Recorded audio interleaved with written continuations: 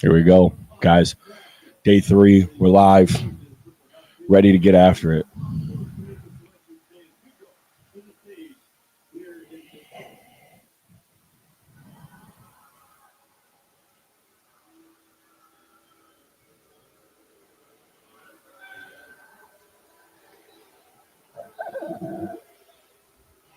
What up, what up, what up, what up, what up? Welcome in, welcome in, welcome in. Final day of the NFL draft. So excited, lost my voice after screaming about all the Bears picks last night. Well, we have a really good day. We got a lot of good players still available. Well, a lot of value. This is what it comes down to. These are important rounds. The hit rate a lot lower, but these are important picks.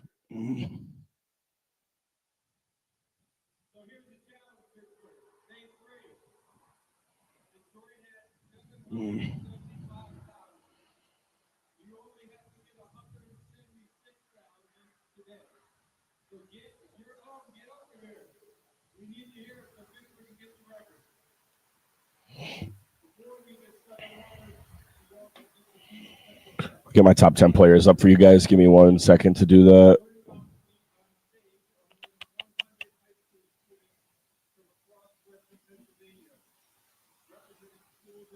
It's the exact same graphic. I got to get that graphic. There we go. Let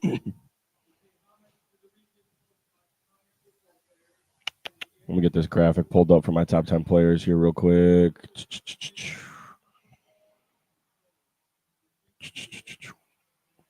There we go. Remaining players today, obviously, Jermod McCoy. You hear about the bone plug stuff, it's scary. And I feel terrible for a great player. He's my number 12 overall player in the entire class. And I feel like even when we talk about like Will Lee, or not Will Lee, Will Lee is another. Will Lee's my guy today, though. He's one of my guys. We talk about Will Johnson from last year, right? And him falling into the second round because of the issues with his injury concerns with his legs. He had lower half history with his injuries. But he fell into the second round, and I think McCoy is just as good of a prospect as Will Johnson was, if not better. So it's like, wow, this must be seriously concerning. And they talk about how he might need surgery with the bone plugs, and that would put him out essentially for an entire season. So somebody should be taking, I would assume, I doubt he goes undrafted, but somebody will take a swing on the player here, probably soon here, hopefully as well. But these are the grinders. These are the things that we talk about here. We got the Las Vegas Raiders up. Mendoza, Stukes. So they've addressed safety. They've addressed uh, uh, edge, center. They could go wide receiver here. Elijah Surratt would be probably the play here, pairing him up with Fernando Mendoza. That's what I'm assuming. But if we look at my guys here, I mean, we got Skylar Bell still available. Um, he's my number 9 wide receiver. So I would love Skylar Bell. I don't know who else is available other than Deion Burks is still available. I have him behind Elijah Surratt in my list. Hold on.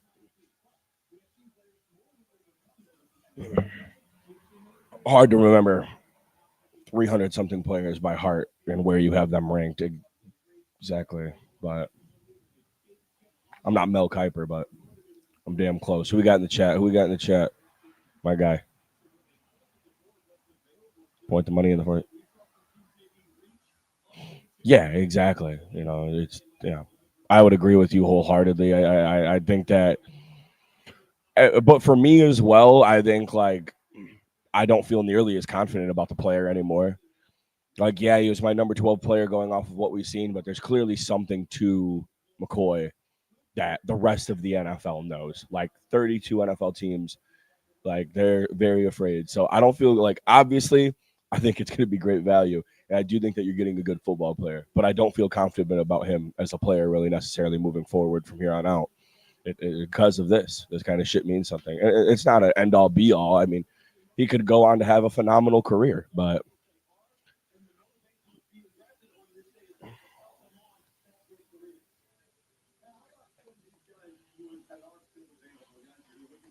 So Skylar Bell is my top guy remaining. Zachariah Branch went yesterday. Antonio Williams, I know, went yesterday. Who we got available still? Skylar Bell still available. Surratt, Cyrus Allen and Deion Burks, Bryce Lance, interesting names. J. Michael Sturdivant's one of my guys as well. Love J. Michael Sturdivant's value. Come 2 more rounds, 3 more rounds here, but I think he's one of them high rise score guys. Stribling, huh? How about Stribling being the first pick of the fucking 3rd round? Or the 2nd round, pick 33, I mean. You don't see that shit often.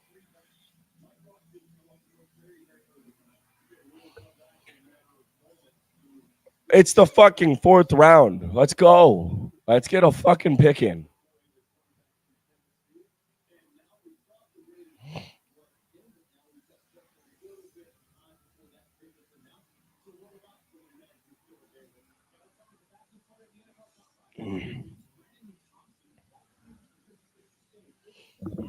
Taking breaks. Wow, Jalen Farmer's still available. He's the top 100 guy. Chandler Rivers, just outside my top 100. Brendan Thompson, in my top 100. Skylar Bell, very high. He's my wide receiver 9. We still got value here. There's still value here. It's a very important day. There's going to be a lot of offensive linemen going today, a lot of centers. Jalen Farmer, like we said, still available. Travis Burke went last night, I believe. Keegan Trost went last night. Markel Bell went last night. So we're getting skimp on the value tackles. We're getting into the more of the developmental guys. But can we get the fucking pick here?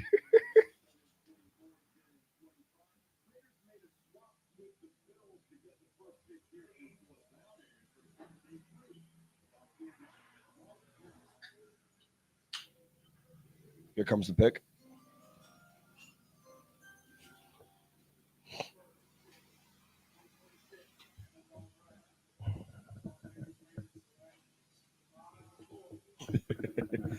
Quinn, you're a little bit ahead of me. All right.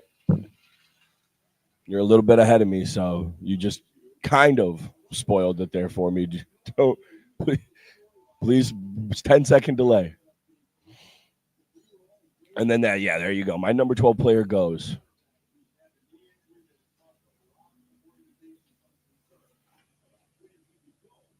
You're good, my guy.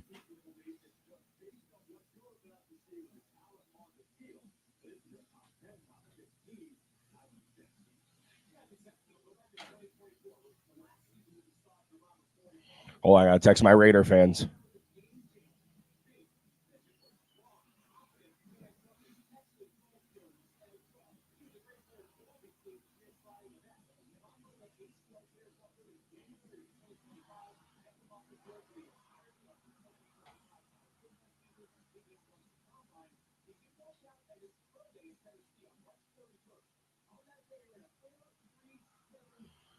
I mean, hell yeah, good for the Raiders. Fuck it, you can take the risk. I love the Raiders draft so far.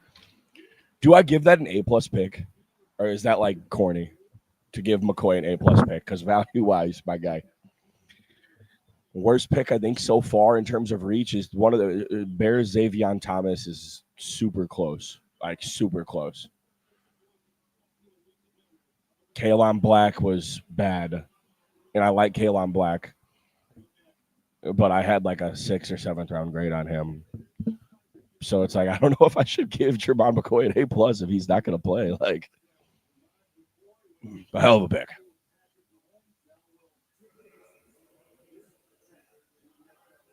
Oh, I crashed out hard, dude. I crashed out hard, and I don't feel better about it this morning. I'm not one of those guys who's happy. Oh yeah, I just watched a few highlights. No, fuck off. Here we go. Ontario, Canada. Buffalo Bills pick is in. Oh, bubbler. All right, Jude Bowery goes right outside my top 100. I think he came in at like 115 on my overall big board. The offensive lineman goes out of Boston College. Who's going to be the first player drafted today that I do not know? Who's going to be the Ruben Hippolyte of this year's class? Yeah, Quinn. Yeah, I agree with you. The first two picks were solid for the Bears last night, and then got pretty rough. I was a Logan Jones fan. So the issue is it's like you kind of got to play to what's going on with the draft in my eyes, right? If the centers are going to start to go on a run, or the interior offensive linemen are going to start to go on a run, and you're afraid, get the guy. I the third round grade on Logan Jones, but we're talking about the last few picks of the second round. I'm not going to bitch and moan about them taking him at 57. I liked how it went. Slaughter was my number one, but I think with the athleticism of Logan Jones, he's an unreal athlete. He's a little small, but he's an unreal athlete. Probably fits better in our run scheme. How quick he can climb, how quick he can move outside when we're running zones, and he's pulling and trapping. He's going to be a stud. I like that. After that, though, I hated it. I like Sam Roush. I had a third round grade on him. Bears drafted him in the early third round. But I just don't understand the process behind that. And then the Xavier Thomas one was bad. I thought that was a terrible pick. I'm not going to call Sam Roush a terrible pick. We do run 12 and 13 a lot. And Ryan Poles tried to justify the pick by saying that in his press conference last night. And I get it. We do run that. Kmet is cuttable. He saves $11 million in cap. We could trade him. Kmet's tradable. He's got a fair contract. But regardless, we run a lot of 12 and 13. But draft Michael Trigg, Justin Jolly. I know that Roush is one of the better blockers of the class. He's right as there as a blocker with Borkacher, who went in the second round, and that was insane as well. I had a fourth round grade on him. The tight end run was insane. Raridon, Marlon Klein, 6 round grades. They went third. Klein, I think, went in the fourth. It was crazy.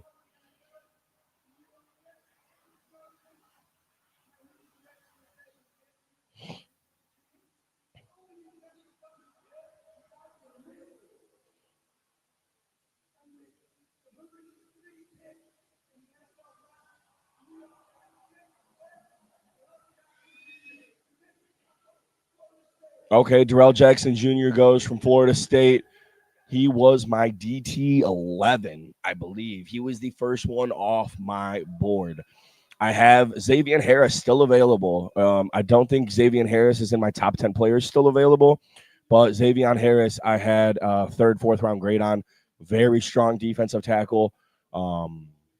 He was just outside of my top 10, Darrell Jackson Jr. There's a lot that I like about him. He's massive. He's got the pass rushing traits, but I don't think he offers much impact as a pass rusher, but he's a bull. Look at him. I mean, you see the traits right here, the long arms. There's a lot to like about Darrell Jackson Jr.'s tape. It is really good value for the Jets.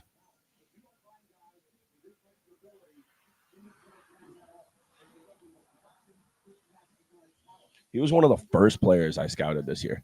D tackles, and I think D tackles was the first position I did this year. Yeah, late fourth and then early fifth. We got an early fifth.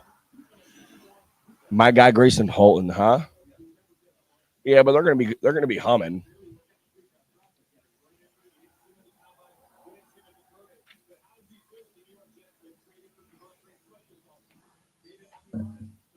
Oh, I didn't.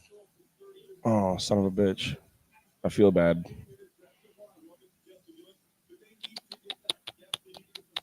I'm trying to figure out where I had Darrell Jackson Jr. exactly for you guys.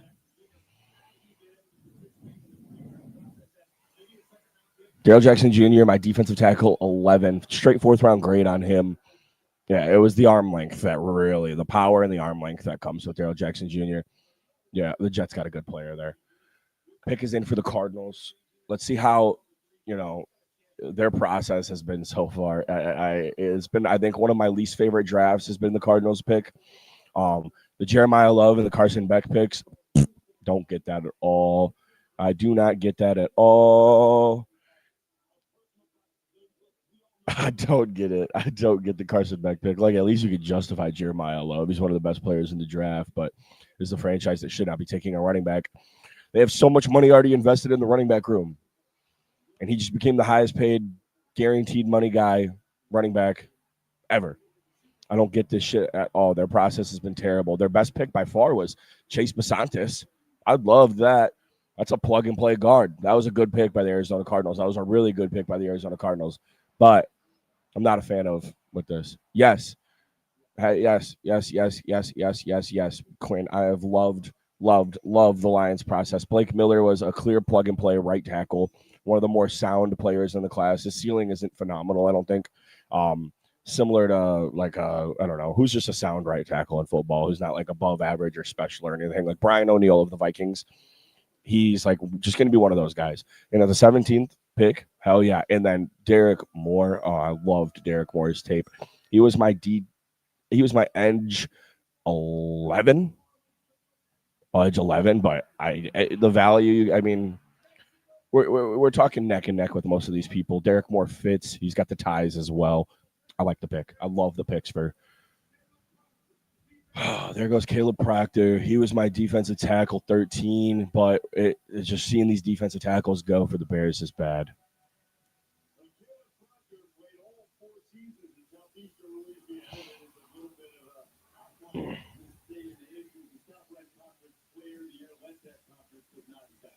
Yeah, he fits well. He fits so well there.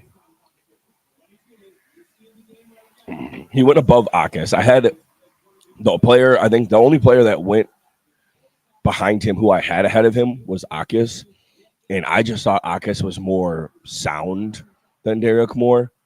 But I love Derek Moore. They were neck and neck. I think there's things that Derek Moore does better. I think they genuinely came in at like. I think I had him directly behind in my top 100. I think I had him directly behind Akis. So yeah, I think he fits so much better in Detroit than uh, Akis does to begin with. But yeah, Thieneman, huge. I mean, that's the only good thing I got going for me right now. And Logan Jones. But Logan Jones probably isn't a starter in year one. So the Bears have no impact players other than Dylan Thieneman. And that's pissing me off. But that was a big slip.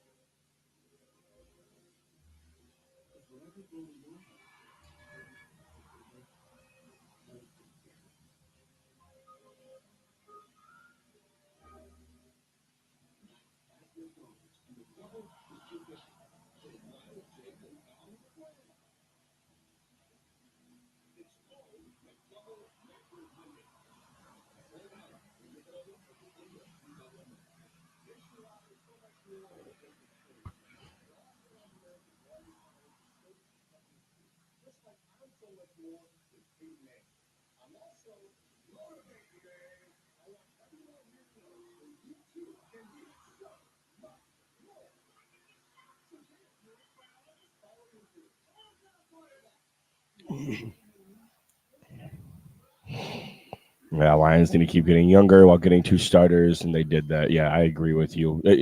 See, look, I'm assuming, I know the reports were there of Penny Sewell moving to left tackle.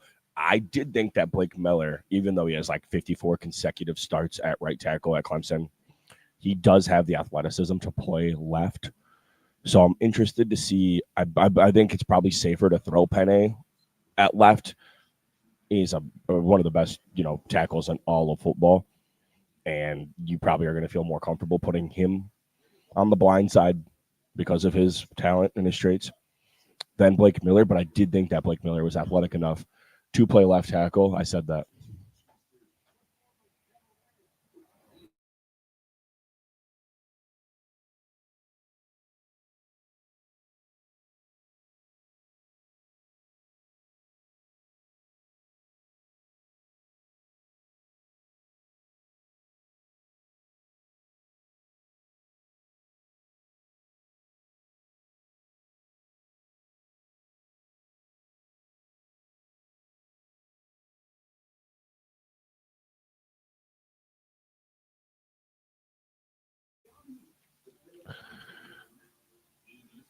Morum. I felt like the whole lot. Hold on, here we go. Yeah. Okay. Yeah. And exactly. That's what we're talking about. That's what I'm talking about. Probably best if we just go with Miller where he sound at right tackle and move Penne over because of the traits. Yeah, we got two defensive tackles gone, but not Grayson Halton. So we're good there. But Daryl Jackson, my 11. Proctor was my 13. Caleb Proctor went to, and then Jermon McCoy, number one pick of the fourth round. They wanted the fourth round contracts. Raiders got them. Could take a risk on that. There we go. My co-host is back in action. I feel like I'm getting heavy in here.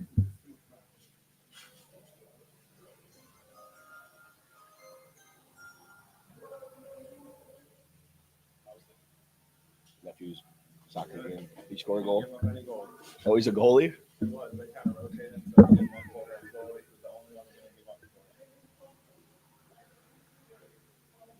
Okay, Brennan Thompson goes. I like the I like the fit. I like the fit. Brennan Thompson, I think, sneaked into my top 100.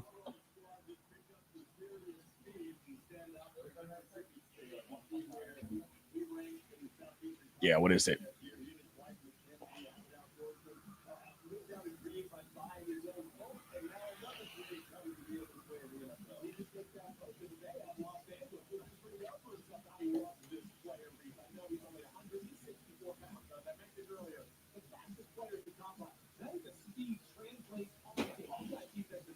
Oh, did Brennan Thompson not make my top 100?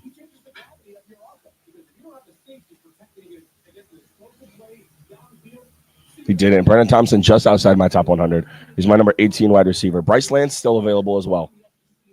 I told Colton he was going to be a third round pick or a fourth round pick. That jag off. Yeah, it'd be so cool with Bryce Lance in the fourth round, wouldn't you, for the Bears if we didn't take a third round wide receiver?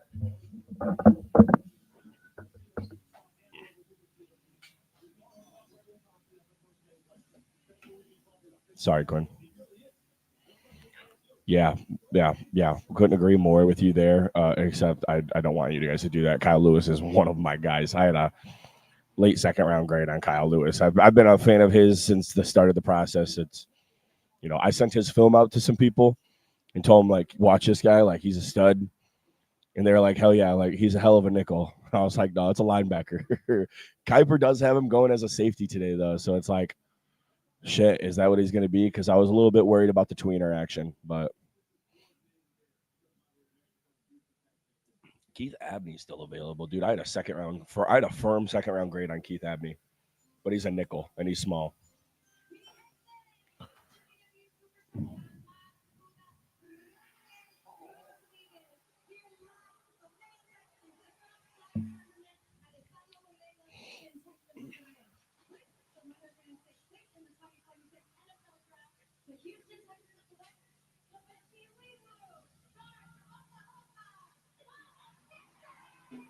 There it is, 106. That's the pick, 106. Fabici Nu. I don't know who that is.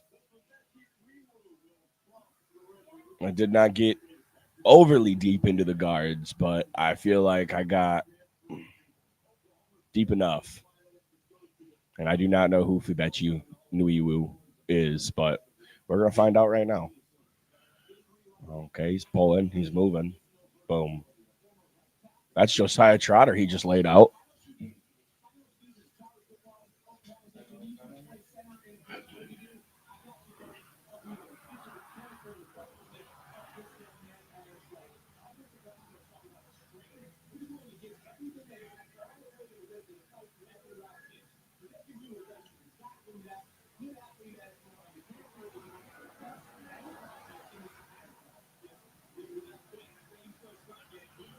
Yeah, what are we?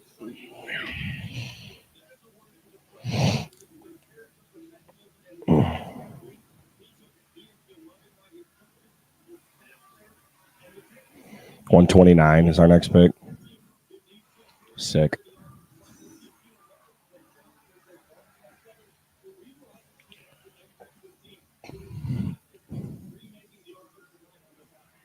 They finished last night with Kalon Black. Okay, I do not like the 49ers draft. It's not great. Dejon Stribling was high. I was high. Romello Height was good value. They got the edge. He's more of your. He's small, but he's more of your.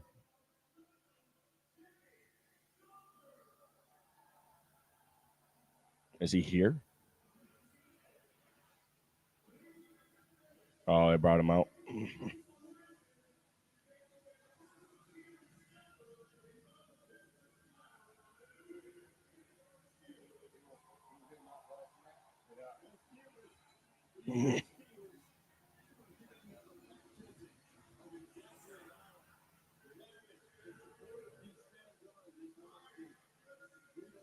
Yeah, you're right.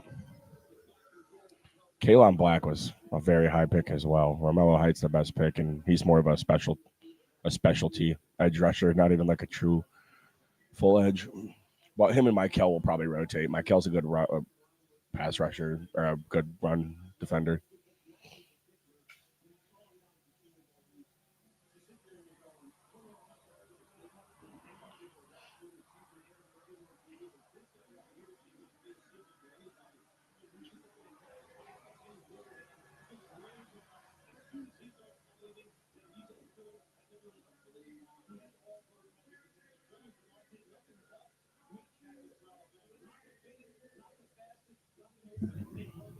All right, come on.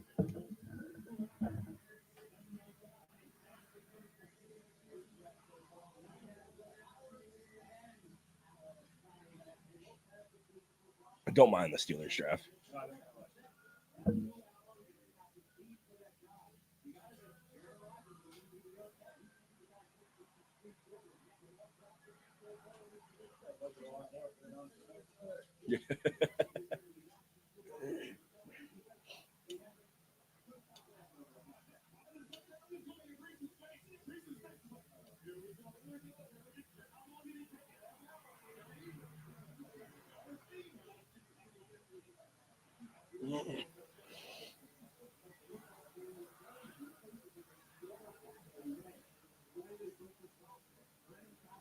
Holy shit! Fourth fewest sacks in Super Bowl era.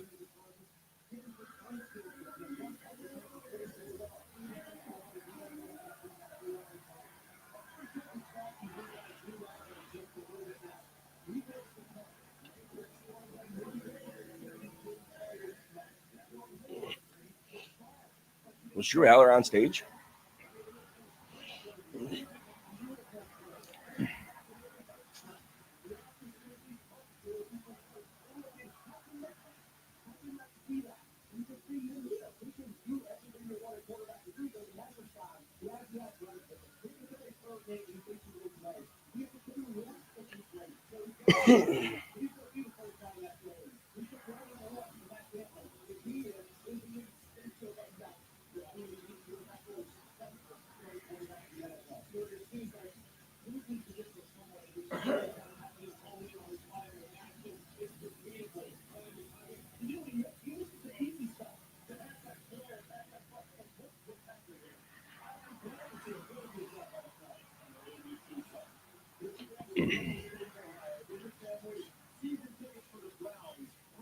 Come on, get them fuckers off the stage.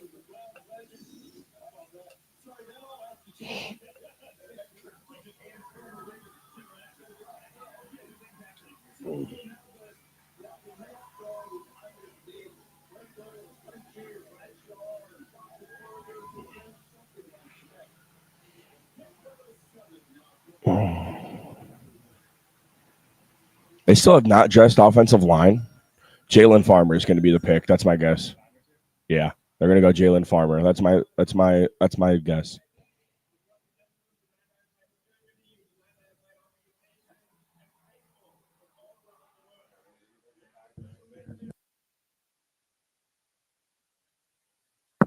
Oh,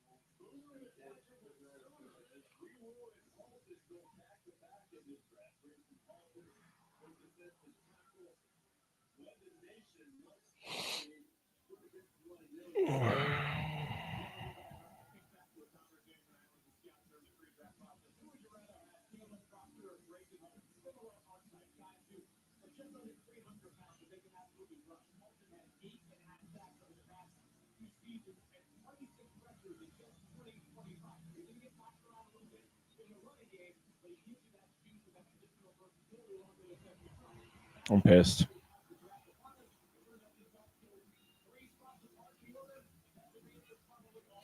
I'm pissed. I'm pissed. I'm pissed. I'm pissed.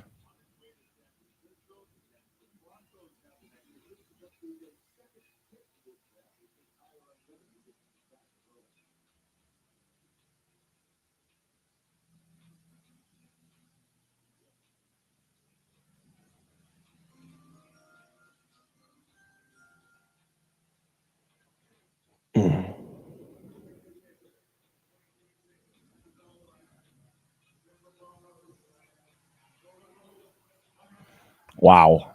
Wow. Wow. Wow. There he goes. That's going to be very interesting. That's a 3 down guy.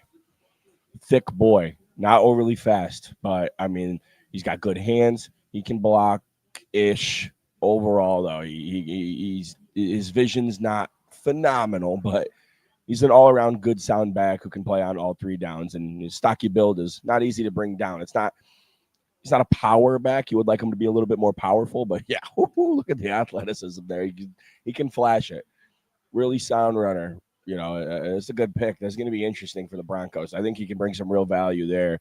Um, Compete with all of them. Wow, that's a good pick. How does that make you feel as a Harvey owner? Great. That's the thing about the Broncos. They were one of those teams that truly is sound across the board with their roster. They could take some swings on guys like Coleman.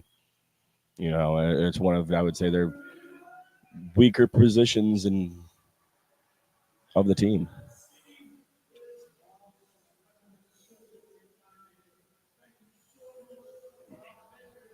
How long do you think he's been a fan for?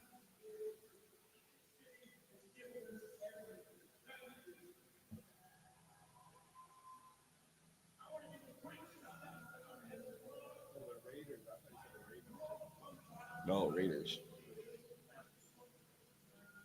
Yeah, they had the first pick of the fourth.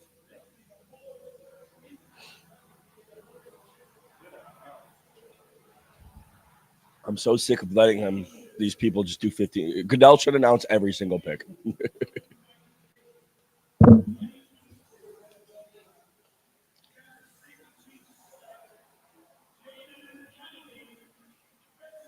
Okay, there he goes. My cornerback 12.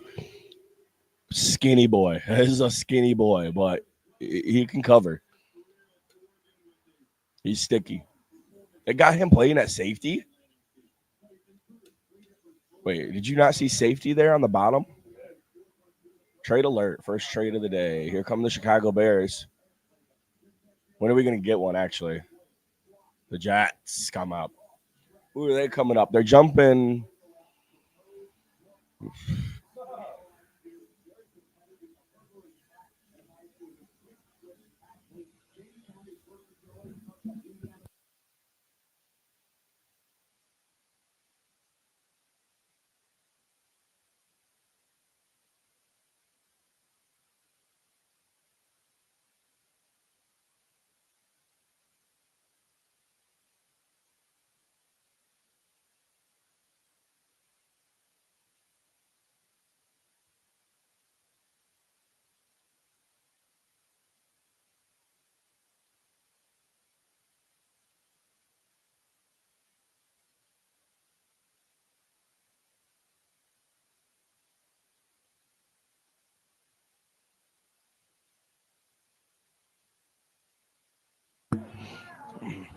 Who are the Jets coming up for? They already got Daryl Jackson Jr. If they go Kyle Lewis here, I'm going to start buying into their draft big time. At least from what they've done on day 1 and 2 or day 2. Not really. Wasn't a big fan of their Didn't like the day one, but D'Angelo Pons, Daryl Jackson Jr. Now you go get Kyle Lewis. Now you're talking with some. You're talking about three very likely impact players. I think at least.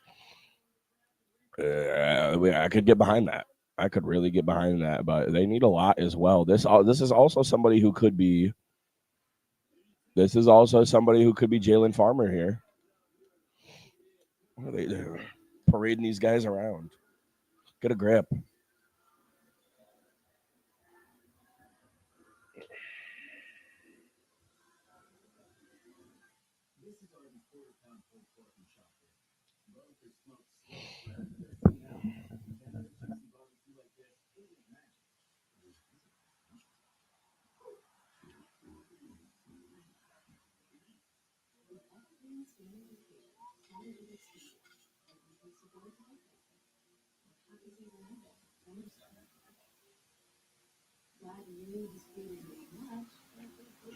Did you get some grub for yourself yet? You get some grub yet for yourself? You get some food? No. I got McDonald's. Breakfast.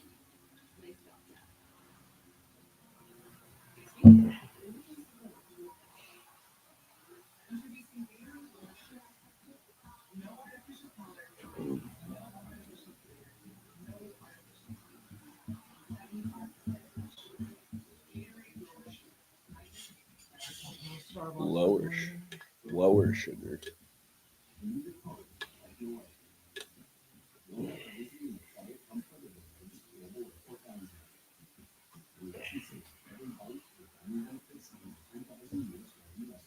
With Halton gone, I just want to keep trading back. Let's get like 10 picks today.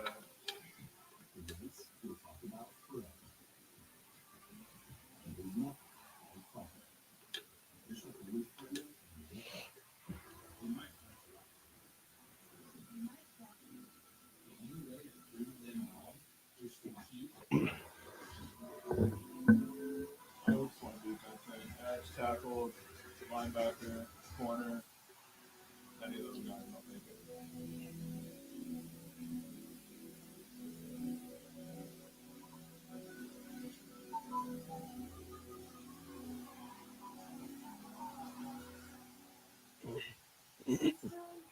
Ban commercials during the draft.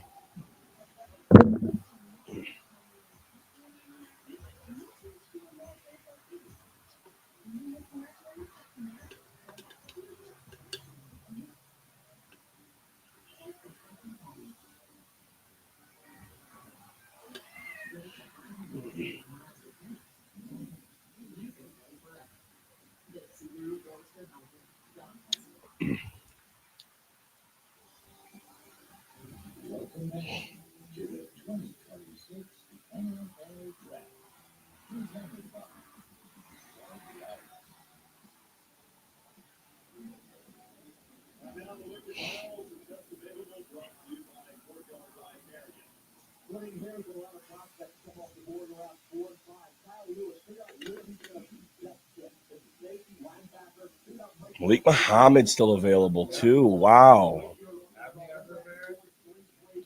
Yeah, I worry about Abney. I think he's going to be a straight nickel.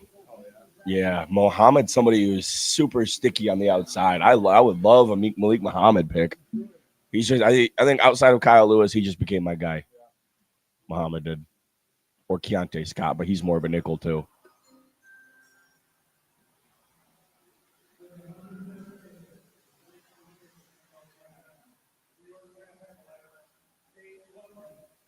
Klubnik to the Jets. Over Nussmeier? Oh, Nussmeier hasn't gone yet?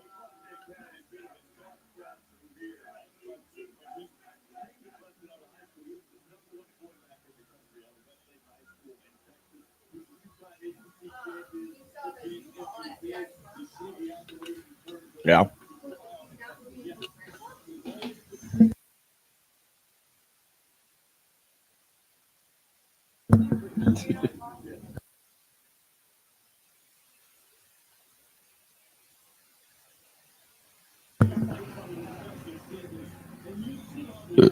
I hate the Jets. Once again, we were talking about this, man. I guess it's whatever that they took Klubnik. They probably needed to take a quarterback at some point, but Had to be Klubnik, really? You could have gone. I don't know. It's fucking. Is Denver next? Yeah. All right. Onyedem and Jonah Coleman. Good pieces. Love the Onyedem selection.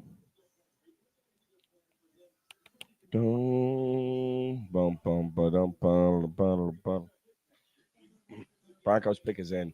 Not a whole lot of needs with this team. This is a team that can continue to take guys. They did cut Dre Greenlaw, correct? Kyle Lewis could be in play here for the Denver Broncos. They've had a good draft. They can take him. Okay, so you've liked the Jets process then, Quinn. I haven't been a biggest. I don't know. I wasn't. I like David Bailey, but I worry about his 3-down potential. I would have maybe gone with Reese, but whatever. That's fine. Don't see the need for Sadiq. I would have liked to. I don't know.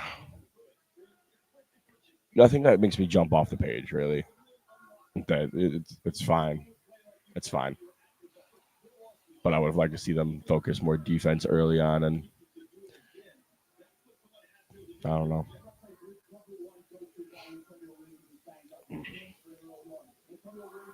Okay, there goes Cage Casey. Why, I hate it when they do this. Announce the picks. Oh, but you got to talk about Cade Klubnik. It's a good pick for the Denver Broncos. Cage Casey's got a mauler. He's a mauler. Probably going to play guard. Came out of a tackle at Boise State, though. I think he's going to play guard in the NFL. He's a mauler. He's a.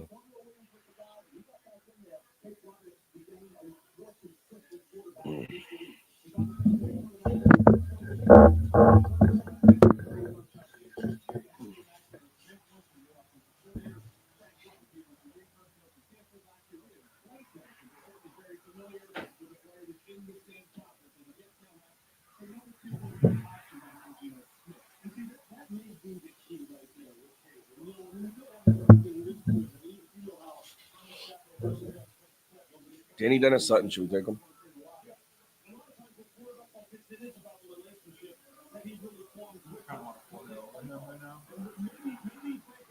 Especially with Malik Muhammad still on the board, I would love Malik Muhammad.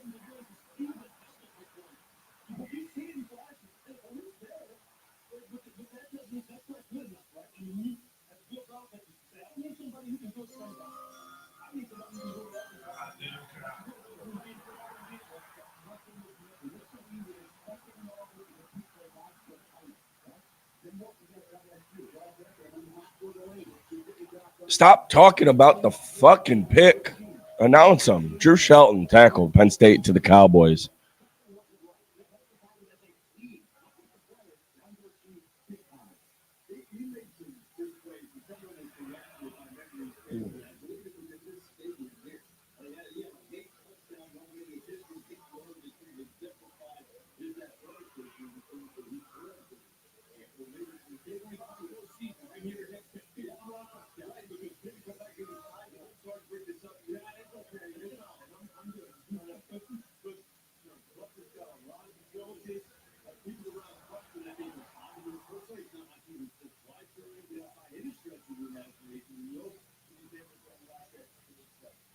I'm fine, baby. You don't stop growing. Little by little, little by little, little by little. Cowboys don't go Keontae Scott. That was like one of those pairings that I was expecting to see today.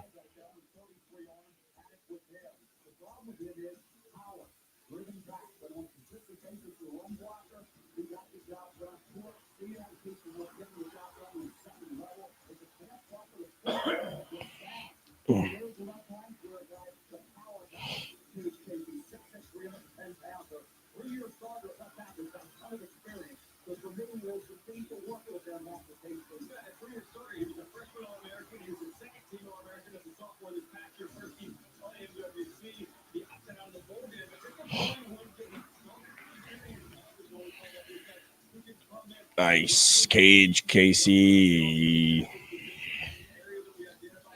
We still have Connor Lew. Or am I tweaking?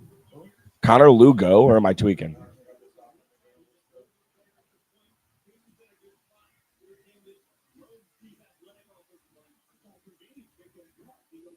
Connor Liu and Sam Hecht are both still available. Wow, I did not know that. Did not know that. Gulbin, he'll go today. Brailsford will go today. Brian Parker should be going any minute. I would have figured that Lou and Hecht would have been gone by now as well. Matt Miller had us taking him in there in our second round pick yesterday. Still available. For my top 10 available, McCoy's gone. Abney, Skylar Bell. I put L. Lewis like a stupid ass. That's Kyle Lewis. I'll take the Penn State edge. So can you let us have one, bro? You took Derek Moore. I was pissed about that, which he fits definitely better with you guys than he does with us, but he was still a fit. Come up and snipe Akis as well, the Patriots. Can you let us fucking take this guy? We need fucking one of them.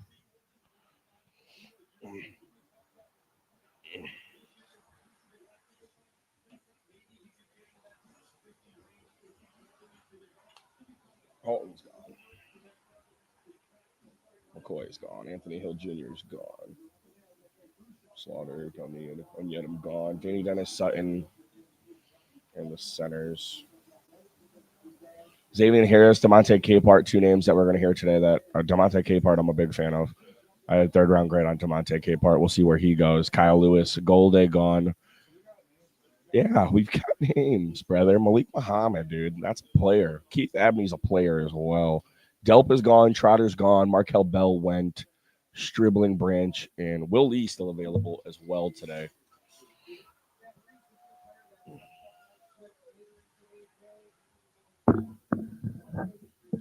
Oh, who the fuck? You have Aiden Hutchinson, bro. Who the fuck do we have?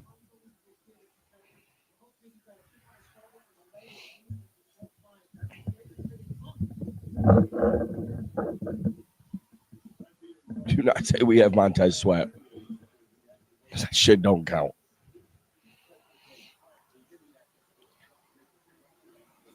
I haven't hated the Colts draft. Halsey, I was a big fan of. CJ Allen, I think he's mid. I didn't like that pick necessarily, but he's going to be a leader for their defense. What up? Welcome in.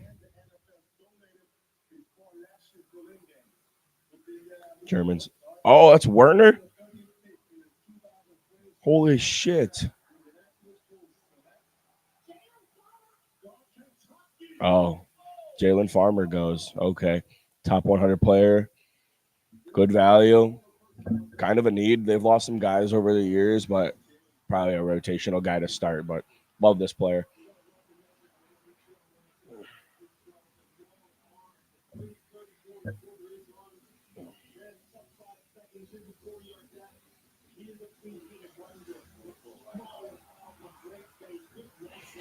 We're going to take Mike Washington. I'm going to jump off a bridge.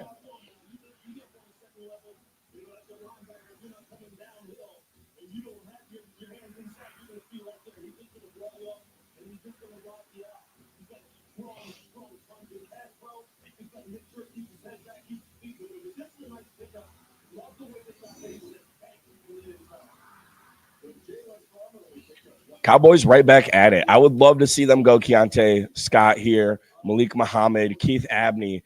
Let's get a DB in the room. That's their big position of need.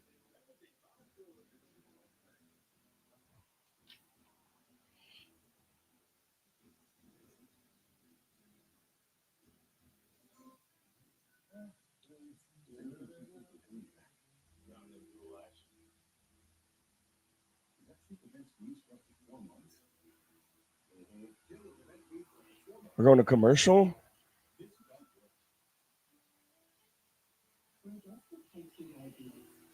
Maybe he is. Love that. Maybe NFL Network's better on day 3.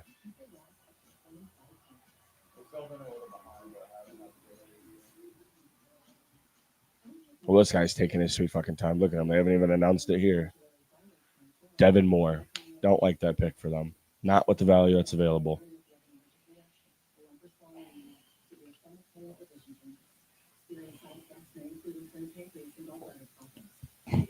Jalen Kilgore is still available, yes. Right here, my number 5. He's my number 5 player of best available today, and he is still out there, yes.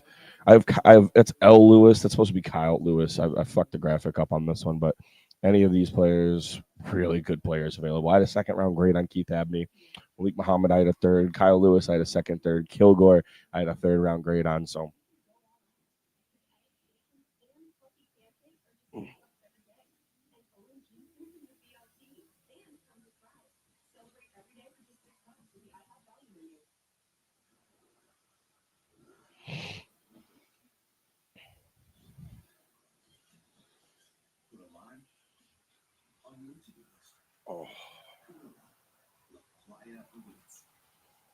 Ravens, they're up right here.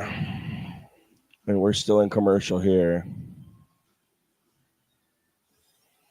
For some fucking reason, we're still in commercial. Elijah Surratt goes to Baltimore. Their draft has been, I would say, overall pretty damn good. I think, I don't know about doubling down at wide receiver here when you went Jacoby Lane last night, and then doubling with Surratt, but you got Zion Young and Vanga Ioane, who I think was the best offensive lineman in the class and a really good edge rusher. I like the process so far for holy shit, why can't I think of their head coach's name? His first year. Jesse Mentor's first year. And Declan Doyle's got Declan Doyle's got some weapons to work with now for Lamar Jackson. Elijah Surratt is gone. Wish I could update the graphic. Can I draw? Can I cross some guys out here?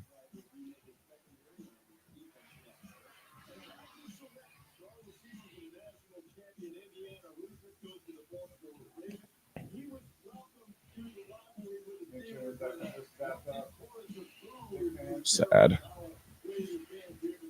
At least they're in the AFC. God, it's so good when they cut to the highlights. But it hits so much harder on day one.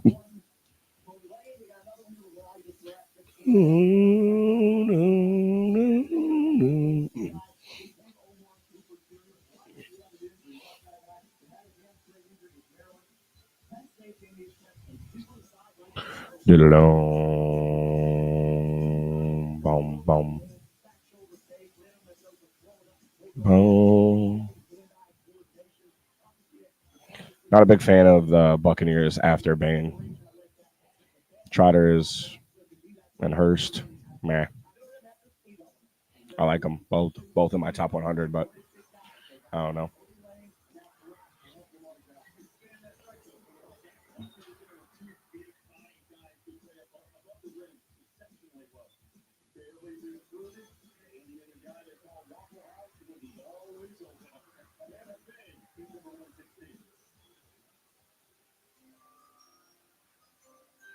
I don't know why they ever called Elijah Surratt Waffle House. That guy was not always open. That's crazy.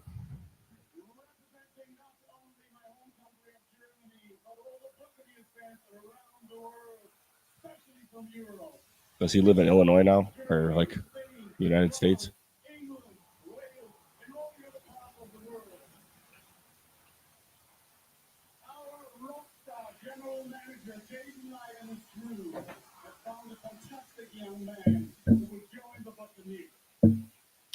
Tampa Bay on the clock. NFL draft.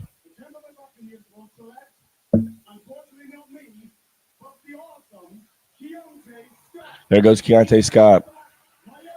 Some physicality to that Buccaneer. There's a lot of violence now in that room, man. We want to talk about Ruben Bain, Josiah Trotter, and Keontae Scott. You can say what you want about Josiah Trotter's cover skills. He's a violent player. Trade alert, here come the Bears. When we're going to get one of them, we're going to get one of them. And here come the Bears. Oh, the Chargers moving up, jumping. Detroit This could be. Couldn't agree more, Quinn. If we were talking edge, did they go edge yesterday? They went. Well, they got Mesidor on day one, so they might not be jumping Detroit for an edge rusher. What do they be jumping Detroit for? Unless they want to double down on the edge rusher, they could go with some defensive back. So I love the process of the violence aspect, though, that the Tampa Bay Buccaneers have. Keontae Scott is a nickelback box safety who is just a fucking wrecking ball. Like, he likes to ruin people and he likes to hurt people. And you add Josiah Trotter, who likes to do the same thing, and Ruben Bain, who likes to do the same thing. That's what is the old saying, Lucas? Establishing an identity of your defense, and that's what the Buccaneers are doing. All right. You think who you think you're like the guy still on the board? That's the pick. Is it Muhammad? You think maybe?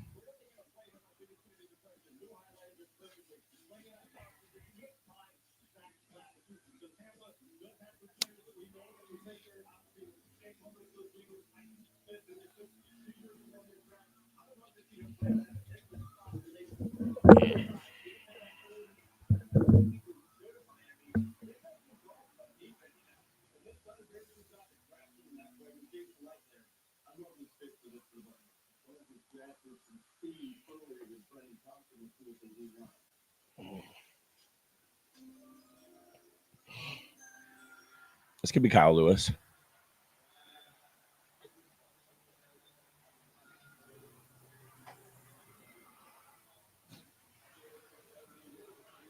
Can't hear him.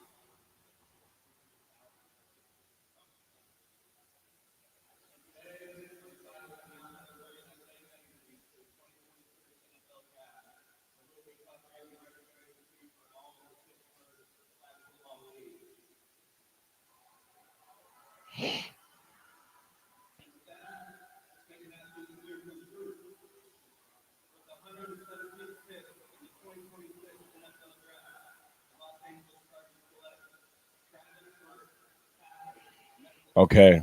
Travis Burke goes.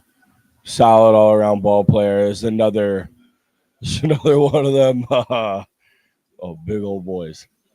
Big old boys. Yep. Look at him. Yep, there it is. 6'9". This is a big boy.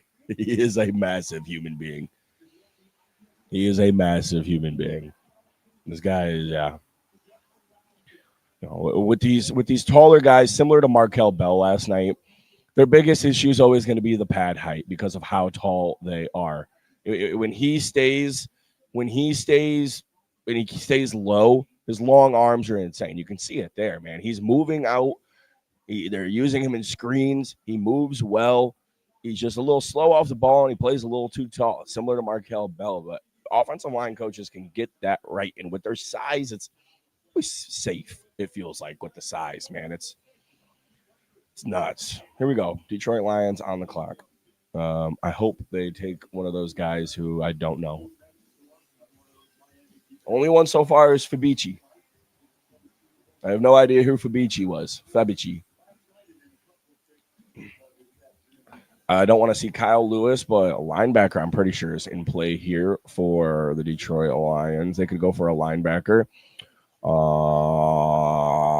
Got tackle taken care of. Got an edge rusher. Safeties. What do you think? You go with a safety here? Kilgore? Yeah, Garrett Nussmeier. I got to start thinking about life after Jared Goff.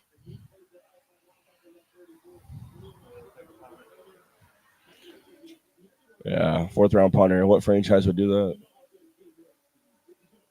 Nice day out. A little chilly, but sun's shining. Get the ball to Brandon Thompson. That kid can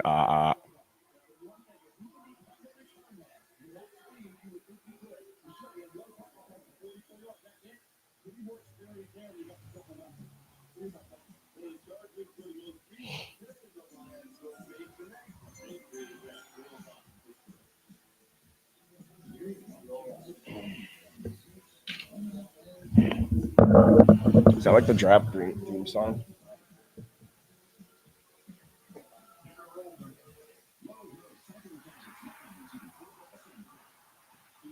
I had a 4th-round grade on Rolder. Rolder is going to be a special teams guy. He's going to be a guy that you like on having on your team. He's going to be fun, good leader. Um, yeah, yeah. I don't know. It's not an awesome pick. Trade Chicago. Nope. Here come the Jaguars. But yeah, Jimmy Rolder. Um, it's not a bad pick. I had a 4th-round grade on him. He's not. He's sideline to sideline speed in his tackle pursuit, his angle pursuit. It's good. It's good. He doesn't offer much in coverage. That's where you're gonna.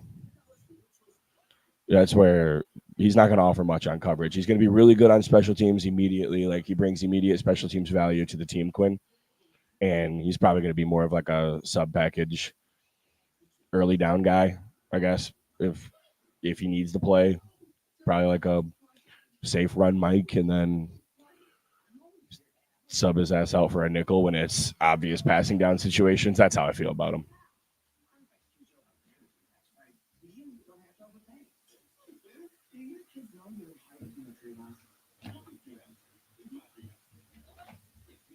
How about this, Quinn? I'll just read you the full report right here. Jimmy Rolder is a projection player due to his limited usage at Michigan. He shows NFL-ready run defense, but is not coverage-ready yet. He will get immediately work on special teams with his special team units due to his gap vision, strong punch, and clean tackling technique.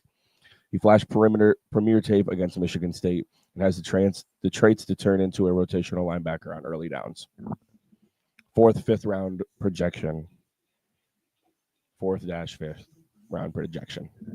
I would have taken Bryce Betcher, Caleb Alarms, or Kyle Lewis, Harold Perkins Jr., Deontay Lawson, maybe one of those guys who flash a lot more athletic upside. But I think you're getting like a safe play.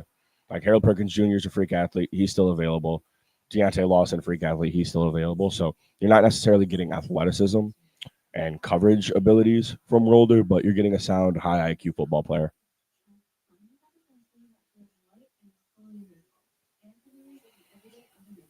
Yeah, exactly. That's so fire. I love that so much. That was sick. That was sick. Yeah, he knows. Wesley Williams. This is what's pissing me off. I brought this over here for a reason. We're swapping them out when they're talking.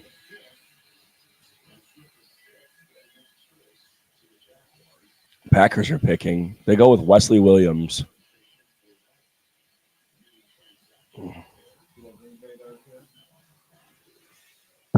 Packers have Brandon Cisse. Is that their only pick so far? No. Who else did they take? Oh, Chris McClellan, another solid player. At 77, though, is kind of wild.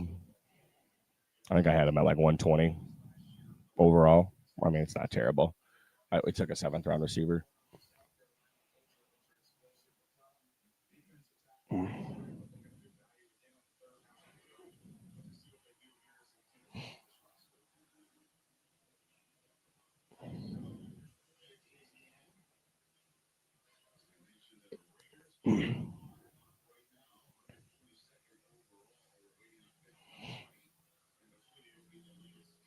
This could be Danny Dennis Sutton.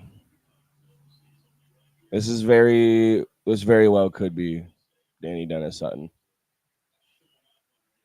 That kid needs to.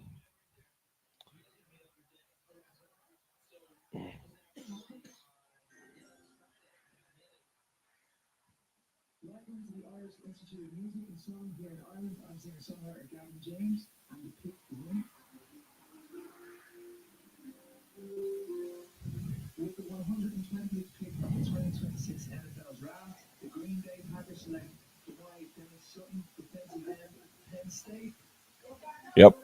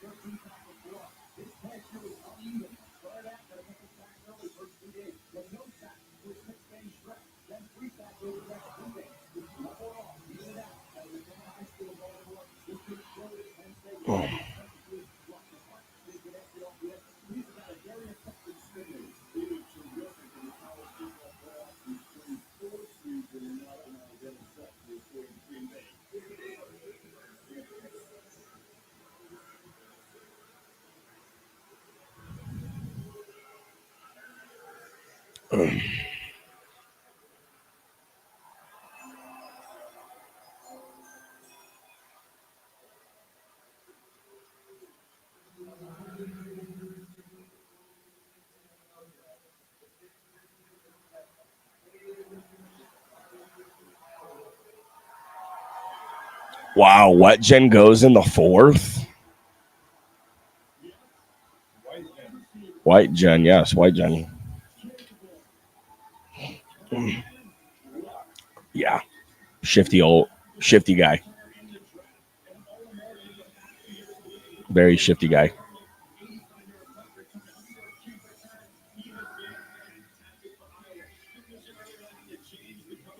They don't make many white boys like that. Trade alert! Here come the Bears. The Bears are on their way up to jump Houston, and it's the Raiders. We're gonna get we're gonna get a trade up. We're gonna get one trade up. This would be a phenomenal pick here, Kyle Lewis. I think. Well, they don't need they don't need linebackers at all. They drafted what's his name? Or they didn't draft anybody, but they signed N'Kobe Dean and Quay Walker. They don't need Kyle Lewis.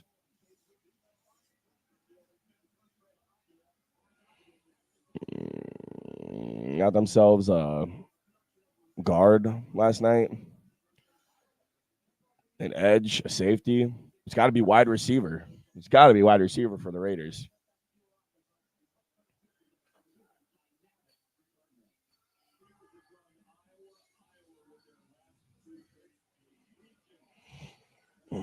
Got to be wide receiver here for the Raiders in my eyes.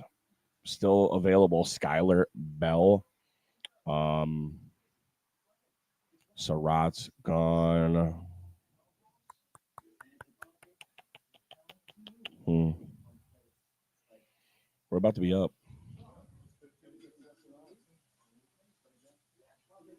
Didn't like seeing Danny Dennis Sutton go to the Packers. No, but there's still some DBs. Yep. Yep. Listen, hey, the better you are in the secondary, the more time pass rushers have to get to the quarterback.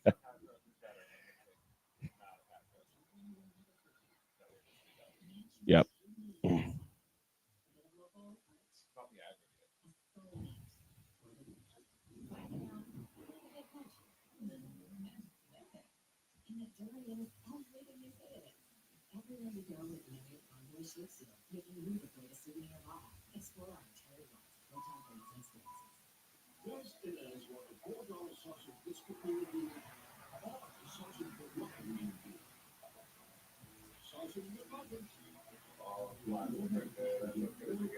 You do that shit? Really?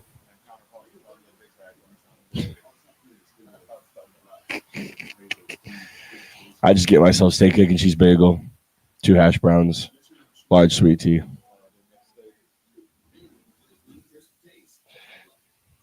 It's good. Have you had it? You've never had the steak, egg, and cheese bagel? You gotta try it.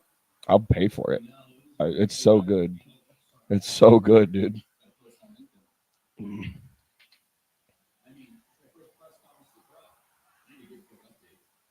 I can't take him seriously in the commercials. He's so quirky.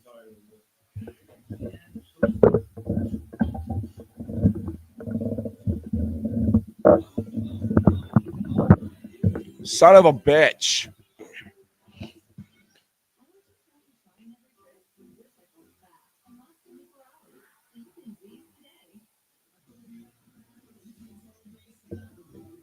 These should be banned. The commercials that take the bottom off, those should be banned.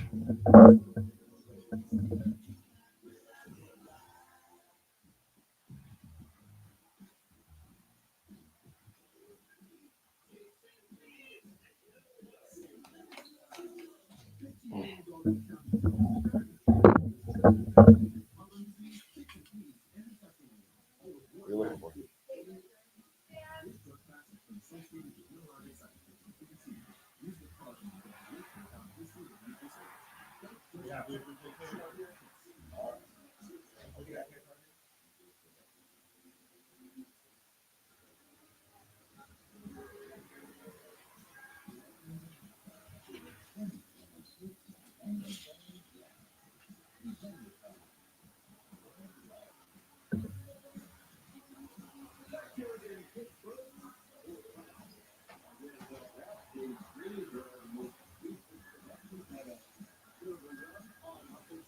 Another name that's available is Xavier Harris, who's got like second round traits, 6 foot, but he doesn't really fit the. He's 6'8". He doesn't really fit the build. You know, doesn't really fit the Dennis Allen short, stocky. Huh? Yeah.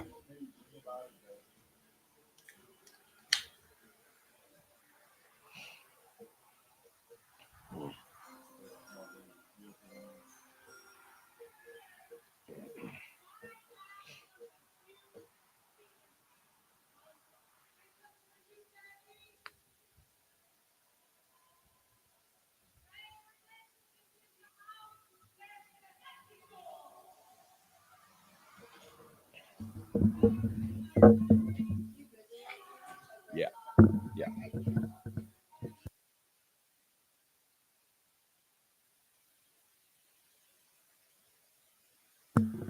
Give me a second. You're gonna give me a second.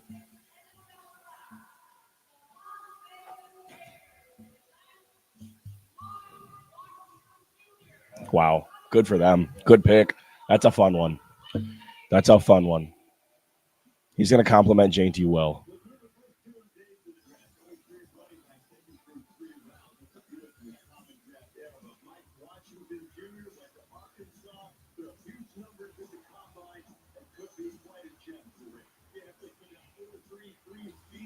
Jumping Houston as well for that, right? No, they didn't. Yeah, they did. They did jump. They jumped Houston for that. He's fast and powerful. He was my number 6 running back of the class. A lot of people had this guy consensusly number 3. This is where Mike Washington should have gone. People were talking about taking him in the 60s. He runs 4.3, 4.3 speed right there. That's what it was, though. It was the combine juice. The combine juice started getting this guy into second round talks. Bears traded out. Yep. Bears traded out.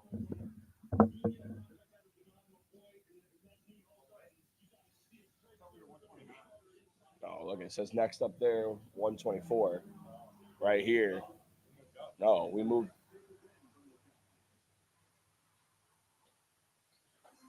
We were 124, I thought, today. That's our second one.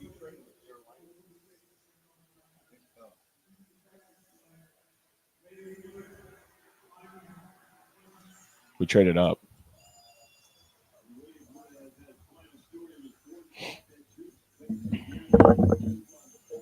What did we give up? Next year's third? That's really high for Wade Woodaz.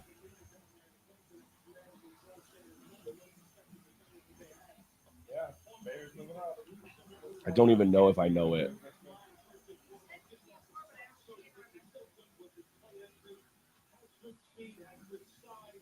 Don't you have Canva Pro through work? We want to hear what? Capehart, Lewis, Muhammad.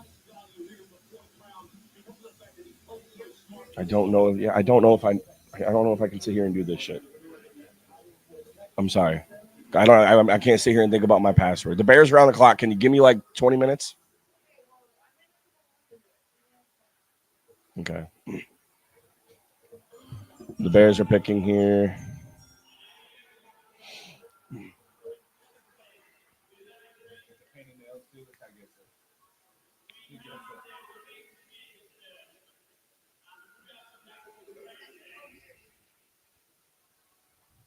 I'm not changing my password.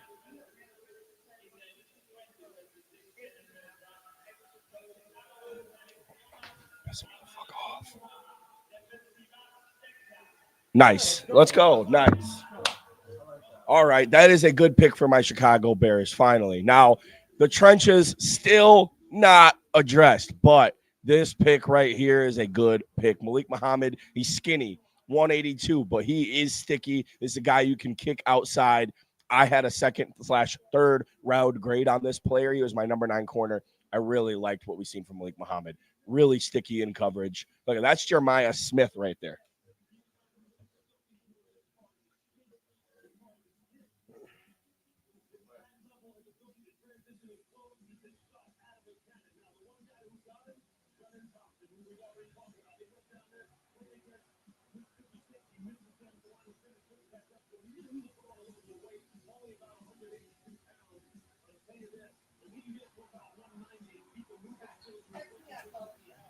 I just sent it to you.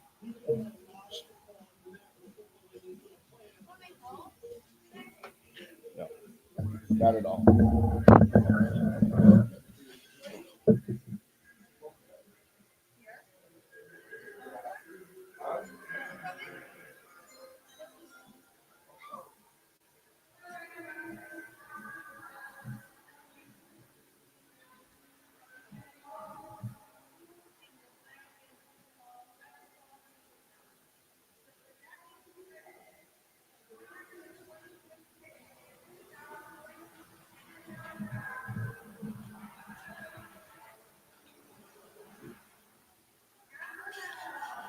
Wow. Skylar Bell goes.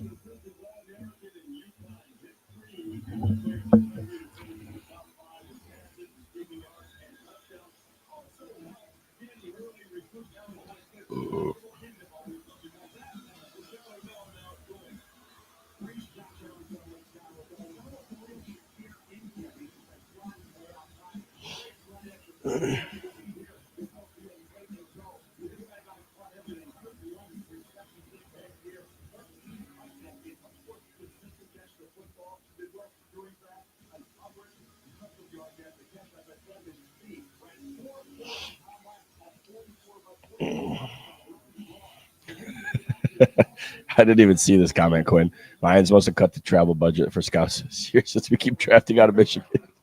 Them boys just, we like this Michigan kid, huh? Buffalo going back to back here. And did we get the trade compensation on the Bears?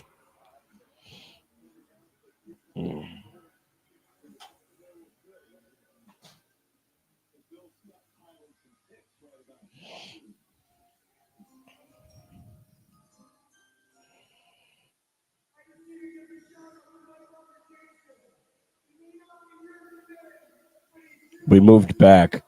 We swapped. We did like we gave them 129 and 144, and they gave us 166. Yeah. There could be more to that as well, though. Like we could have like a next year's 7th right there or something.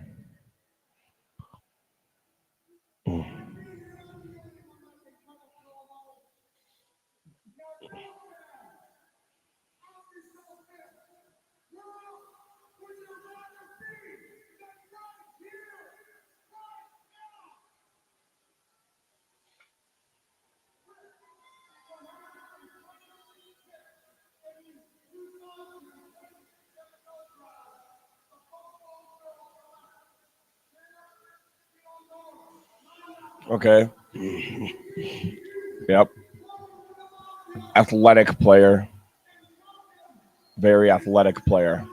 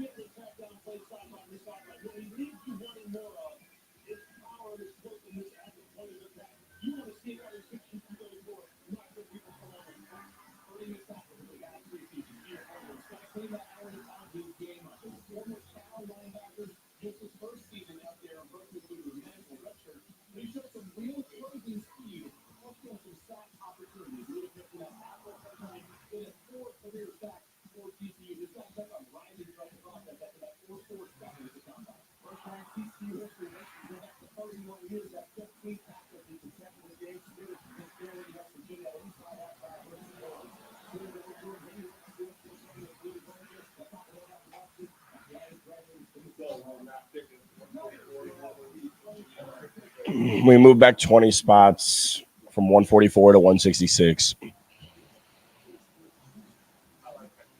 Malik Muhammad. I'm really cool with Malik Muhammad. Huh?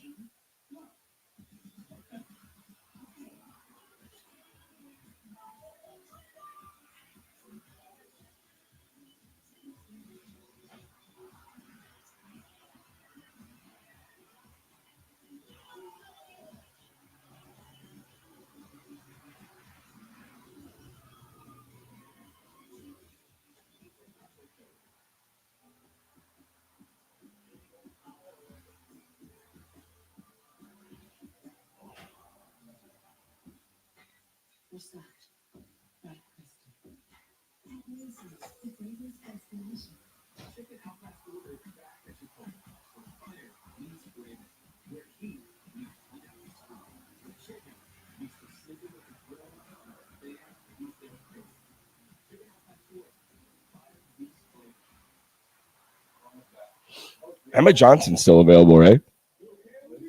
Wow.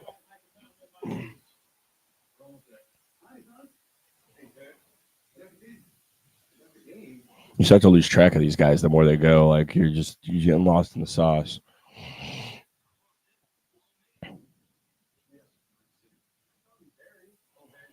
God, Katron Allen's still available too, dude.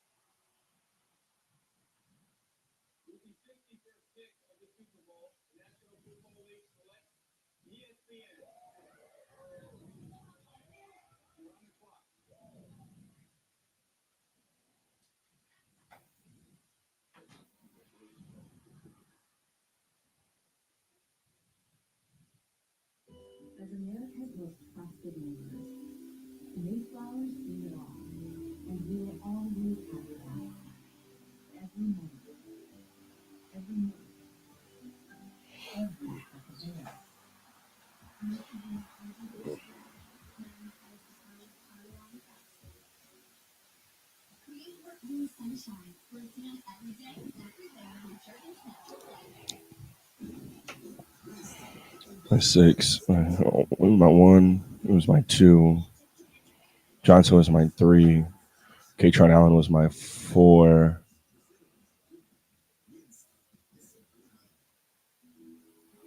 Who was my 5? Why am I tweaking?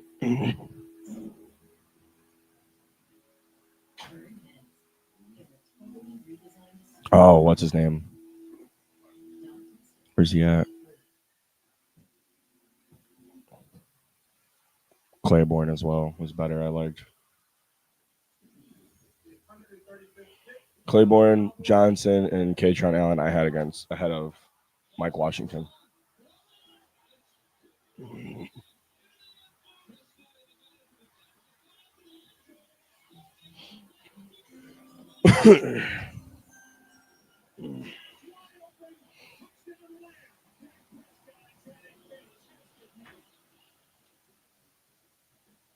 I don't know who that is. Carver Willis. Don't know who that is.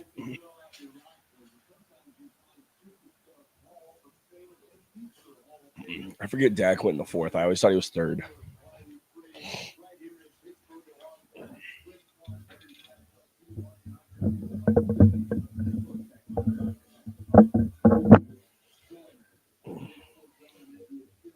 Reached the 5th round yet? Oh. 10 more picks in the 1st.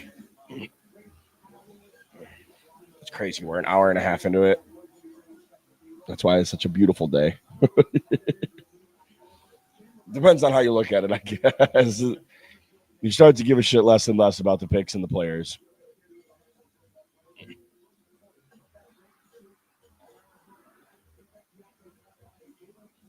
I'm gonna go to the stream, go back and see if I can clip the stream. I'm in the class.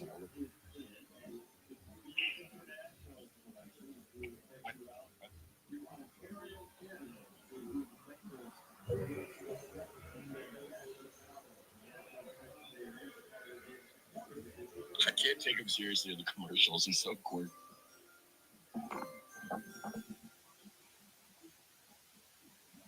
But he doesn't really fit the.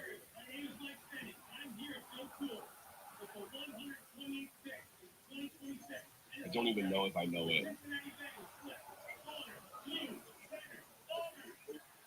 I'm sorry. Good value here for Cincinnati. And I think they need a center too. Connor Liu, good pick.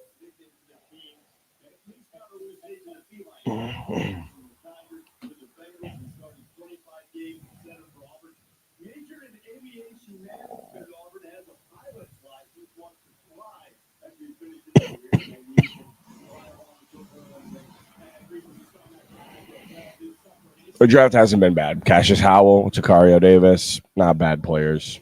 Takario wasn't in my top 100, but Connor Liu was in my top 100, and you got him at 128. So we'll make up for that. That's right around the perfect value for Cassius Howell. So I like the draft so far. Positions of need, boosting up the interior there as well.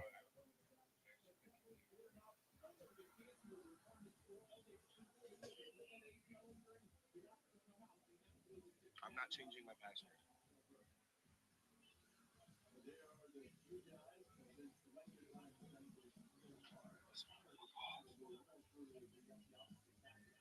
Nice. Let's go. Nice. All right, that is a good pick for my Chicago Bears. Finally. Nice. Let's go. Nice.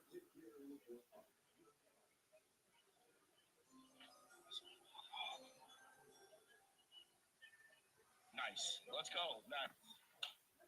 All right, that is a good pick for my Chicago Bears. Finally. Now, the trenches still not addressed, but this pick right here is a good pick. Malik Muhammad, he's skinny, 182, but he is sticky. This guy you can king outside. I had a second slash third round grade on this player. He was my number 9 corner. I really like what we see with Muhammad. Really sticky in coverage. Like, that's Jeremiah Smith right there.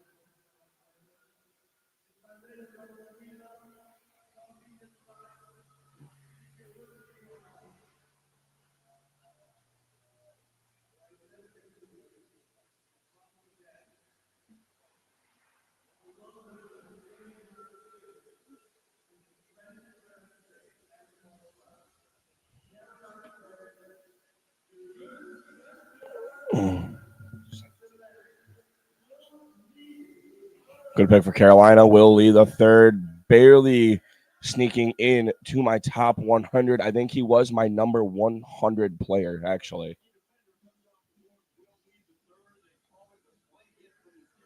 Yeah, this is a guy who sent a blanket to a wide receiver. He was getting ready to face off, and he shut his ass down.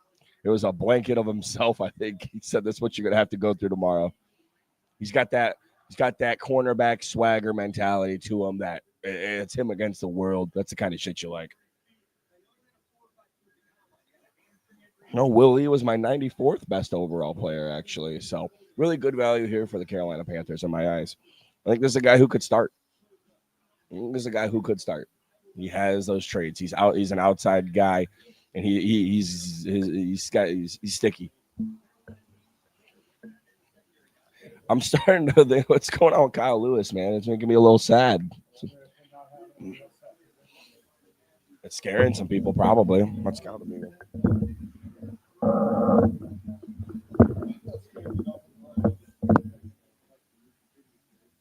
And they have 5 more today. No, they have 7 more today, don't they? That's crazy.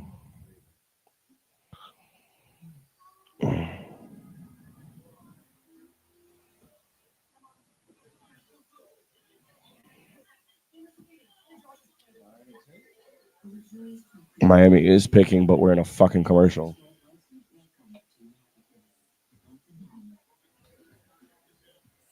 Trey Moore, edge rusher, Texas. Okay. Okay.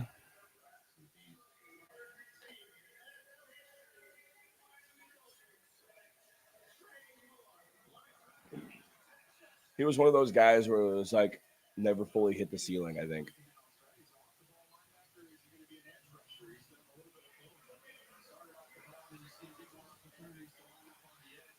Oh shit, a little smaller.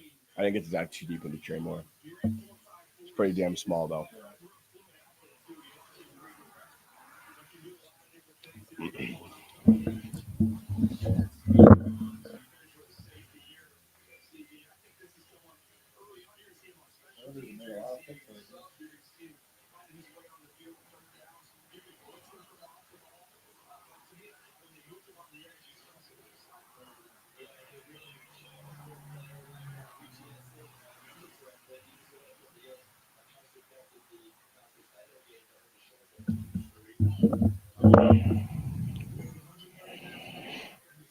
Xavier Harris.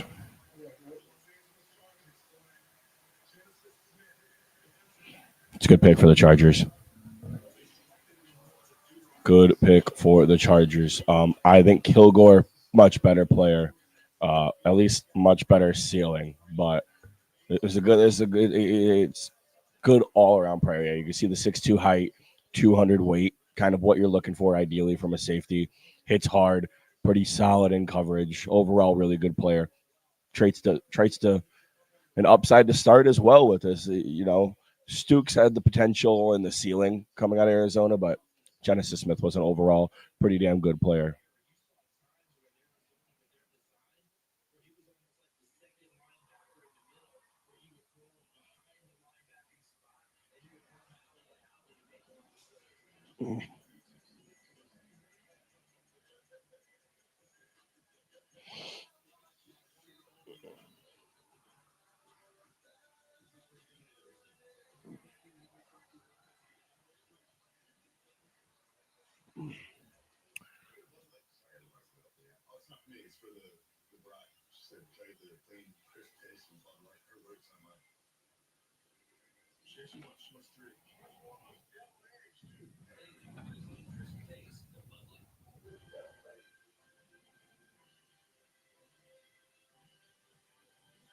Dante Corleone hasn't gone either. Rayshon Benny still available. Rayshon Benny. Okay.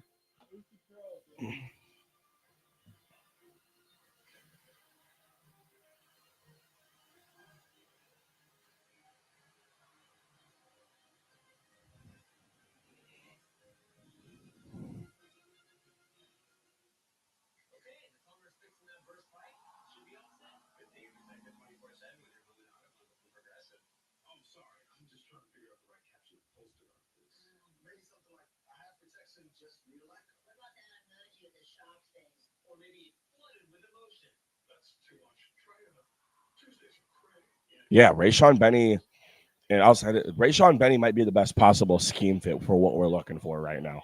Here we go. Here we go. Guy on the right needs a large Coke, no ice. Why don't you come play some cards tonight in Belvedere? Get your money ran, Gabe. Bring a large Coke, no ice with you.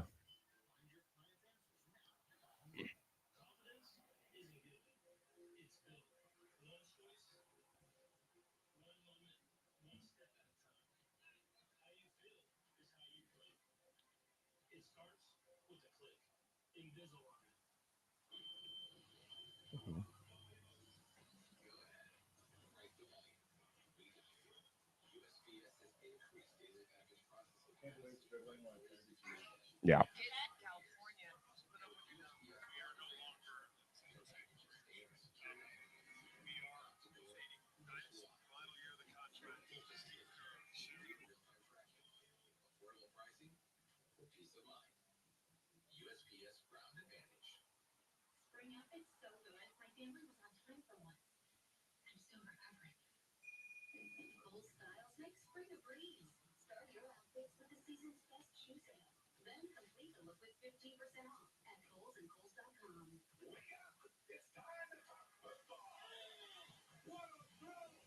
How we doing? How we doing? How we doing?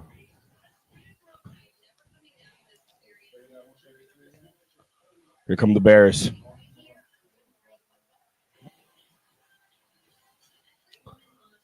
You got the wrong idea about what Belvedere is, brother.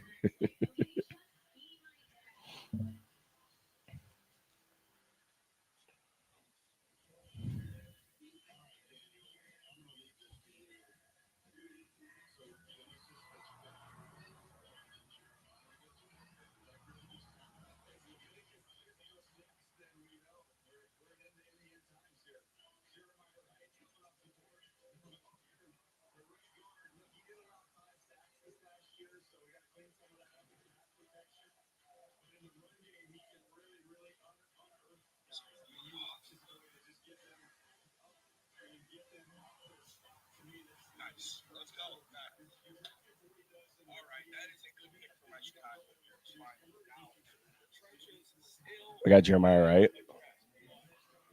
We got Baltimore up next. Did I miss anybody else?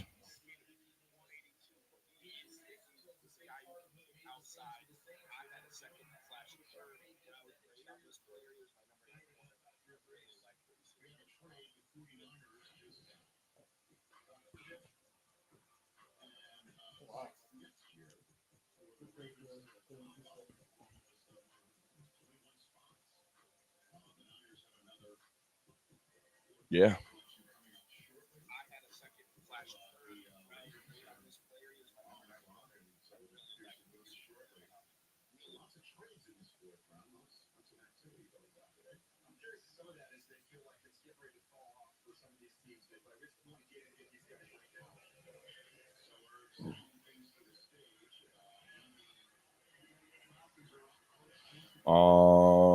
Ba ba ba ba ba ba ba ba ba ba ba ba ba ba ba ba ba ba ba.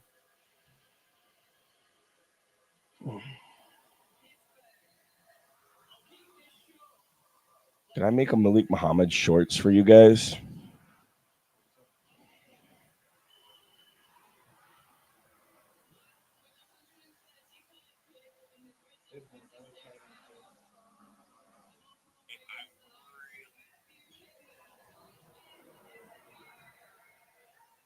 Really?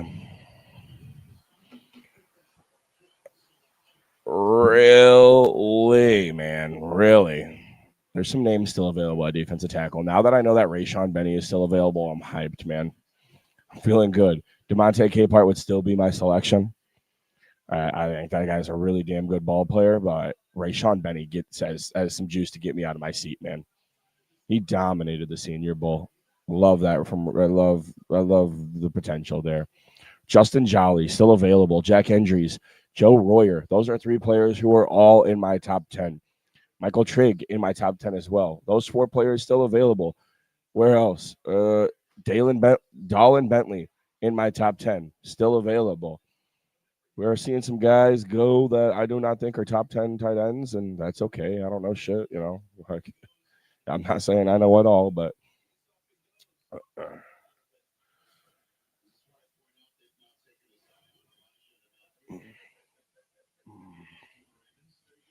pick is in for Atlanta.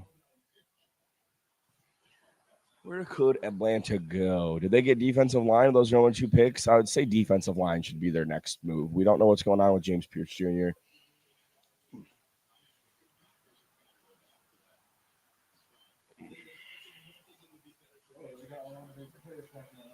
Yeah.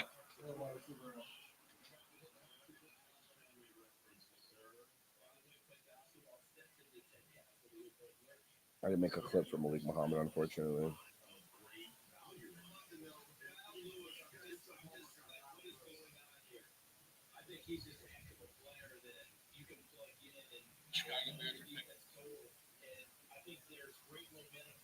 What up? What up? What up? What up? What up? Welcome in. Welcome in.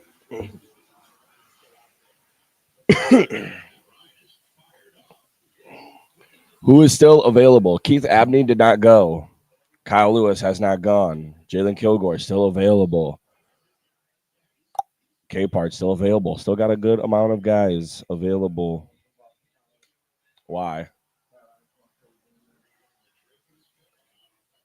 Who would it even be?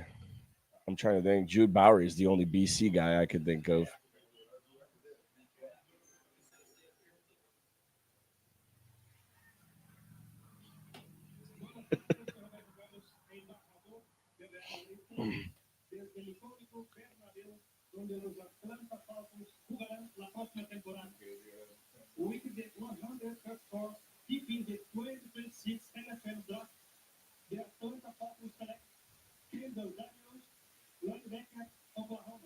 Okay, there you go. Kendall Daniels.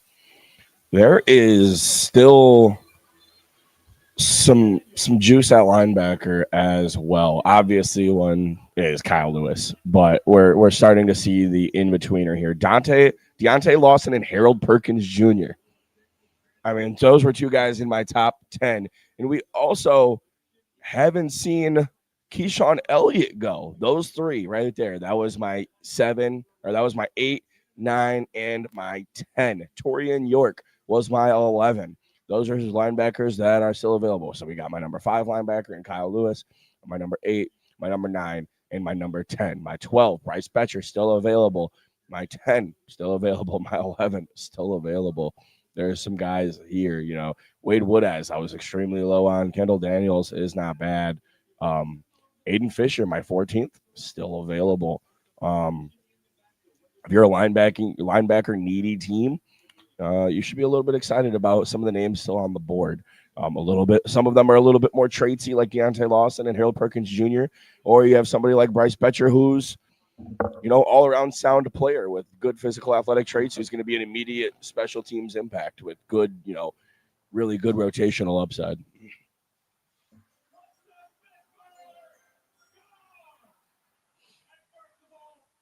Is he French?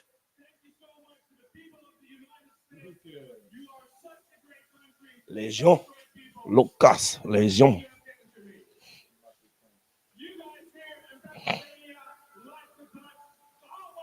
He's Dutch.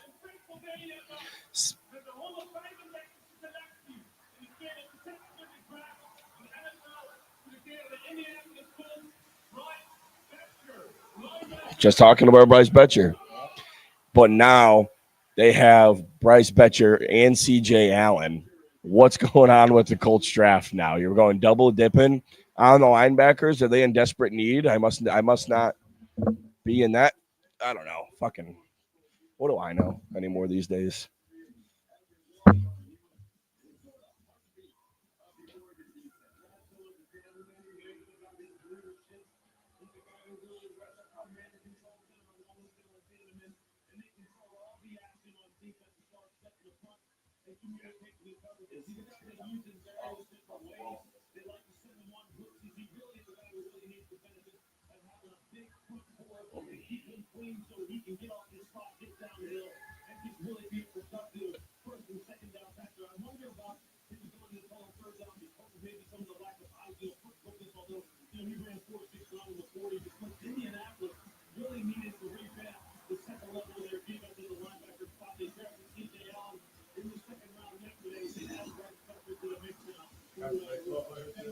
Yep.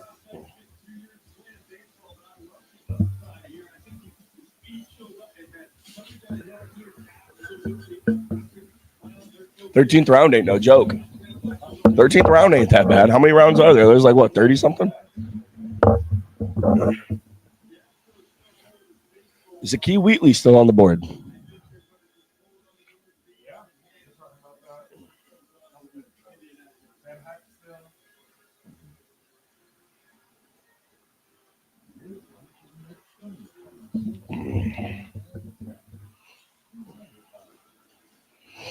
Fuck. Yes.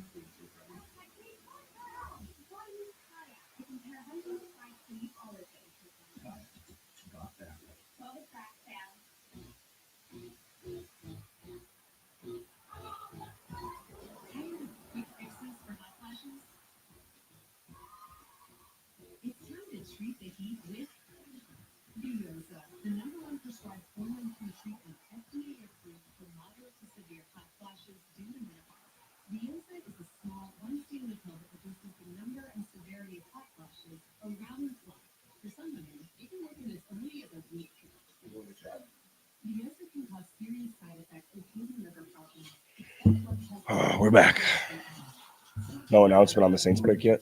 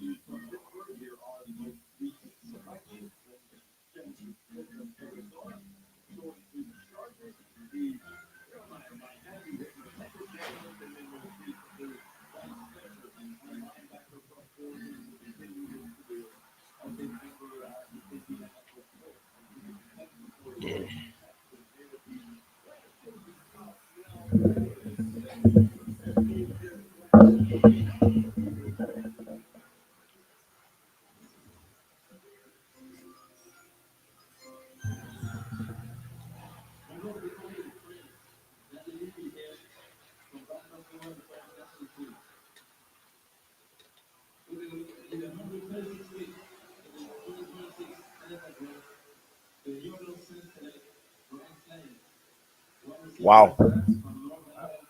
Wow. So they go with the 6'4" field extending wide receiver to really revamp the room. And I don't hate it. You know, it's interesting because you have Jordan Tyson and Olave there now, but he's big boy, field extending wide receiver. It's gonna be it's gonna be the competition level. I think he sometimes makes easy catches look a little bit more difficult than they need to, but he also has some spectacular catches. He's like one of those guys where it's like maybe like look at that. That's insane. That's an insane catch. It's an insane grab. But then there's also where it's like maybe he just could catch it in stride. Like it's like he's flipping the you see what I'm saying here? Exactly. He's flipping the arms when he could hit it with more of a bucket grab. That's where you see the 50-50 on how he is as a pass catcher. But overall, yeah, Mel's talking about it right now. I beat him to it though. That's where the draft analysis really is, boys. Unless it's like offensive guards. Okay, I know him, but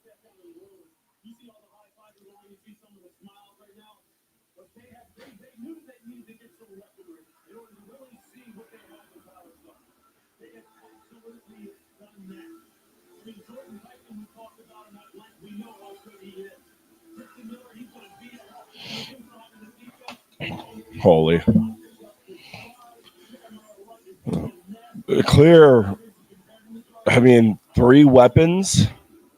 The Delp selection and the Tyson selection I liked, but that's why I'm saying it's like, all right, you think that the Saints only need like, are they two wide receivers to the tight end away? That franchise is. So I'm kind of like, of course.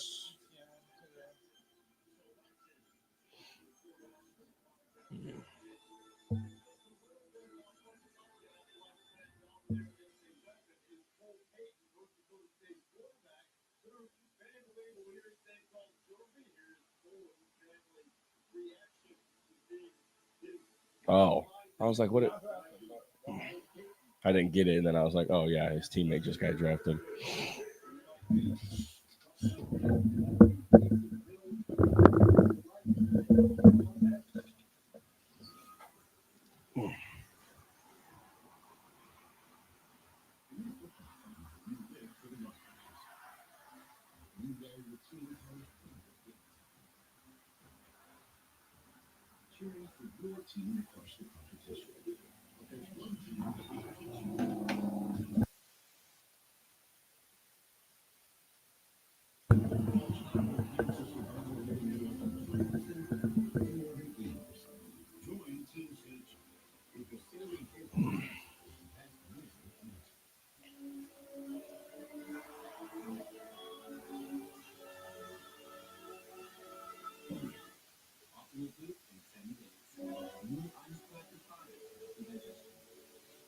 Welcome in, welcome in.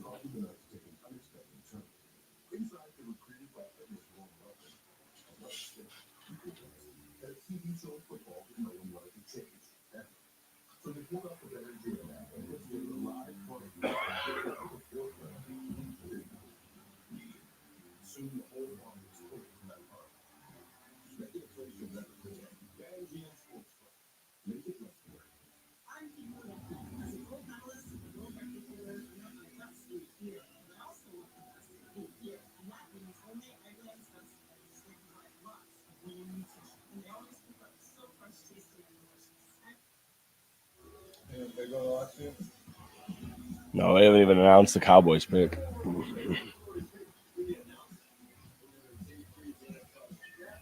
Nice. Let's go.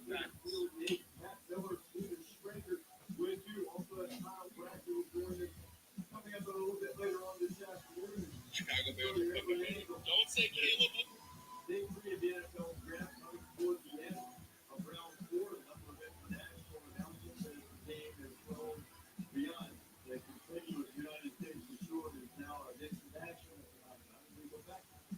Chicago Bears.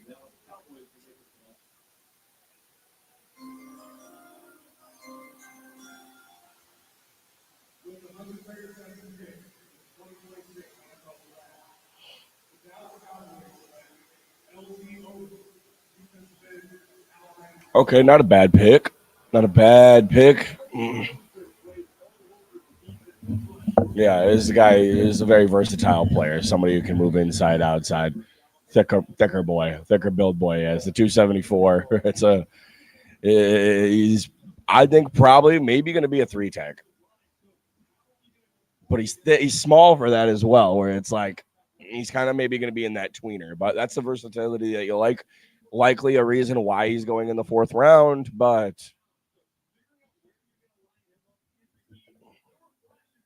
holy fuck, holy shit.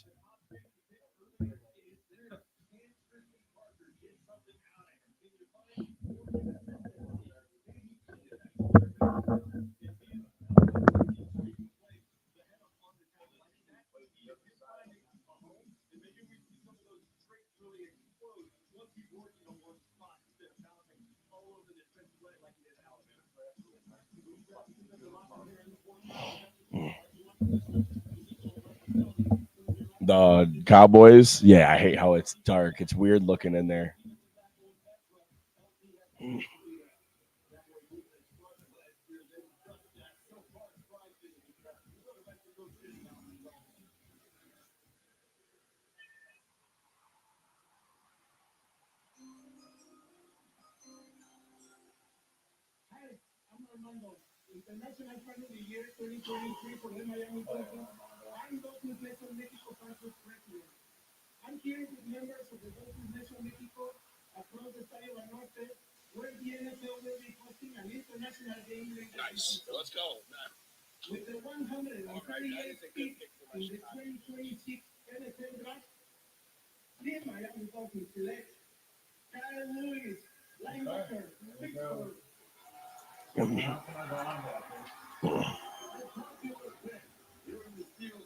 There goes my guy.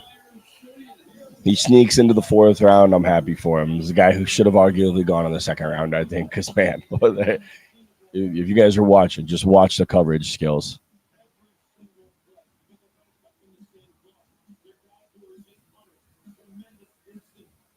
The contact balance, dude. He's so fast. I love this player so much.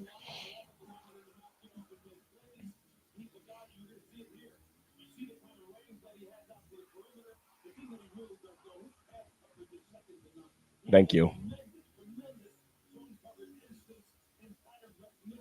Ball skills are that of a DB as well. The coverage and ball skills that Kyle Lewis will bring to your linebacker room, he is like a safety. They're marking him here as a safety. I think that this guy deserves to be playing will linebacker over a safety. The league is more hybrid now than it's ever been.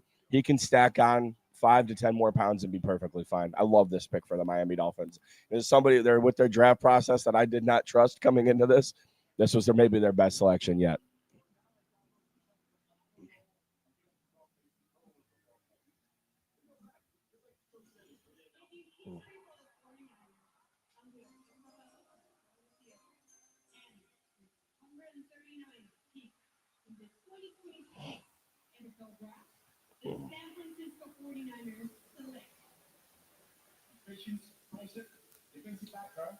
Okay.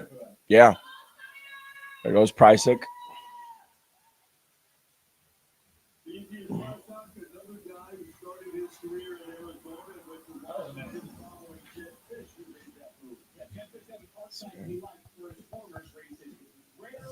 $68 overall player. We got him at what, 124, dude? That's 60 points ahead. That's nice.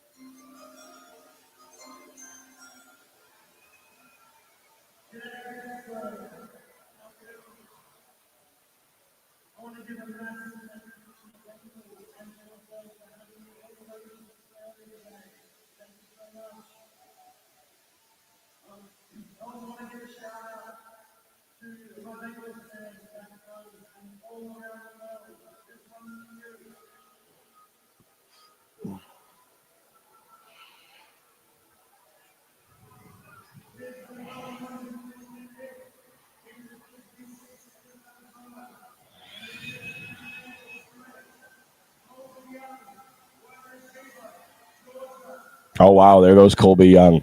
He had my favorite gauntlet of the combine. If you watch his combine gauntlet, it is smooth. It is baby smooth. He even reached like 20 miles per hour on it. He's a very smooth player. Look at the speed manipulation. Yep. He's just fluid player.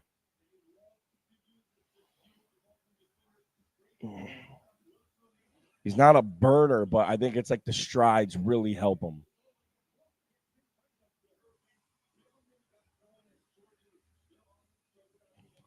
Ryan said in the chat.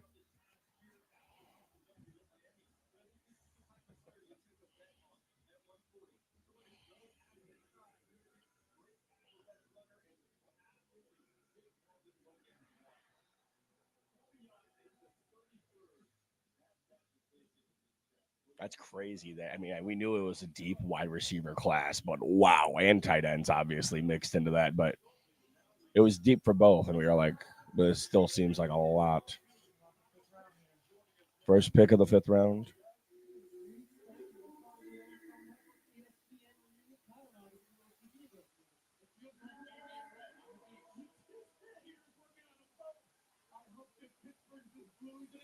Oh, this is cool. Didn't even think about the Good Morning Football.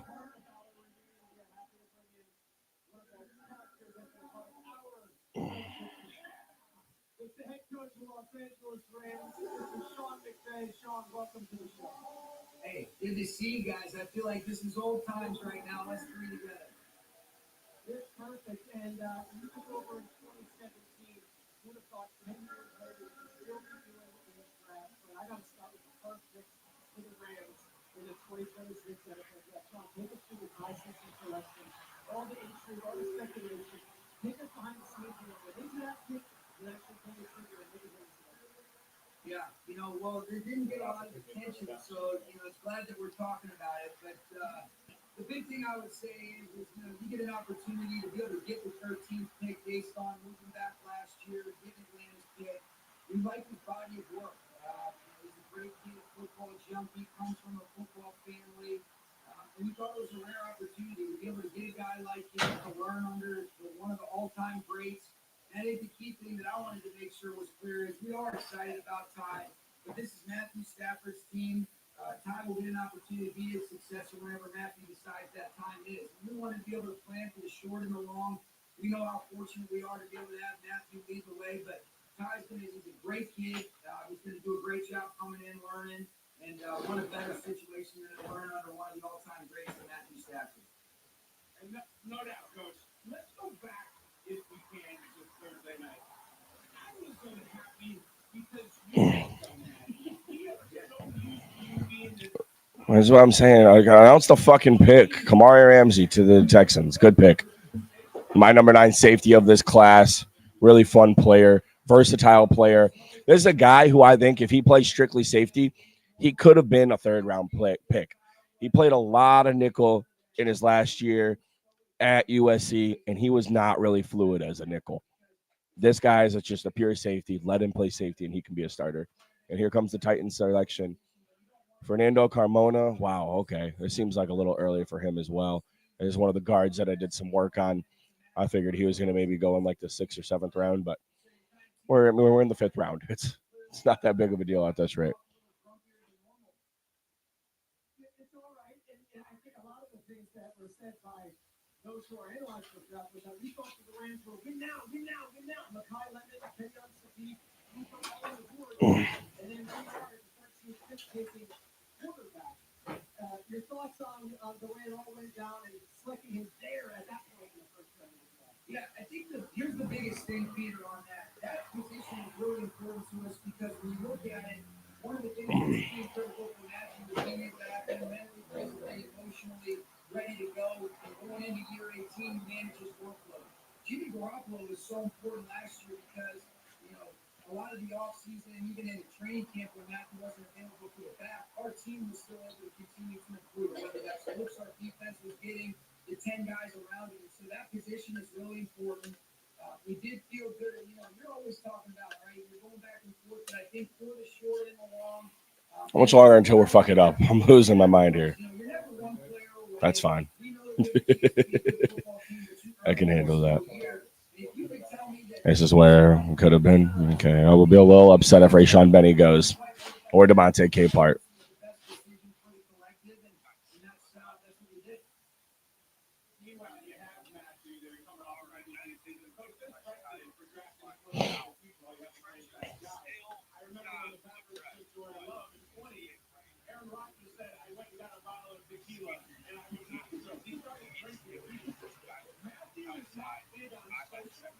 So I'm going to ask you, how much did you talk to him and how is Matthew about he couldn't be more of a stud. And I think what you talk about, Kyle, is if you explain the situation. And when you're an elite competitor like he is, he responded exactly the way I would want to. He's going to put his arm around this guy, but I don't think there's anything wrong with if I was him. He was great. He couldn't have been more of a stud about it. All right, let's get this clip posted so I can get off my phone and get back to entertaining. But we got to get content posted, you know. But because we are year to year, he doesn't owe us anything. If he decides after next year he wants to ride off into the sunset or wants to continue to play, those are things that we would welcome with open arms. But we do need to be able to have some training in place, not only to help him be the best version of himself right now in terms of how we're managing his workload, but also earn the right to be able to say, hey, if after 18 years, if he tells me he wants to keep playing, hey, I'm all for that job. I want to make sure we get a chance to answer this one because one of the initial reactions online was, let's see, they move and Sean wasn't on board and now that's why he's upset. Take us through the communication internally behind this thing. With your front office. They're fucking they're not letting up at all. Well, it looked like Les Snead was a lot more involved than you were.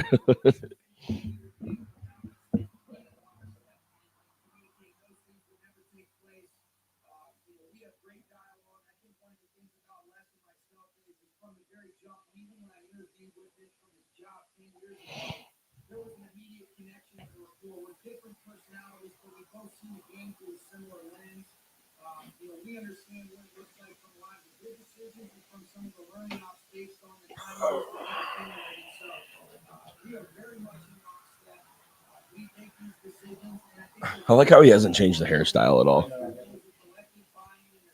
Just straight spike. I know there's a lot maybe 15 starts, but what I appreciate is that was in those 15 starts, you're asking to play quarterback where you're getting through progressions, you're reading with your feet, you're activating a lot of things that you would be asked to do in an NFL system. So you are getting more experience to play the way we would ask you to play in those 15 games. And I like that he stayed. In this case, he scored a little different, but he didn't do it the easy way. He went the hard route. Alabama's a high-pressure situation. It starts off with a loss against Florida State. And I watched him just dig in and play his best in some of the hardest moments. And that's what I like about him. And one of the best things about Matthew Stafford is the mental toughness. We get the dap. I think this guy's got similar mental toughness and resolve. Because if we don't, it's going to be a tough deal in this league. Sean's on fire right now. I think it was just this 20. Did we get the official numbers on the trade? Do we move anything next year, or we just move back 20 spots? So we just moved back from 144 to 166 to move up 5 spots in the fourth. We moved back 20 in the fifth to move up 5 in the fourth.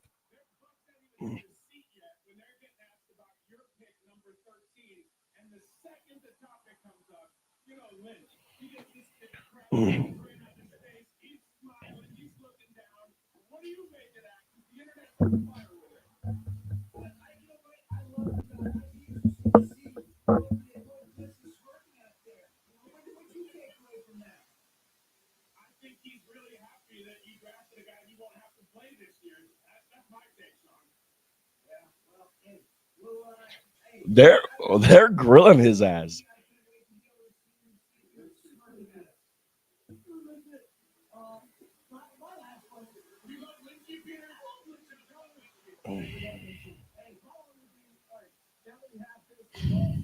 The fuck is going on? Here come the Cardinals pick. We're here for draft picks, not for McVay quotes.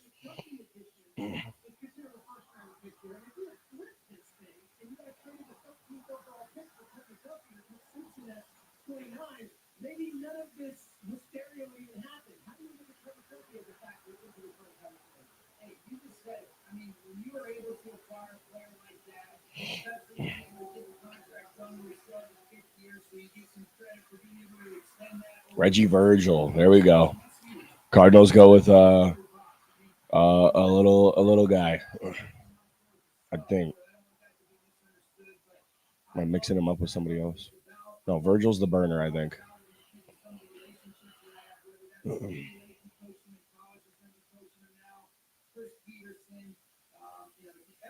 Kansas City that's been around this guy, loves him, what he's about. He's going to be special for us, and we're excited about watching. So, hey, why don't we, if you go ahead and say it that way, you feel real good. And I think when you look back on it, the scoring will be one, but you can be more excited about that. Oh my God, I just want them to talk.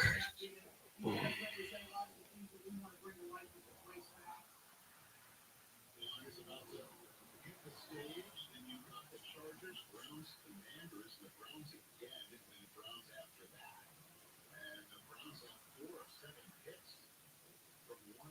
Yeah, Browns are about to go on a run here.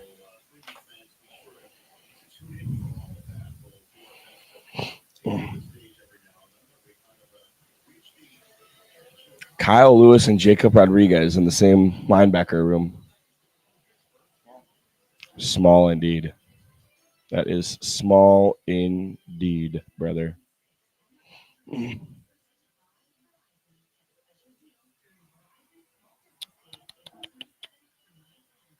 Proctor and Virgil for the Cardinals.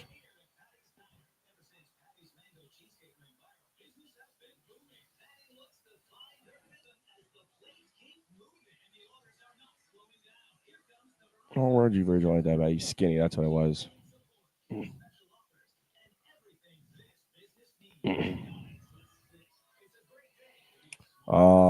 Here we go. How we feeling with the selection today, guys?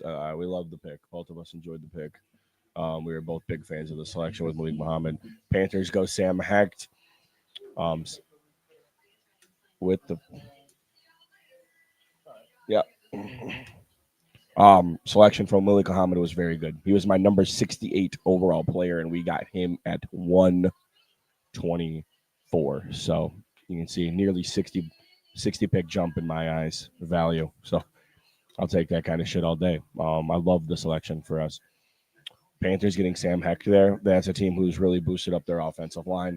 Hecht and Monroe Freeling, two guys who have start right away upside. Freeling especially, obviously, but he's more of a raw project. Hecht, I think, is a little bit more safe, probably to play at center here very soon.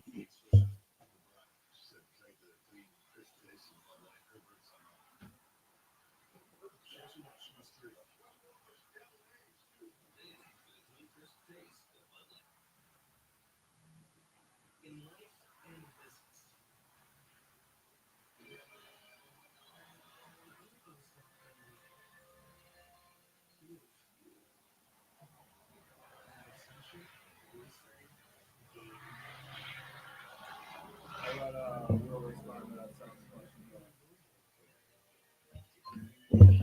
I don't know there was much love in the There love was- in the air last night. Yeah, no, there was no love in the air. There's still no love at all, really. The love for Logan Jones is cool, but that's not something where I'm like, yeah, like I think it's nice that we got a center that we like and we think can turn into a good ball player. But yeah, I like Sam Roush as a player. I wasn't necessarily overly happy with the selection, and then Xavier Thomas, I really was not a fan of this pick at all. I'm not a professional. That's why these guys are professionals. So I can't say that I know what I'm talking about any more than these guys, but I really didn't enjoy the Xavier Thomas pick at all, and I'm not happy about it still. Now, there's a few players that I love the Malik Muhammad selection, so it makes me feel a little bit better than that's my second pick of the draft. That's my second favorite pick of the draft, immediately. The value there, depth in the secondary we need. This gives us versatility for the future at that position. I love the Malik Muhammad pick. Dylan Thieneman, love that pick. Other three picks, it's hit or miss in my eyes. Especially with Xavier Thomas, it's a low blow, but I like the Logan Jones pick as well.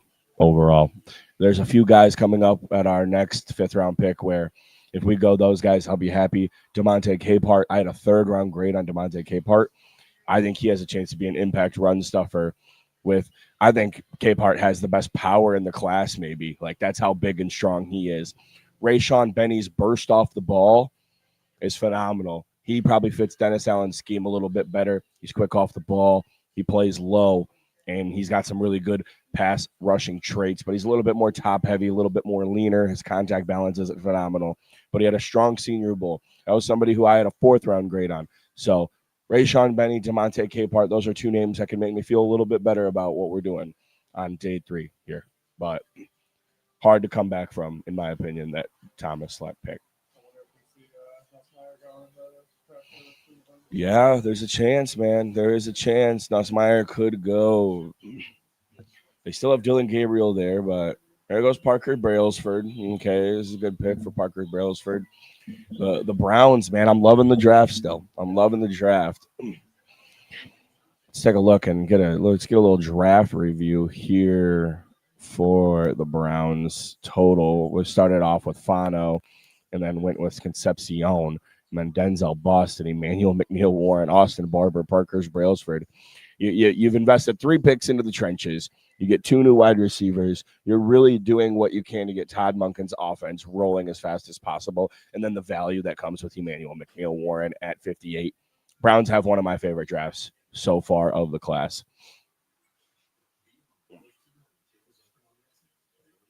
Jalen Kilgore is still available. I was high on Kilgore, maybe a little too high.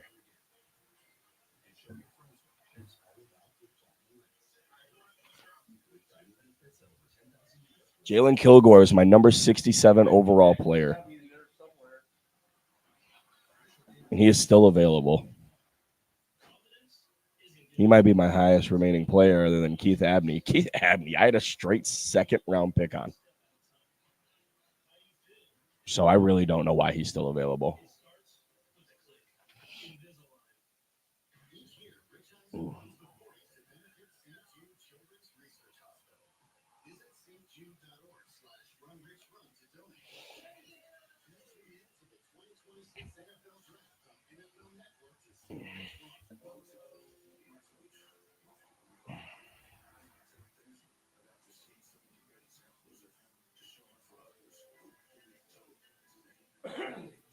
We are on Nussmeier Watch officially. Nussmeier Watch, there's a few names here. Could Miami go quarterback just to shoot the shot? Could Miami go quarterback just to shoot the shot? You got Malik Willis there. You gave him money, but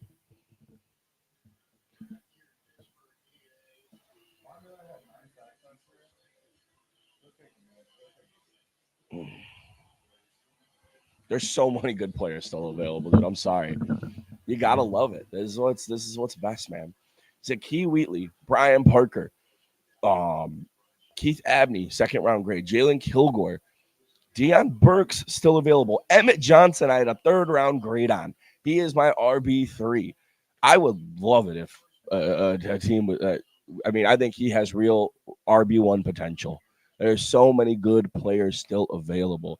Joshua Josephs, edge rusher, still available. Now, for my Chicago Bears, the scheme fit's not really there for Joshua Josephs, but at this point, I don't really care about scheme fit. I just care about the fucking good players. Yeah. I agree with you wholeheartedly. I guess the height's not that bad, but it's the 242 weight that really doesn't get me going about Joshua Josephs. Because that's the thing. It's like we need more of an early down edge rusher because we're gonna have Booker coming off the edge on 3rd down. He's more your specialty guy.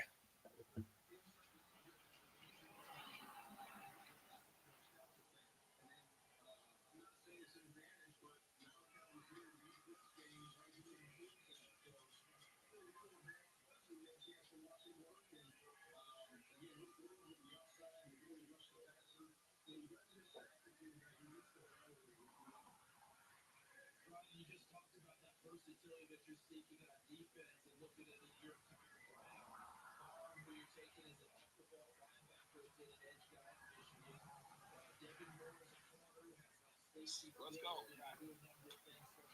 right, that is a good pick for my spot. Here we go. Selection for the Commanders is Joshua Josephs. Joshua Josephs is gone. Somebody I just touched on. Makes probably a little bit more sense for Dan Quinn. It's the smaller build that we were talking about, the 242, the leaning linebacker esque. But the traits are there physically. Um, I like his talent.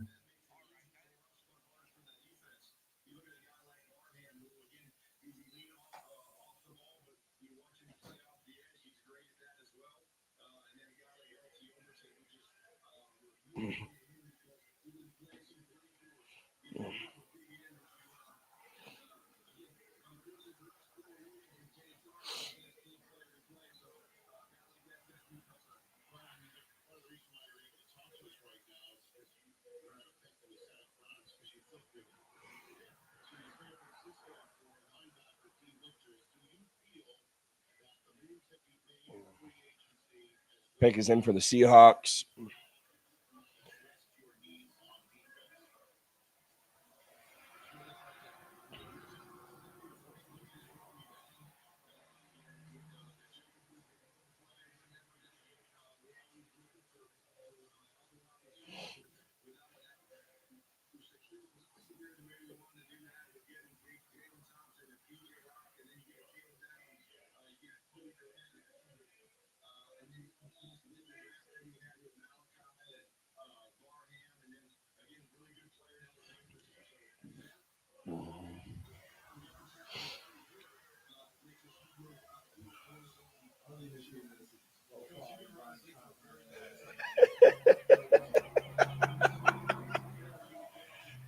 Dude, you think with all the money that Jerry Jones has, they at least get this dude a better webcam? Yeah,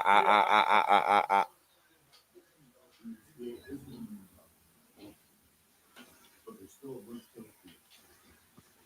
Hard hat attitude in this town. Yes, he doesn't know what's going on. Part of Pittsburgh. Welcome to the 2026 NFL Draft. thanks. Happy to be here. We're at pick 148. They've gone running back. Is Seattle gone corner yet? Because I would love to see them take Keith Abney here or Chandler Rivers. Chandler Rivers probably a better scheme fit. Keith Abney doesn't fit that big physical presence that they need. Kilgore, that's where you should maybe go. I don't know. I mean, he's kind of like Walmart Imanwari, but they're teammates and they're both, he's got the versatility. Kilgore probably makes the most sense here for the Seattle Seahawks.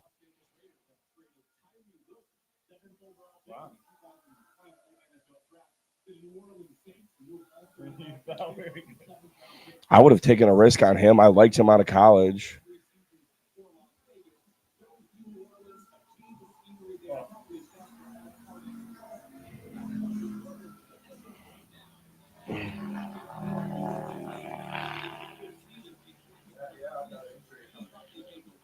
It was the nail in the foot. That was my dad. He was on top of that one. He has a nail in his foot, Will. Screw in the foot, not a nail.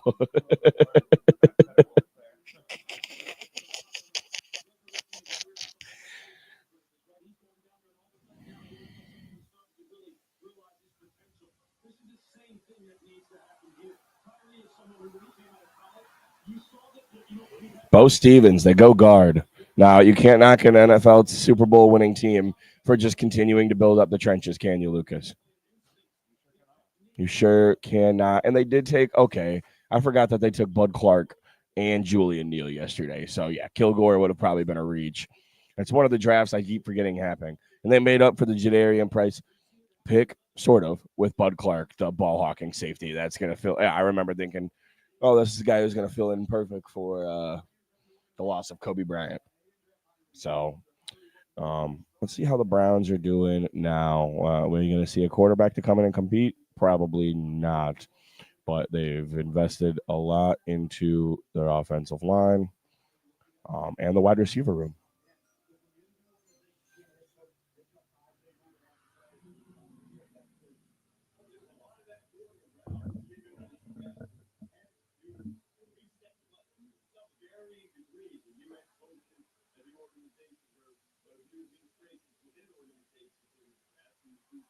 There goes Justin Jefferson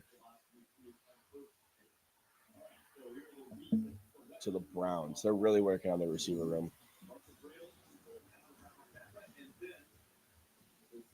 But it's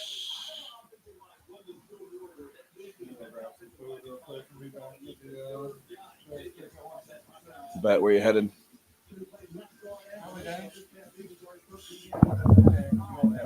Yeah, I had breakfast. I'm not gonna double dip. Be bad news. I don't care. You know, it don't matter to me really. I'd be down for something though. I don't know what we're gonna do for dinner though, as well. It's like, are we gonna have to double dip on the buying food tonight? Because we're gonna want to eat later. And then what are we gonna eat for dinner?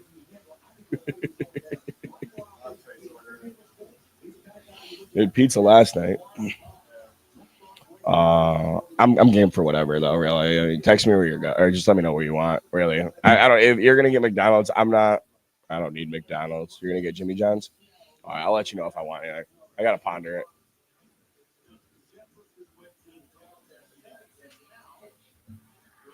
You're just gonna go get food.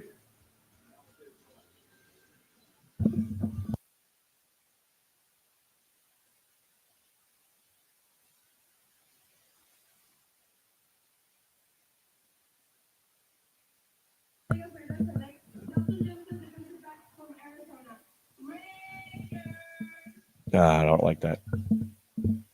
There's much better players available.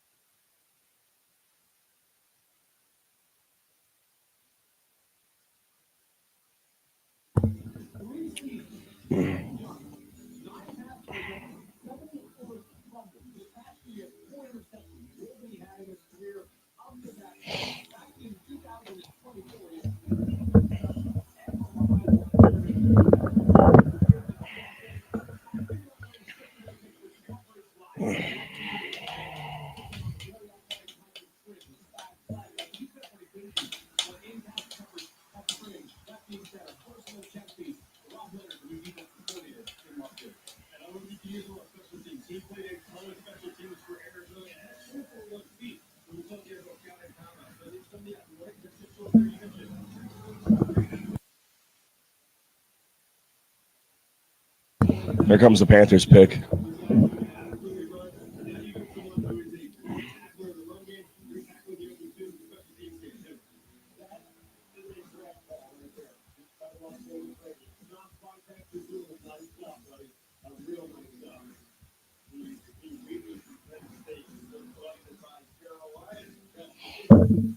There goes Zakee Wheatley. Wow, the value on Zakee Wheatley was really strong. It doesn't taste good. But that got the electrical working in the gut. That felt for every rebound in the day. That landed the trim in the gut. Or that can finally sit down in the gut. That becoming rice is just that. That becoming is the mark of a fight.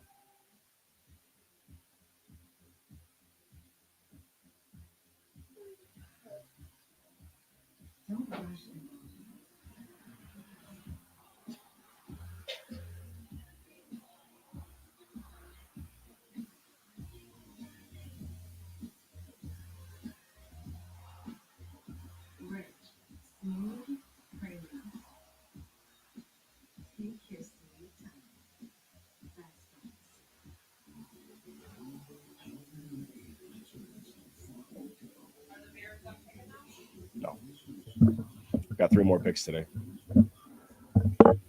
There goes Justin Jolie.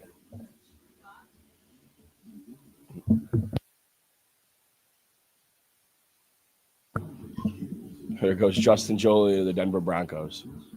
I like that pick for Denver.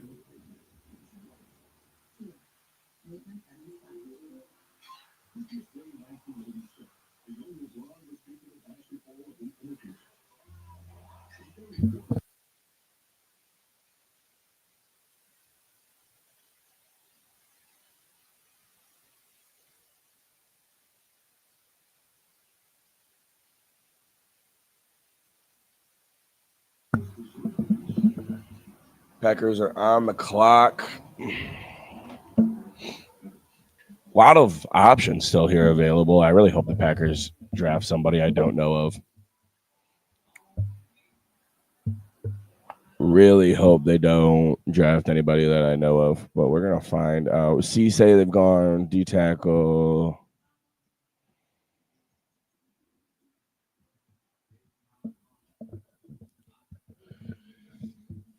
Packers go Yager Burton, center out of Kentucky.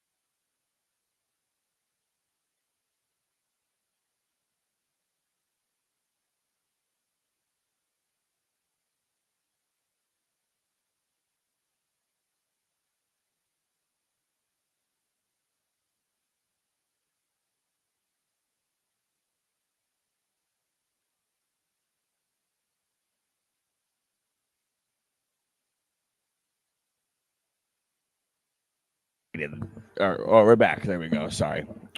Packers just went Yager Burton, and I hated that because I like Yager Burton.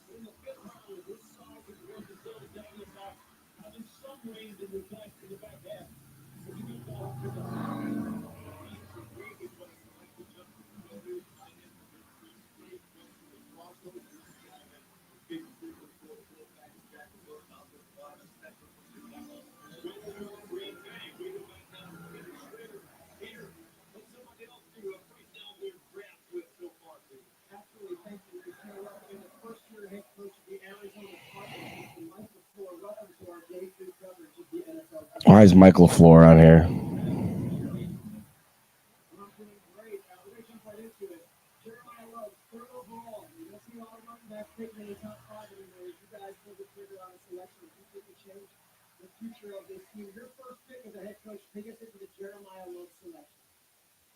Yeah, it was cool, and credit to Monty and all those guys, for just making the decision that we felt was going to be best for this team. I mean, obviously you guys see all the explosiveness and all that, and I say I'm not a stat guy, but there are two stats that are really important. One's turnovers, and another's explosive. And when I call a bad play, you have good players that can make those bad plays and they're explosive. That's a good thing. I feel like we have a few on our roster right now, and I think we have one here. What up? What up? What up? What up? What up? Watch a lot of Get Up and NFL Live, but we had many debates about the value of taking a running back third overall with the value of creating team with the salary cap. Did any comments on Yep. as far as the position and the value you can get with other positions that are at premium prices? Yeah, we had those conversations, but like I said, I mean, we want to take who we thought was the best player at that spot, and it was a consensus for us to take this guy because again, we know the player, and then when you pair that with the person, then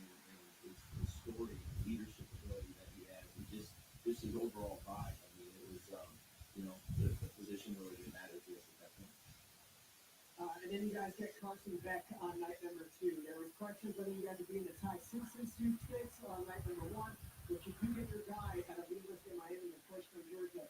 Take us into the Carson Beck selection and what you like about him. Yeah, it's cool. You know, I got to spend quite a bit of time with him. Obviously, the combine's not much to be very few minutes there. Oh no. Oh, my. There goes Demonte Capehart. Motherfucker, man. Got a guy, I mean, you can all see the physical skill set. I mean, he looks the part from the side, 6'4". He's a natural thrower. I think he's tough back there in the pocket. It's Rayshawn Benny or bust, essentially now. It is Rayshawn Benny or bust for the Chicago Bears. I'll tell you that right now.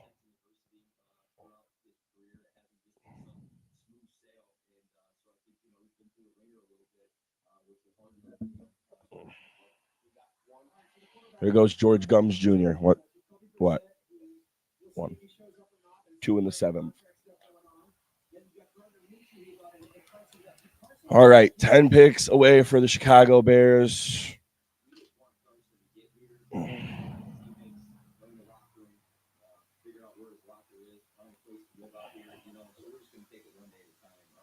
got two guys that you just mentioned, Jacoby and Gardner, who played a lot of football. So we got a long ways to go before we even have to have those discussions. Here, but I want to give you something that I got texted. Someone said Matt LaFleur has his J Love, and now Mike LaFleur has his J Love. Have the two of you connected that together at all since the selection of Jeremiah Love? Well, with our family chat line, Bree, Matt's wife, sent that way. Pick is in for the Detroit Lions. They've had a pretty good draft so far, other than I'd say Jimmy Rolder, but Jimmy Rolder is a 4th-round pick. It's not the end of the world. Let's hope they don't keep going Michigan guys and select Rayshawn Benny, because I'm going to be really pissed off. Keith Abney, wow. Fucking A. The Lions are having a good fucking draft. Man, it must be nice.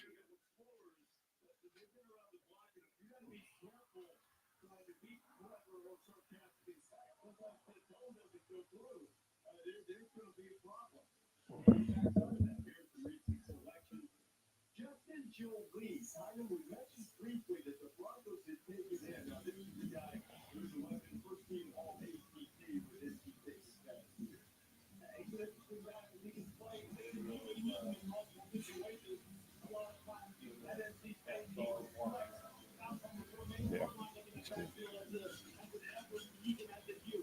He's just a really good sport, intermediate route, real control, real consistent with the smart way he gets out of play, real consistent catch of the football, has 0 drops this year. He's off the mission, has the catch, has 0 fumbles. Was good after the catch, just under 4 yards per reception in terms of yardage after the catch. And you see him here getting in good position, and this could have been on the rock on a consistent basis. So Joe Lee going to the Broncos, and immediately after he was taken with the 163rd, they took an offensive lineman from Kentucky, Jack Burton. They're going to spend all of that offensive line, left guard, center, right guard. He sits there with passes, and his best year with George Burton. Hopefully, he'll be great for his run blocking team. Yeah, it's a great pick, Quinn. It's a great pick. I had a 2nd-round grade on him. He was my 51st ranked player in the class.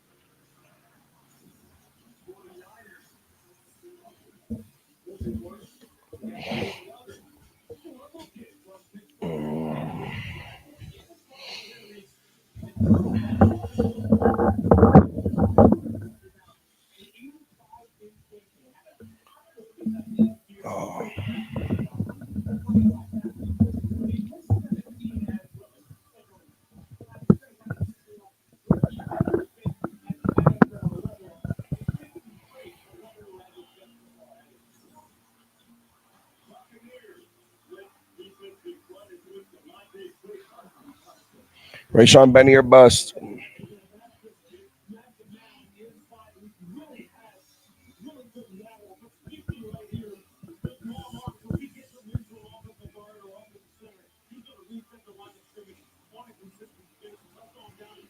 Now's best available punter, Brett Thorson. Number 7 best available player.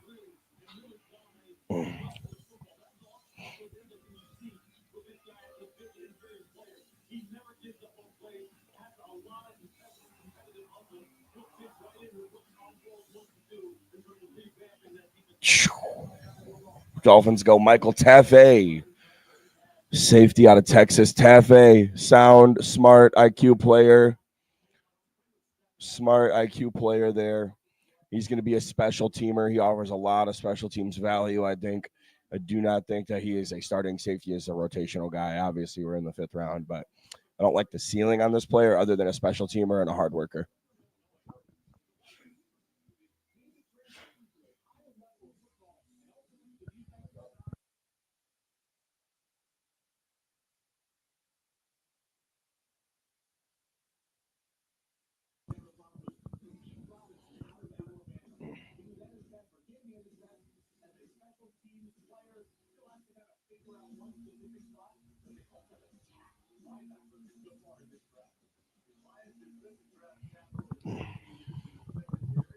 Vikings are going to be picking back-to-back here. Not back-to-back, but they're going to be rolling. They got 2 picks right here. Could see running back go here.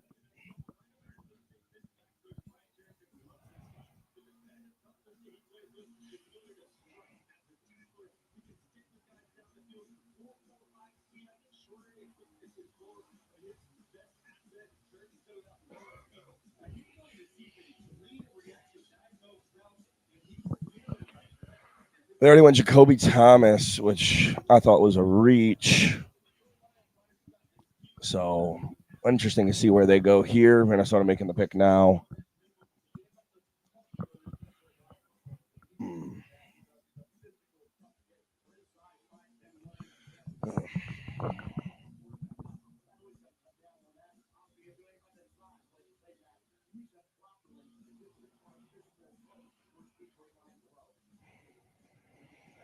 Come on, make the fucking pick.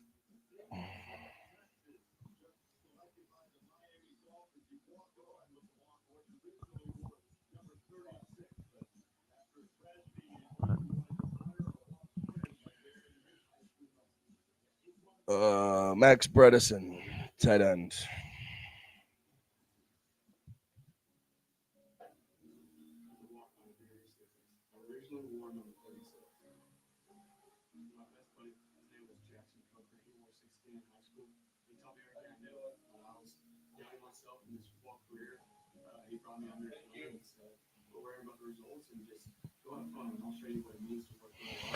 Vikes go Max Bredesen, tight end, or they go fullback. Bredesen's a fullback.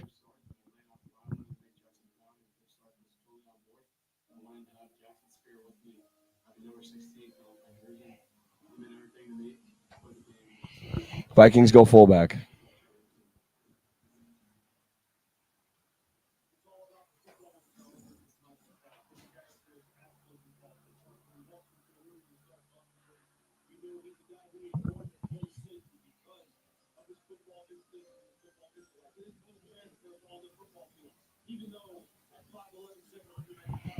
Buccaneers pick is in. Vikings go with the fullback in the 5th round. Billy Schrauth, the guard for the Notre Dame Fighting Irish, goes. Good pick for the Bucks. I like Billy Schrauth a lot. I think this is a great selection. IHOP trade alert. Kansas City is moving up with the Pittsburgh Steelers, and let's see who they go. Yeah, it's hard not to be happy with the Vikings draft today. You know, Derek Moore is a hell of a player. I think Blake Miller, I think he just got really sound players. It's the value of the Abney draft, the Abney pick.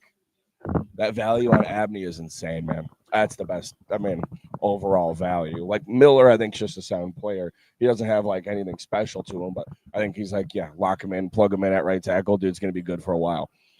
Derek Moore, Yeah, I think he's more of an all-around player. I don't know if he's ever going to be like this, 15-sack guy, but all-around really sound good player. And then you get a sticky nickelback like Keith Abney, who I thought was worthy of a second-round pick, and you get him in the 5th. Unreal value. Great draft for the Detroit Lions. It's hard to be upset about what they're putting together right now. Hard to be upset about what the Chiefs are putting together too, man. Jadon Canada, good player, man. R. Mason Thomas, solid player.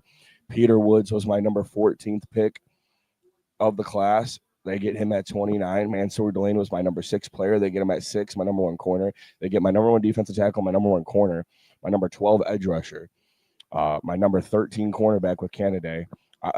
He looks like he's going to be transitioning to safety, but Chiefs have also had a really good draft, man. Vikings going fullback is interesting. I don't get that pick.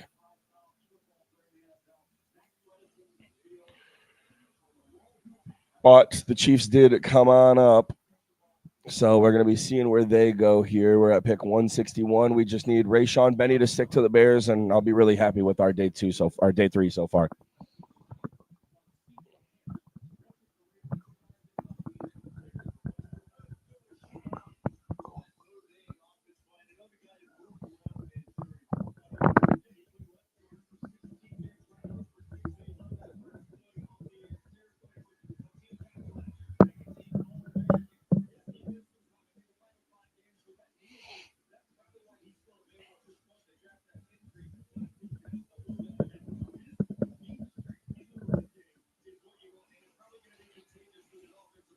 Boom, boom, boom, boom, boom, boom, boom, boom, boom, boom, boom. There's so many good running backs still available. Unreal. I wonder if that's what the Chiefs are doing. They got Brashard Smith there, and obviously they signed Ken Walker. Well, they spent their 7th round pick on Brashard Smith last year, and I was a really big fan of that guy. I mean, that was a top 10 player, running back in my eyes, and they got him in the 7th. That was great value. He showed a lot what he can do in the slot, wide receiver turned running back. But here we go. Could they be going running back here? I think if you want to get a paired back with Ken Walker, if you draft Kaytron Allen here, who I have a 3rd/4th round grade on, that little tweener there, day 2 player, Kaytron Allen would be a really sound back for the Chiefs to pair with Ken Walker, if that's where they want to go. Yes, Kaytron Allen would be a phenomenal replacement for David Montgomery. I love Kaytron Allen. I hate Nico Singleton. I don't hate him. He's a top 10 back in my eyes in the class, but it's not that strong of a class. I'm not a Nico Singleton fan at all. That dude's vision is terrible. Kaytron Allen with Gibbs would be nasty work. That would be great work. I would love that for Detroit.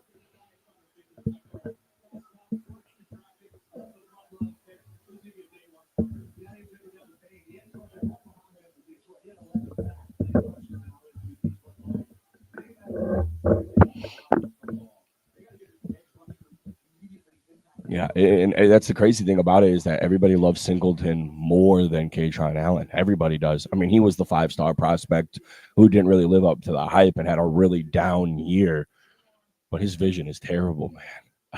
You got to have that to play running back. The thing about drafting running backs in today's game, it's the vision and the reliability that I care the most about, and I don't think that Nico Singleton offers you that. Does he offer you upside? Does he offer you the traits? Yes, but I like reliability when it comes to my running backs, unless you're the traits of Bijan, Jainty, Love, Gibbs, those guys.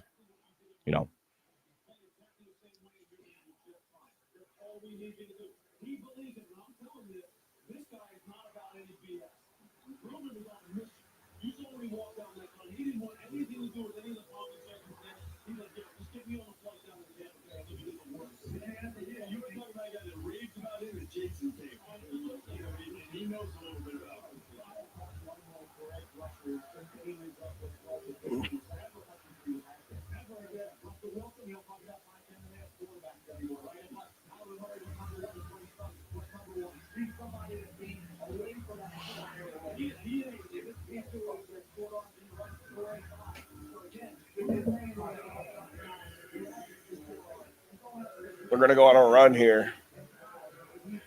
Chandler Rivers, Jalen Kilgore still available. That is insane, man. Insane. in the membrane. Chiefs just traded up. We're going to see where they go. Interesting. Where do the Kansas City Chiefs go? Gracias, mi amigo.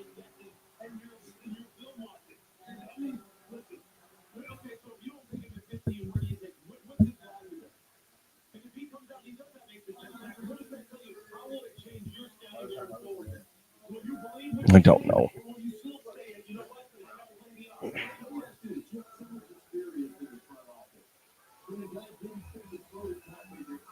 There we go. Running back. I called it. Emmett Johnson. Good pick for the Kansas City Chiefs. My number 3 running back. I hate the landing spot because I think Emmett Johnson has number 1 upside, but really good pick for them. Really good pick for them.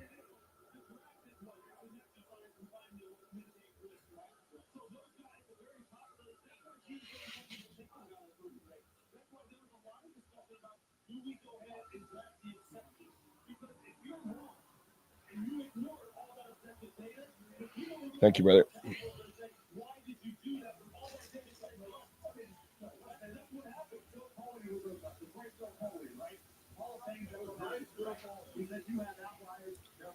Pick is in for Baltimore.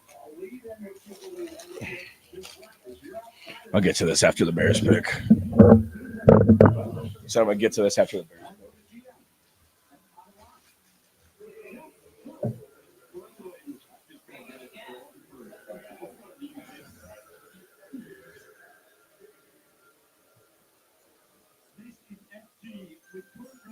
Is that Zay Flowers?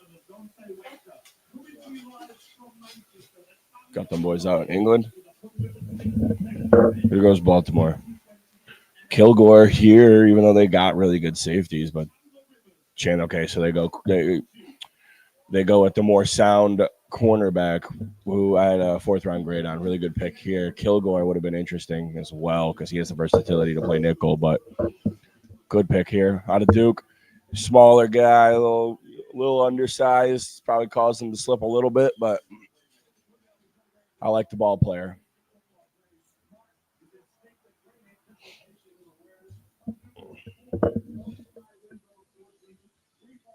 Minnesota took a fullback.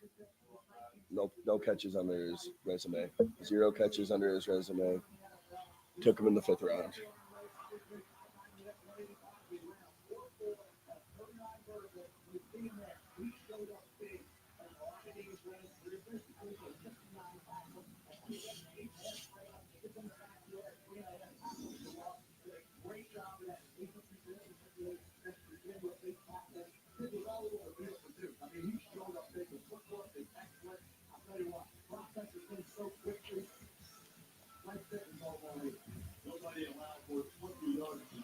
Vikings making their 2nd pick. Are they going to go fullback and running back? Oh. They haven't drafted anybody yet. I said, are they going to go football and then running back? Charles Demings, cornerback. Not a bad pick. Not a bad pick here for the Vikings. It's probably fair value. Need a corner. Good depth pick. I like it.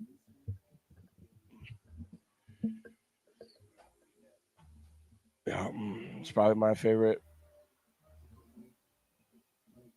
I don't know if it's my favorite pick of theirs, but it's probably close. Maybe not.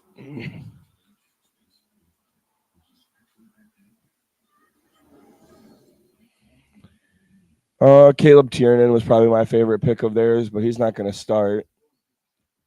Dominique Orange is a good player. Fullback threw me for a loop, though. Here's the Jaguars pick.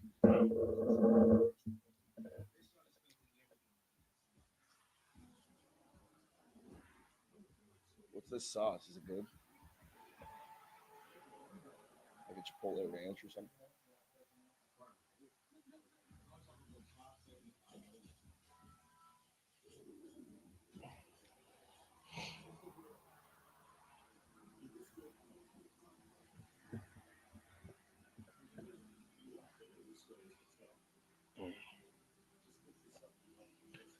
All right, Jaguars pick is in, and we're on commercial break. I'd love for them to come back in time for the Chicago pick from commercial.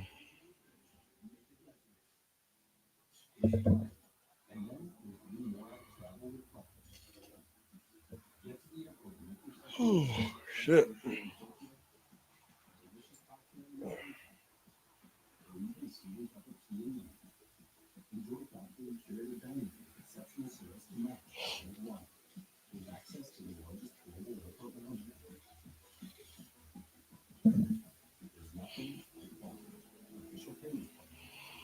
Jaguars are a team that could maybe go. Rayshon Benny is who I want for the Chicago Bears. Like that is where that's a must for me right now. I had like where'd I have Benny at? I had a straight 4th round grade on Rayshon Benny. Dante Corleone, the Godfather, is an option. 4th, 5th. Albert Regis is gone. Daryl Jackson Jr. is gone. So Rayshon Benny is my number one, other than Xavier Harris, who's number 8 on my big board, or number 8 on my defensive tackle board. He's still available, but he might not get drafted because of the character concerns to a DUI, fleeing from the cops, and domestic assault, all on his record already. He might not go today, but the traits are there. 6'8", 330, and he's quick. Xavier Harris. But he has the arrests on the record. But Rayshon Benny is clean-cut guy. No arrests. And a good defensive tackle.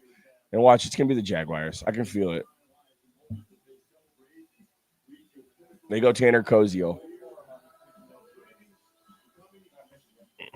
We see Tanner Koziel go. Bears 2 picks away. K-Park going really put a little screw in the wrench, and I would love for the Bears to stick and get their guy, Rayshon Benny. He fits Dennis Allen's scheme to a T.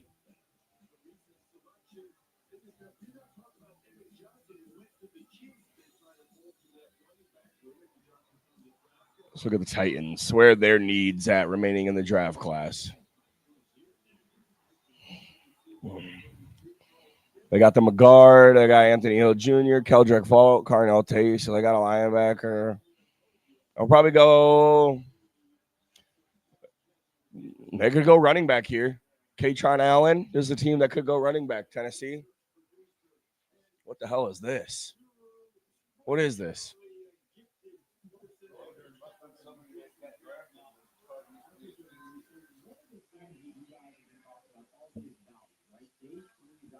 Who's this guy?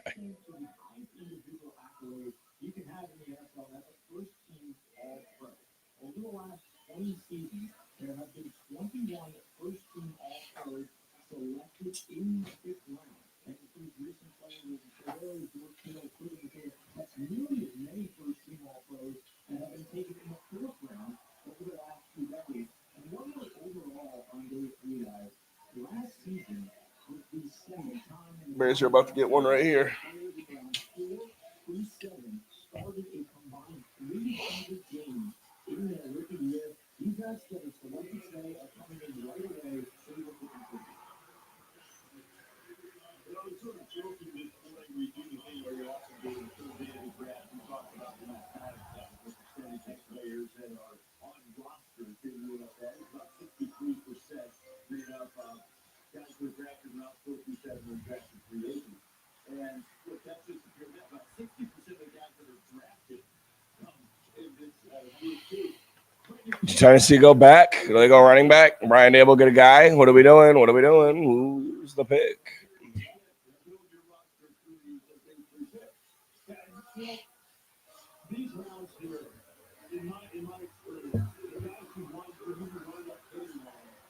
Yep. They go running back. They go Nico Singleton, though. Chicago Bears are on the clock, huh?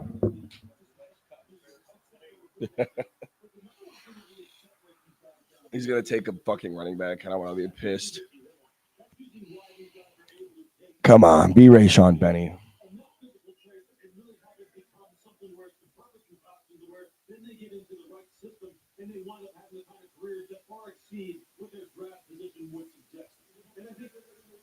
reason why these guys down there have high football and personal character is because, number one, you have to in order to survive in the NFL when you are getting the same number of reps, the same number of opportunities, the same benefit of the doubt that first, second, and third rounders do. So I think there's just a little extra added motivation for guys. I was gonna say the pick isn't in. It's the first time I've seen the pick not in. All the hard things that come along with trying to be a professional.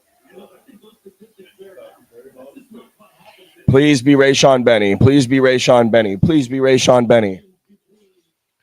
Please be Rayshawn Benny. There's still so many players available though, where that if we do go like Harold Perkins Jr. or somebody else, but like I think scheme fit player remaining, like value need is clear cut. Yeah, or an edge rusher, but we're looking at a whole lot of absolutely nobody for edge rusher available. Who's the best available edge rusher remaining? Mason Reiger. We're gonna take Mason Reiger, and I'm gonna be pissed.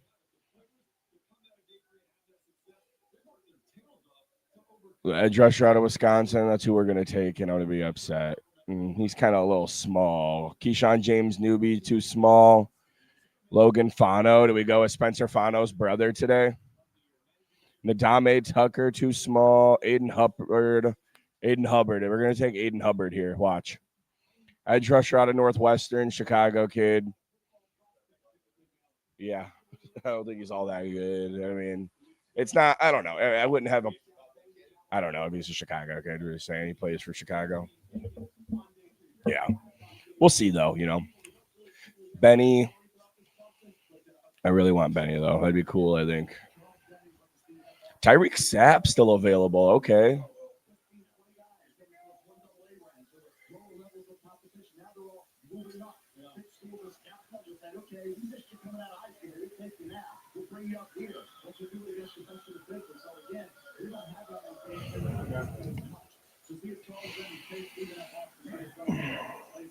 He was my top 10 runner. He was my number 10 linebacker. They go linebacker.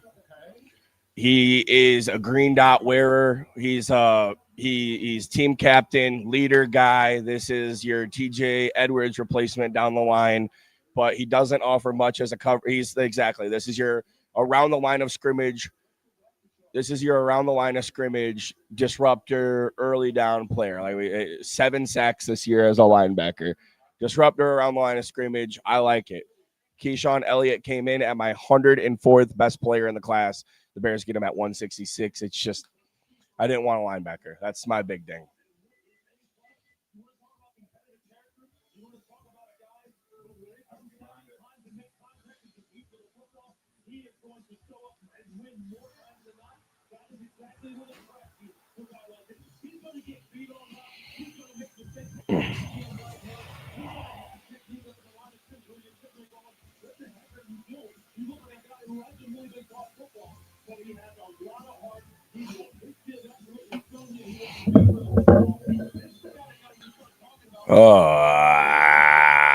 Where are we at, then? When's our next pick?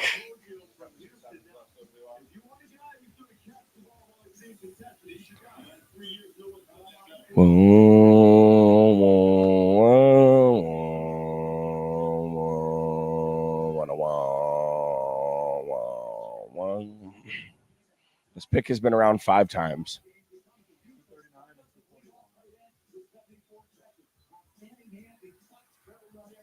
So about 3 hours away. Maybe a little less.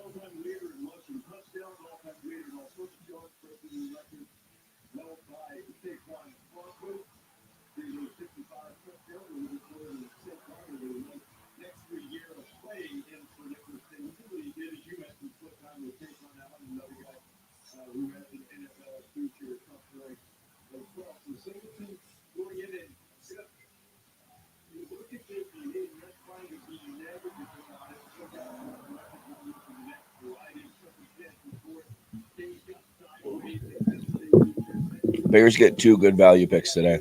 earlier in his career than he was last season. 2 good value picks. Good shot. Now they have to take it after that. Eskimos lose the backfield to the Bears, the linebacker from Arizona State. But now as the celebration continues here in Pittsburgh, Stadium, the Buffalo Bills with the 27th pick of the year. 67th overall. Let's see what the Bills are going to do.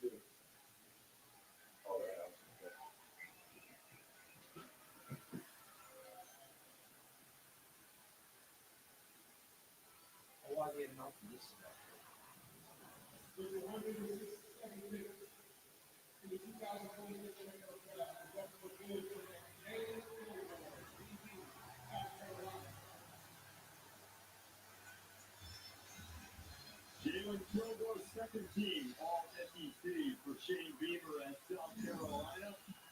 And the Bills have taken on and there's the reaction we wait for. Been a pretty long wait for the safety, but in his home in Atlanta, they will gather together and celebrate there. Got played his third position, sort of hybrid safety linebacker role for South Carolina. The emotion pouring out for Jalen Kilgore, who is headed to the Buffalo Bills. Hey, I like that a couple of guys from same state who used to go play college football. Gabe Cocker, the Tigers, bookending the Bills pick. And DJ Parker, the edge scoring first, and then Jalen Kilgore goes recently out of South Carolina to the Bills. And he's got all the measurables now: 6'1", 210, 4'3" line, 40, 37, 10 long. And you're right, he does play that hybrid position, which is really what amounts to a pretty strong position in some of their stuff front. He's just got to take all of this athletic ability and have it become something that transfers into more Lions pick. and more time in the football field. He will flash in plays like this, obviously, like that, carrying the wheel route, getting underneath it, going up and high, holding the football. He can come down, set the edge, make great tackles, breaking the football here in zone coverage because he understands pattern development. But these are just highlights. There's a reason why he flies down here to the fifth round and we have these kind of measurements. The consistency is just not there. He's got it, tie it together. And again, if he has the right kind of football personal character and is willing to see it through, he has the kind of athletic ability to have people then go, hey, we missed. We should have kept doing a lot higher. So what I got when I mentioned Jalen Kilgore is crazy. So we have all the physical athletic qualifications. He has 21 interceptions over the last 3 years. But consistency in terms of tackling and coverage, that's why he's here. He put out in first round to get him under. Bill's got a new coach instead. Coach Brady, the offensive coordinator, now getting his first shot as a head coach. This is what the Bills have done. I mentioned Parker, the edge from they got David Mason, quarterback from Ohio State, Skyler Bell, taking stay along with David Leland Gore, the guy who put up your prolific number of tackles. So you've got a couple of guys. And what have you, Derek Wise has made a big, the intriguing guy is what a good athlete, Kendrick Walker, who's at Alabama. Bills taking David Davison Igbenison from Ohio State in the second round was like malpractice. Terrible.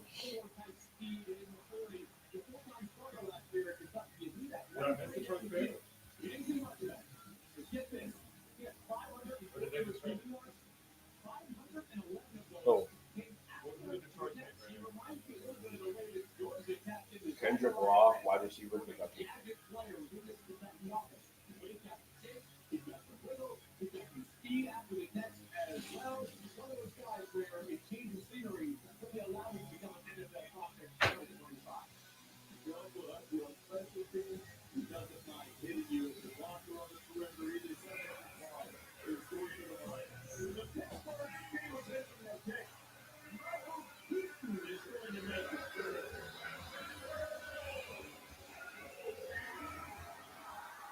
Former A-list actor just making a pick. Yeah. They got him going after. No, I remember. They got him going after fucking international. Should have had this dude announcing picks yesterday.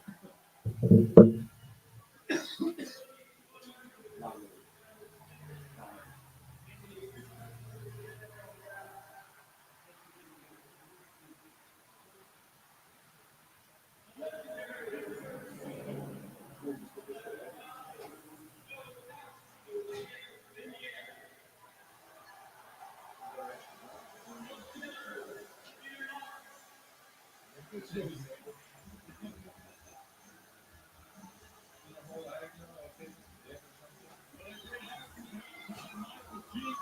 going in the penalty for the Steelers.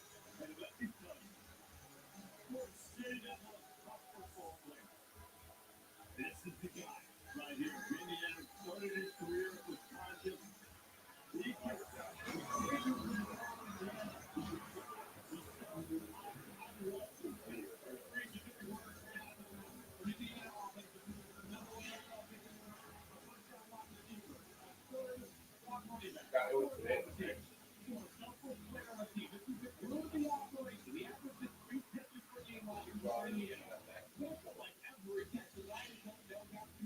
was a big one. He had two receiving touchdowns.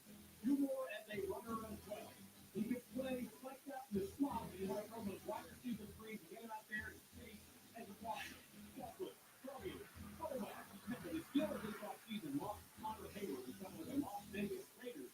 This is a replacement well, you know, I absolutely love the makeup of Skip Ray because he's not a no-more cheese, but this guy has talent. That's what the board said, 6'3", 250 pounds. I was like, I'm big guy playing modern days. I was figuring out how to maximize what he's done.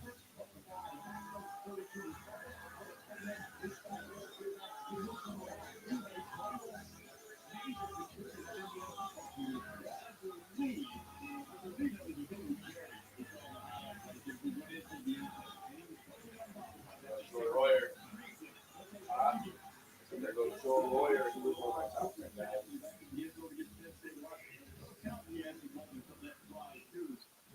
Big run for Indiana. A big over for Jamin Gilmore out of South Carolina, who the Bills selected him in the 5th round. We continue with the draft.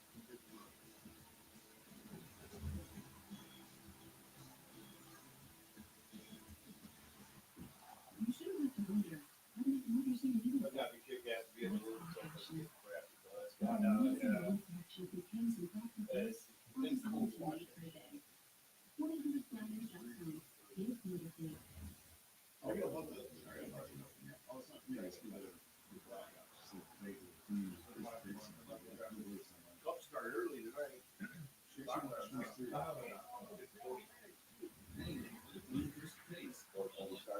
evergreen summer vacation started with ski. But in case you go to the places, the happy season ended. Summer started. Dad really disputed me much, but it did make me so happy. Lots of space. So we found your place, our vacation home, all in one place. Great, right? Nice job, Dad. Excuse me. What place you go to your place? I wanted to see if I could cash back on getting my recommended for the shopping. I think, Yeah, one of everything. Everything. 165 would be because we started about, 157. What's our next one? Oh, you're talking for, Boots at 39. Oh, what's the one after that? 241. So, right, yeah, we sent the, what we were done, 7, I think. And then we got 166 back. When we moved out to 68, 69.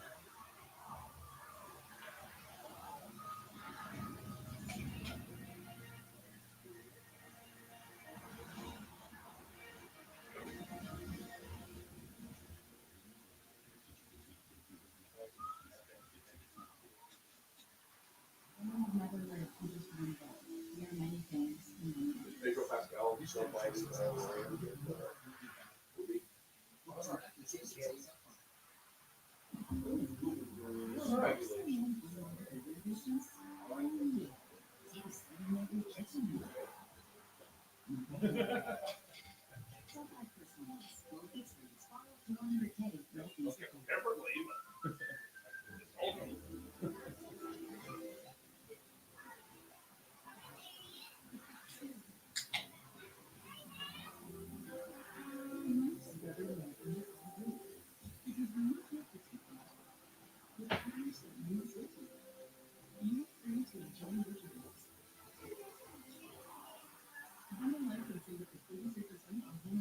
American Family Insurance.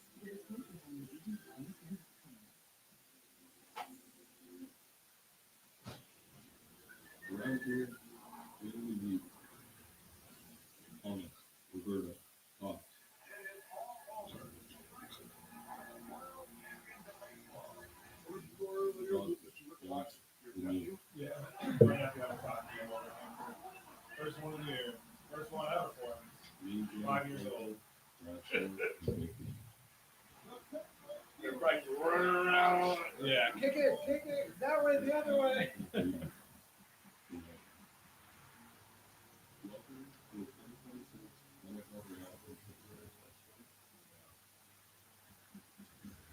Versus Paul Skeeting, first round pick, Pittsburgh. This week, this team has been a lot of first round receivers. First round legends, we take a look at Nelson, that's been on the front of the court, Aaron. Now, as we look at this, quick quiz for you. Do you know who the Steelers' first round draft pick was? That'll be Freddie O'Neal. You like this. Two of them, actually. You know the deal? William Shakespeare. That's the truth. William Shakespeare played at Notre Dame, had a big play to beat the Ohio State. The first one. And they also drafted a Supreme Court justice by the was like, wow. Now, anybody that don't like creative.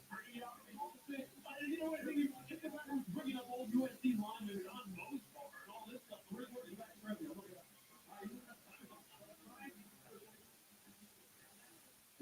Football is that's why. How you been healthy at LSU? What kind of year will you have?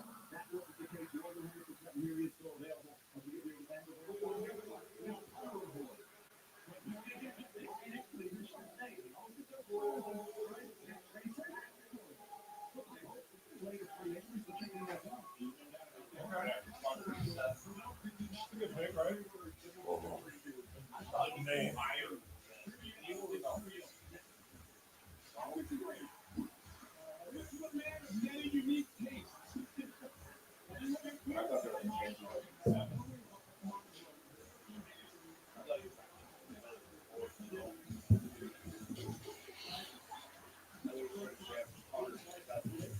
All right, who have I missed on other than we're going to draft a punter in the 7th? Compete with Torrey Taylor.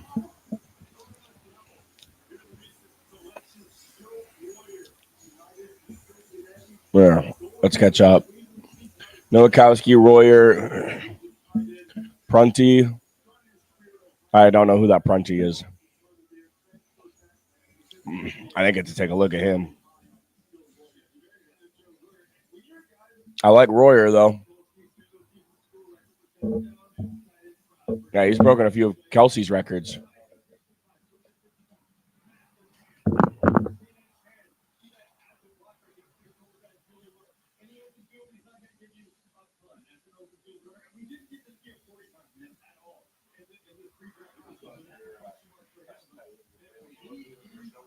Yeah, he was in my top 10. I think he was my number 9.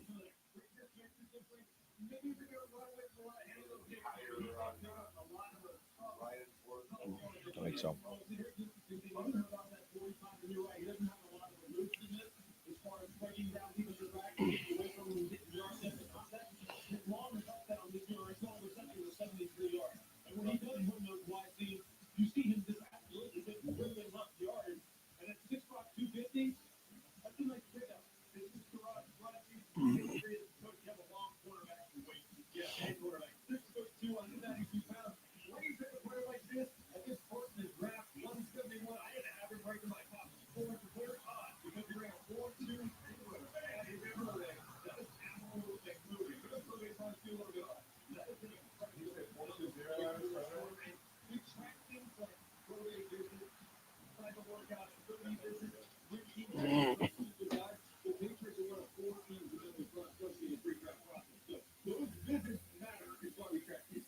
I've never heard of this guy.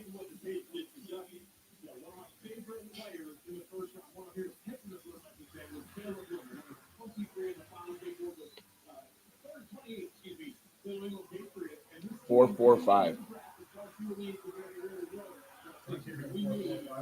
Yeah. Hello.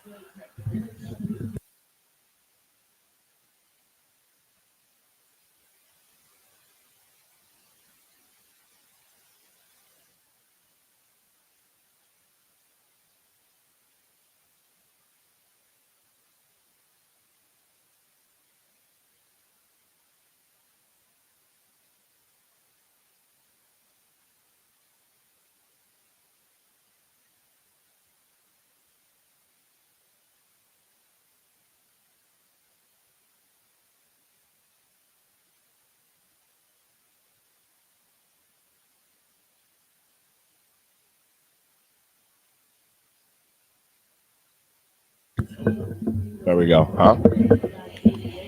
Yeah, for poker tonight. He said he's gonna come out. He said he's gonna come by 4. I just don't know why. This has to be like. I think he's in trouble by somebody.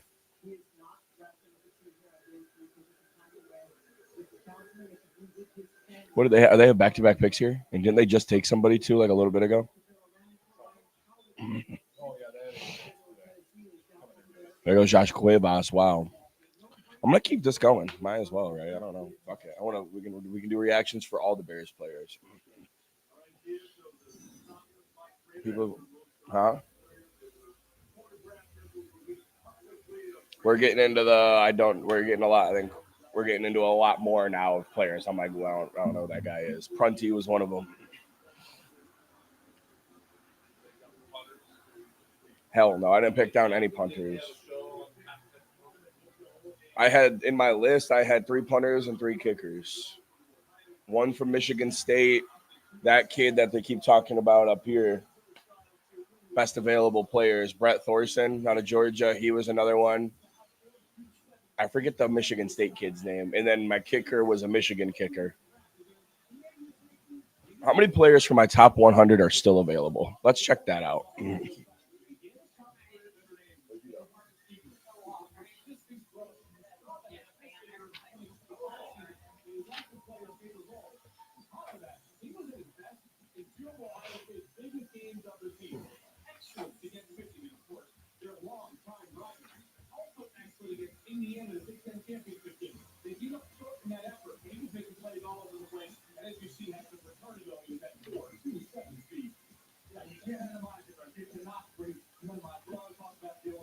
To dive into my dynasty rankings will be after this dust settles here.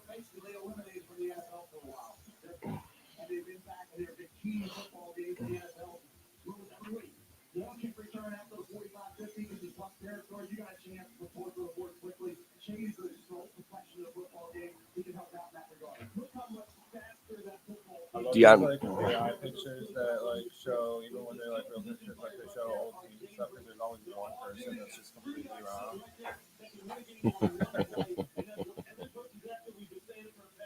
Man, what a defense. Even Akeem Hicks, is that like what his most recent picture was? Like I don't remember him ever having a goatee like that big. 1, 2. The highest. Deion Burks, number 90. Burks, Xavier Harris, and Katron Allen. 3 players remaining for my top 100.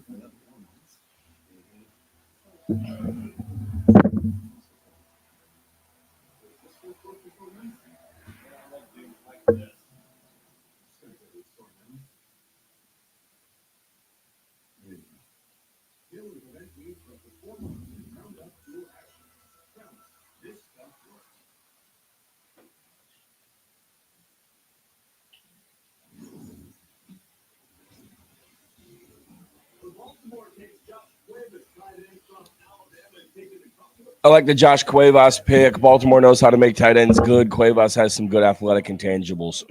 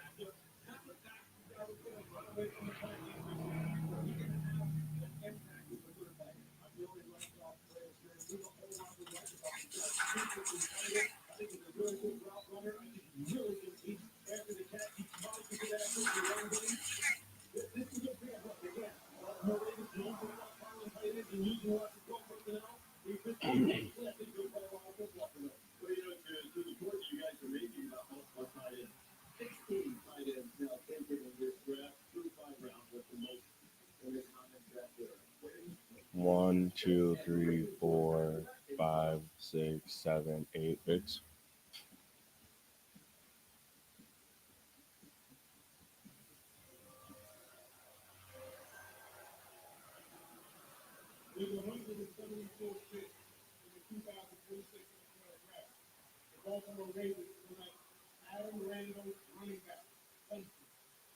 Okay, top 10 running back of mine. Adam Randall was my number 9. He started his career as a wide receiver, transferred his last final year.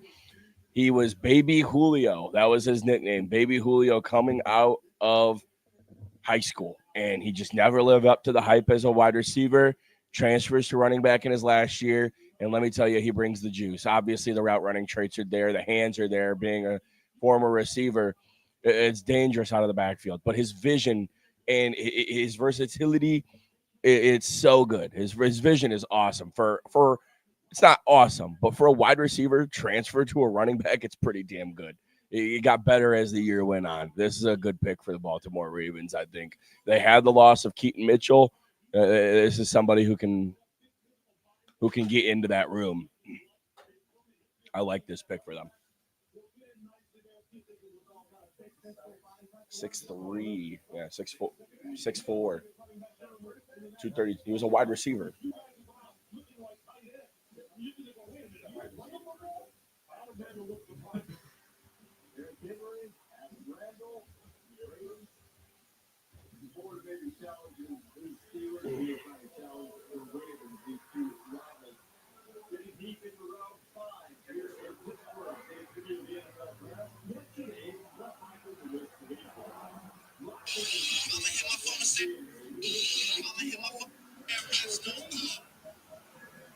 Better than to telling me the check's no good. So better than to telling me the check's no good.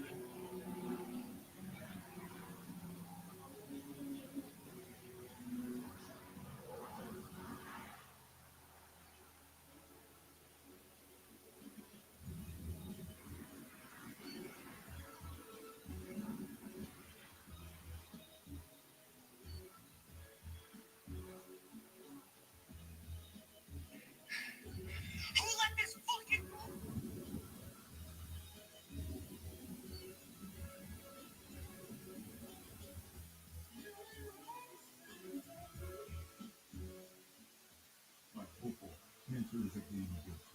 Small gains, daily work. And when you add up all those inches, that's the difference.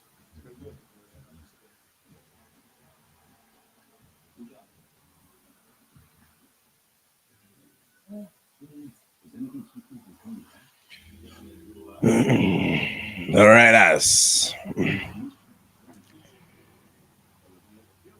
Select Ezekiel Masses from Cal. Okay, he goes in the sneaks in. We're still in round 5. Sneaks in the 5th round. Not a bad pick. I think that this is actually 2025 second AP All-American, second team.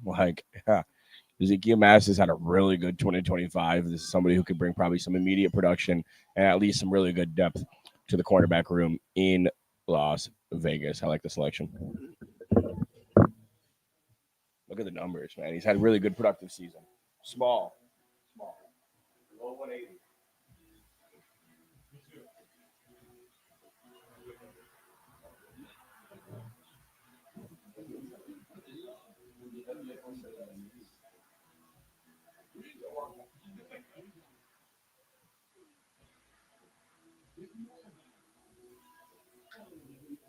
My third one of these today.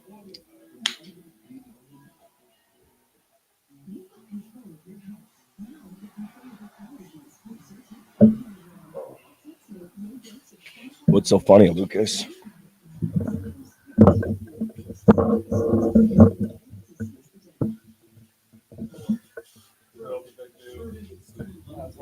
I don't even. Will's just a really big guy.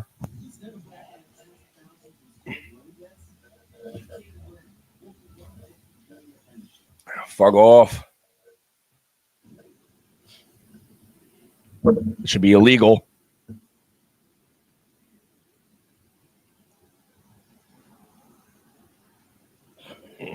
Look at all those guys, dude. That's insane.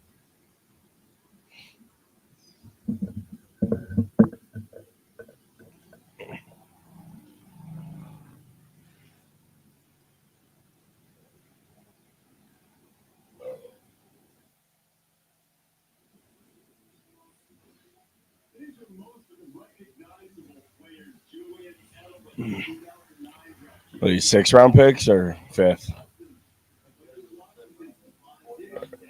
5th. Okay, so they're just talking day 3 guys. Mr. Irrelevant, Brock Purdy, Ruben Nakua. They have a common with the 7-time Super Bowl champion, pick number 199, as I recall. The NFL. Here comes the Chiefs selection. Not much needs left. I feel like they've covered what's important to them now. I think they should just go depth, maybe trenches, offensive line here. Oh, wow. They go with the Cyrus Allen, Cincinnati kid. A lot of people are 50-50 on this guy. Falls right in his middle. I see some people wanting him to go in the 3rd round. Some people say he's a 7th-round pick. I think that this is kind of that middle ground for Cyrus Allen, who had a really nice year for Cincinnati. I'm feeling good about Keyshawn Elliott, Seth. We're still no trenches. It's sort of that, like, so how long can we keep negating it?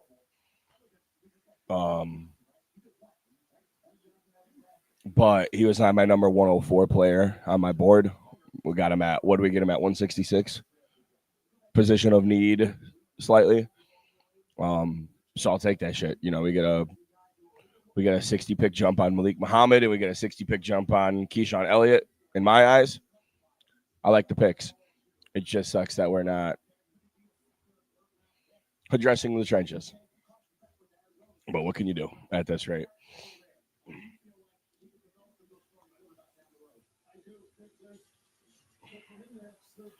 But Rayshon Benny is still alive, and we'll see how much. I'm not saying that's going to be for a while, but he's still alive, and I would take Rayshon Benny. I would have taken Rayshon Benny in the 4th round. So,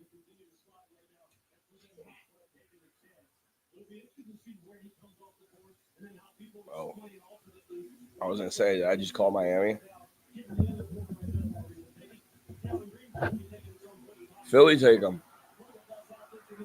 So why not have Philly take him?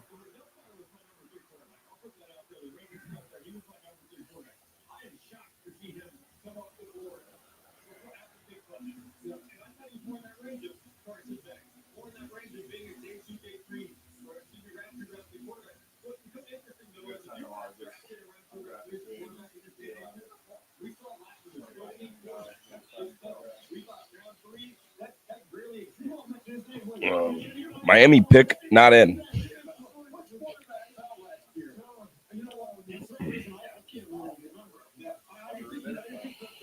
They're milking it. The pick is in. The pick is in for Miami.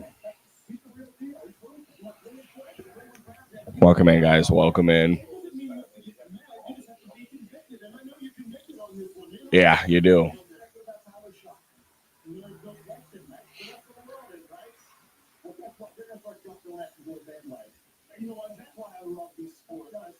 There's a great group of guys up there today. Field and Mel need to be on every panel together. You bring in NFL draft scout Matt Miller.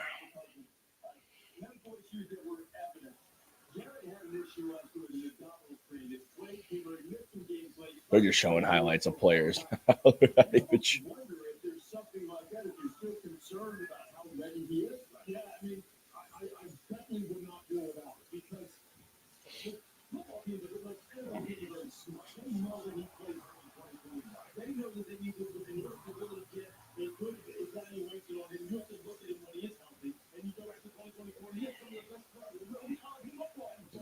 Caden Curry is still available. Edge rusher from Ohio State. That's interesting.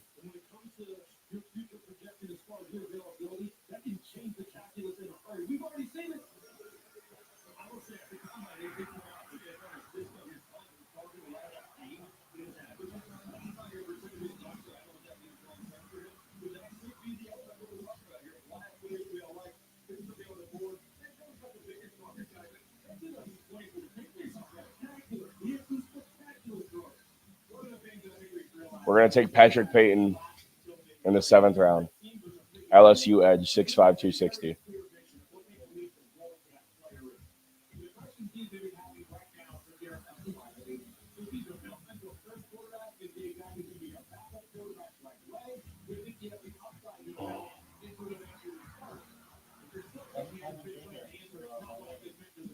No shit.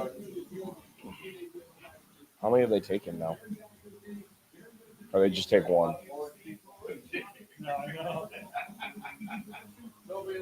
I feel bad for him. He should. I mean, I thought he was a guaranteed day 2 guy. I thought he was a guaranteed day 2 guy. They've went Caleb Douglas, Chris Bell, and Kevin Coleman Jr. And a pass catcher tight end and Will Kakmarek, even though he's more of a blocker.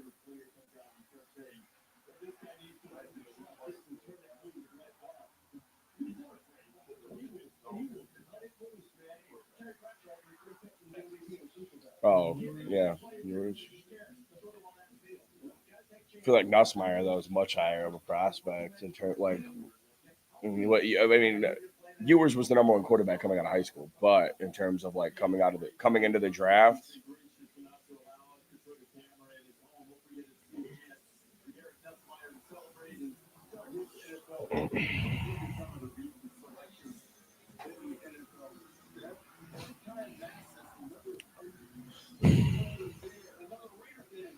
and you got fucking jokes.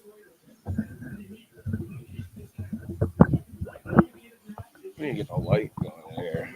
You got jokes today, Seth? Got jokes today, huh? I would love to trade Gervon Dexter to San Francisco for 179 and take Rayshon Benny.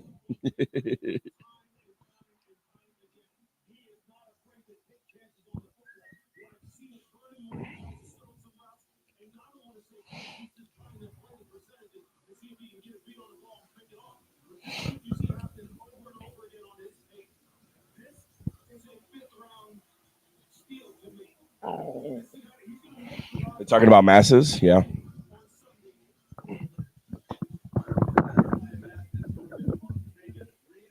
Hezekiah. Gotta get the name right.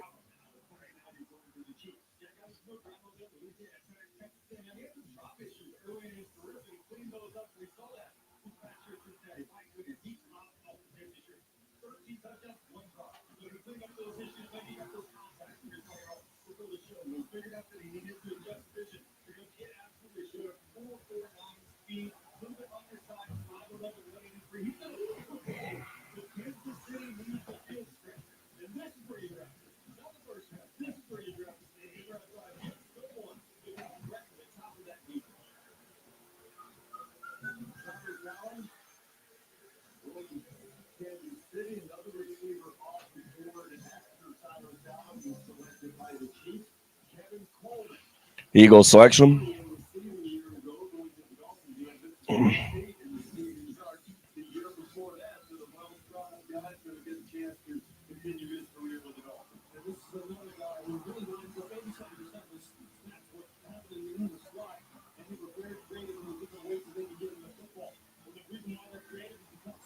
Oh, wow. They go Cole Payton. I had a feeling that they were going to go Nussmeier, maybe just for the pick. You know, they go Cole Payton. Wow. Nussmeier is falling. Who did they just take last year? Tanner McKee?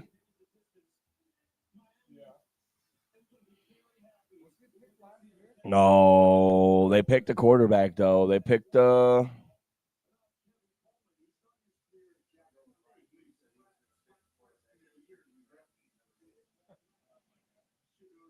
he didn't. Other than Trubisky and Fields.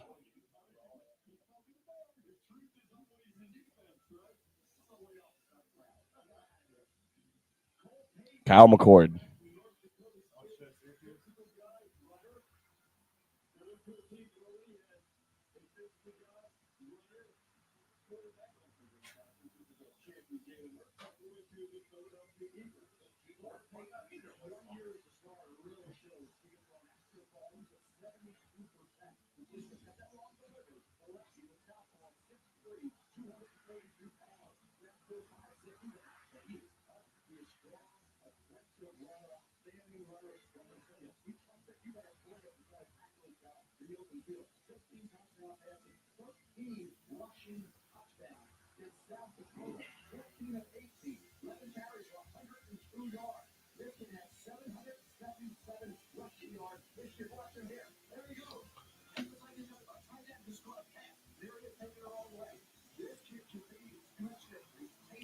Dude, he's gonna get whooped.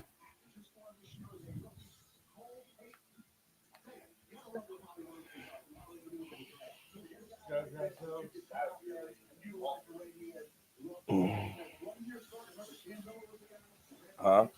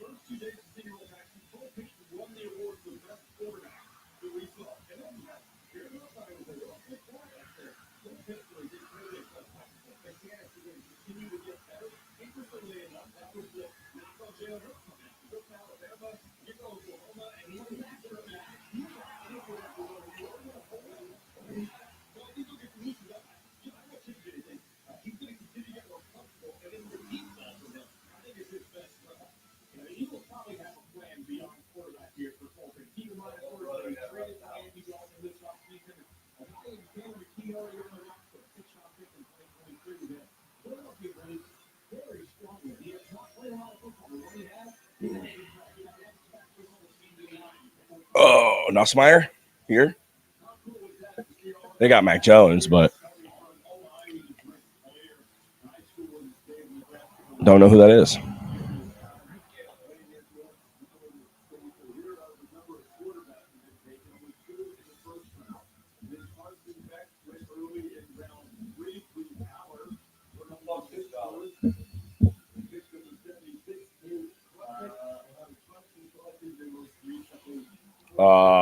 Jets.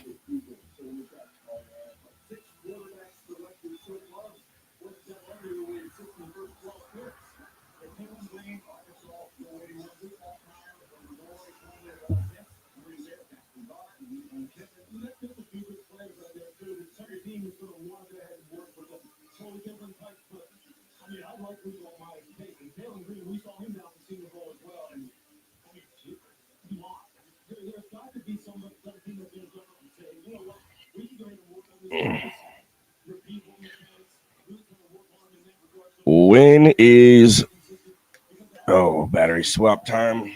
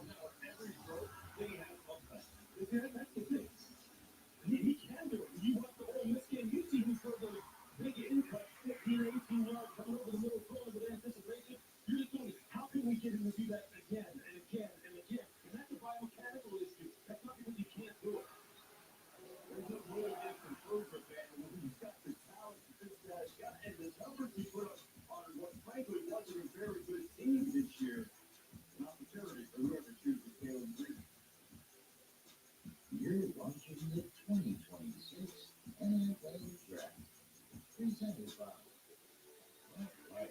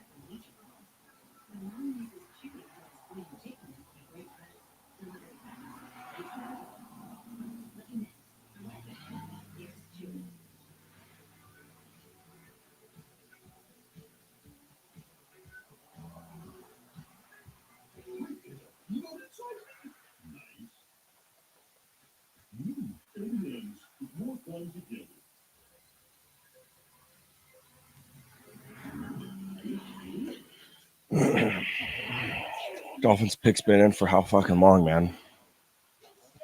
So how long's Dolphins pick been in for? Feels like forever. How many more picks until we're up 59 picks?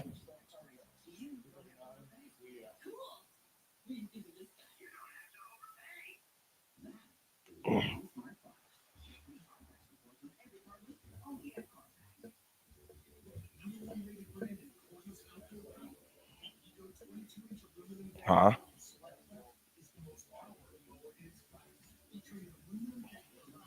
What are these egos? Is it only mowers? They only do mowers, or they doing everything?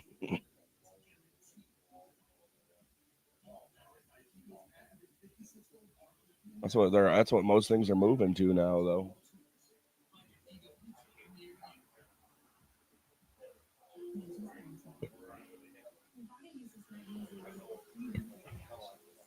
Welcome in. Welcome in. Huh?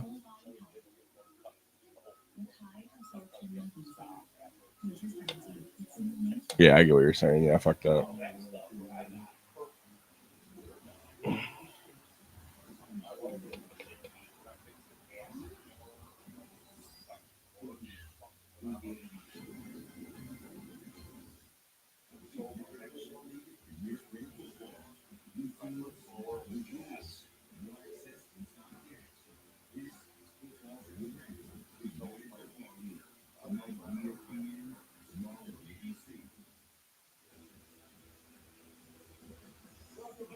Welcome in. Welcome in. Welcome in. Checking on the fantasy team today. Oh, I'm doing good. Beating the number one team in the league right now. It's big.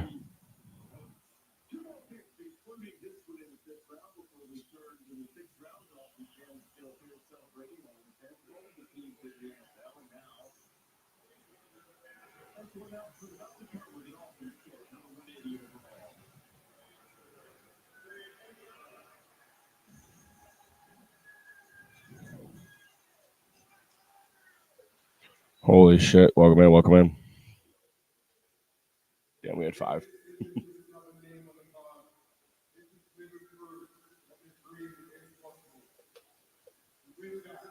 Who the fuck is this guy?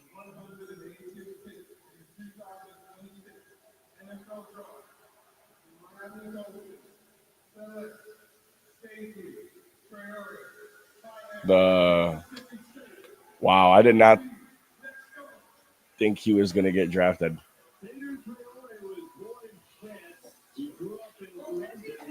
I did not think he was getting drafted.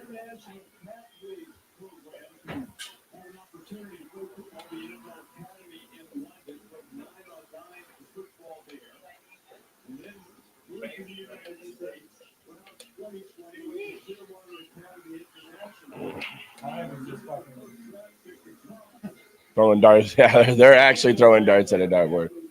Spinning around. Yeah. Let's take this kid from France.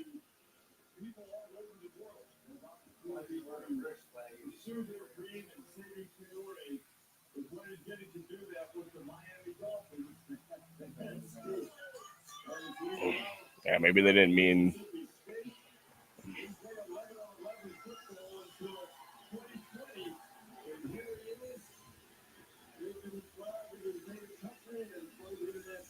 This feels like a forced pick.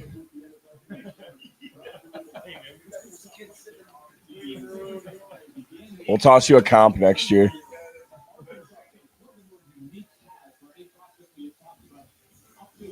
Okay, so was he just born in France and then moved to London?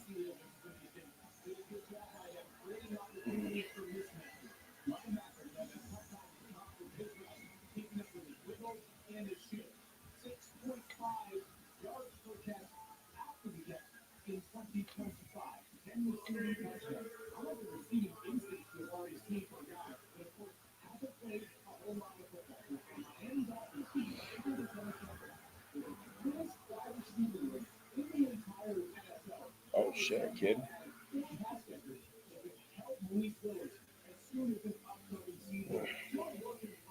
Say Dow Traore.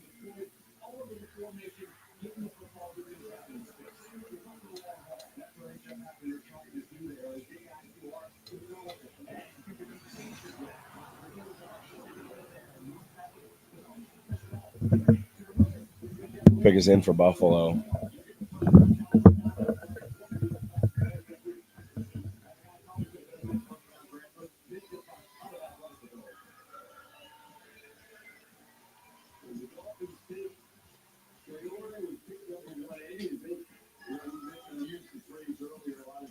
They're dragging this shit out, man.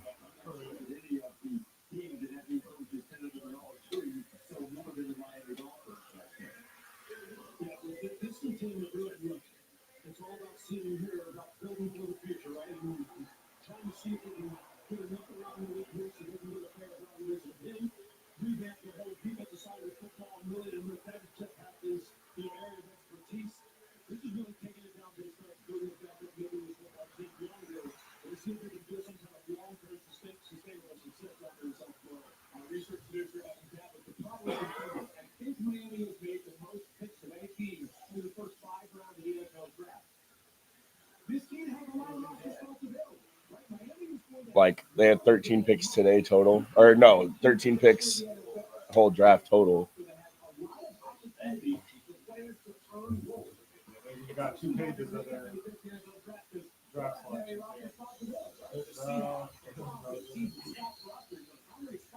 legitimately open for competition. Miami, a different story. A lot of young, intriguing, athletic players added to this roster. The potential building block for this new iteration of the Dolphins. 10 picks so far. A lot of guys who have really good play.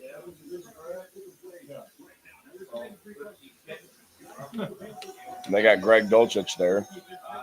So they got Greg Dulcich there as well. I would draft 10 offensive tackles if I were them. And then just be like, yeah, figure it out.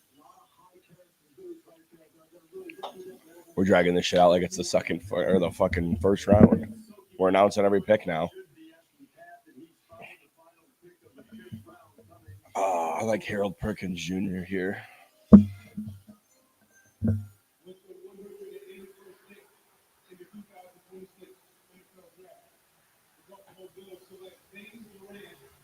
Damn. Oh, somebody else hoping was going to fall to the Bears in the 7th.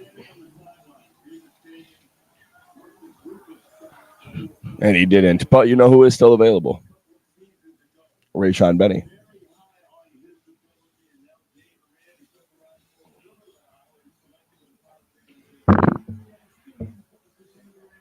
Yeah, he was small, but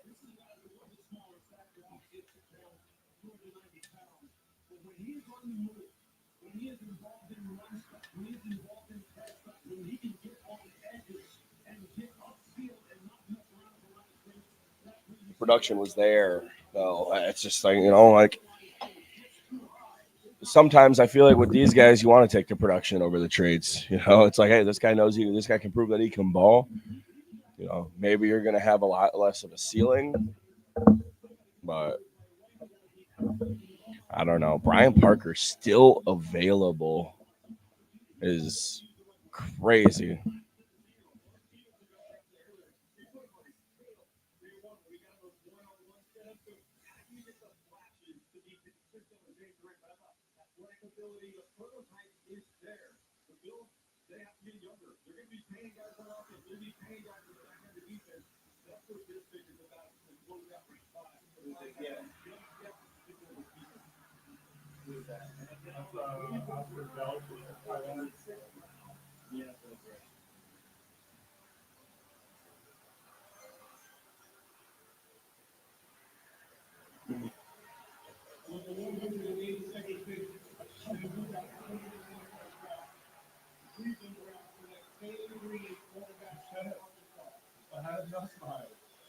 We spent a great deal of time talking about Jalen Green. Record-breaking combine performance, vertical 43.5, cross up over 11 feet, which is not just that. He put up nearly 73 100 yards of offense in 2 seasons at Arkansas. I think Diego Pavia was able to exceed that during that time frame. He had nearly 40 yards per complete. This is dangerous area. He's huge. 4.36 40. He's got a massive arm too. He's tall. He's got a big arm. It's interesting, you know.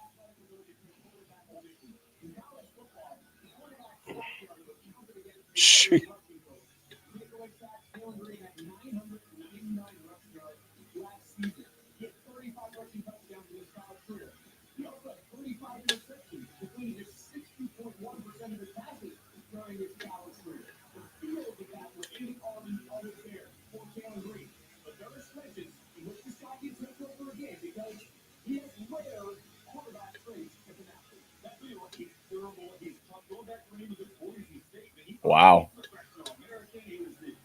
Wow, wow, wow, wow, wow.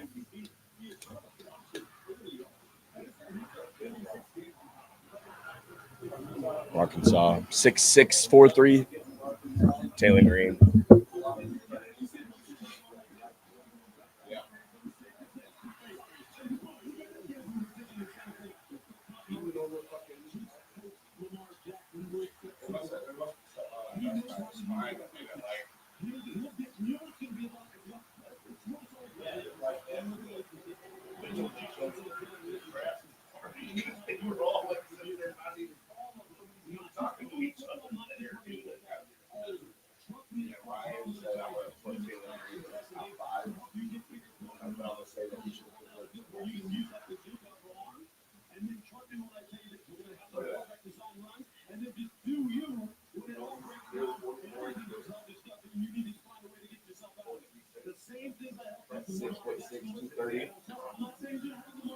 It's like yeah. You see the prototype. You see, you can kind of connect the dots. And I think Yep. Tennessee go back to back, and they just double up the Penn State backfield. Katron and Nico all over again.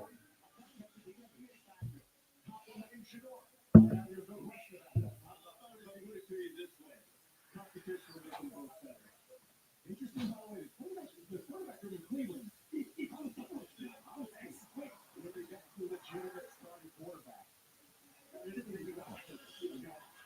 Who the hell's watching? Thank you for watching.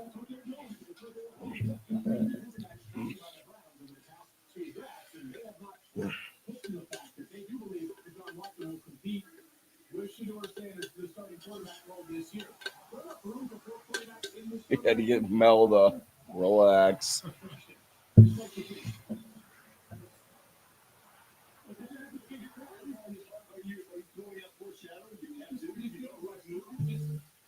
It seems unique to me that a team could be financially, Deshaun Watson is going to be part of the balance of every year. 3 quarterbacks in the same room, drafting in half a year, pretty unusual. I think one of the other teams are saying is that we need to follow him to Dylan Gabriel. This year,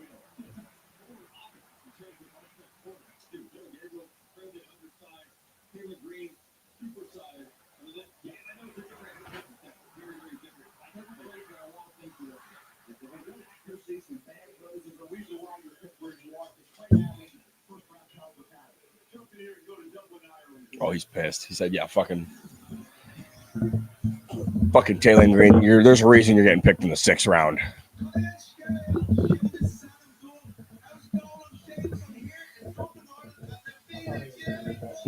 I did too. I chimes.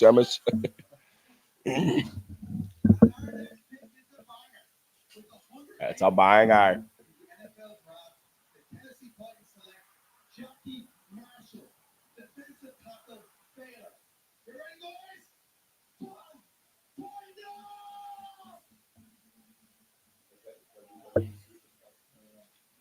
I guess so. I don't know. Seamus announcing that Pitt got a chance to hang out with him some college game day when he don't win. That's his past season, but the one before, and what about this Jackie Morris? I thought he was an edge. Three techniques, a little undersized, 193 pounds, but he moved exceptionally well. If they would have looked this kid, when you talk to the coaching staff, they rave about his ability. He's got that push coming off the defensive line where he's so effective. He has to switch. I think the key here is, again, lock into that consistency. He's not going to give you a ton of one game, unfortunately. He's not going to get up for that extra through the line, but he's able to shoot guys to make plays. That was fantastic. That's the missed tackles. He's coming loose the right side. He's got to work out his breaking game. Leverage in the run game. I think it shows up better in the pass game. But as Tennessee changes this defense, going with a 4-3 front out to where his foot is out, we're bringing in Greg Johnson. Jackie Marshall, his check as the protector. The worst side has done in this draft so far. We're into the 6th round, and the celebration after everybody.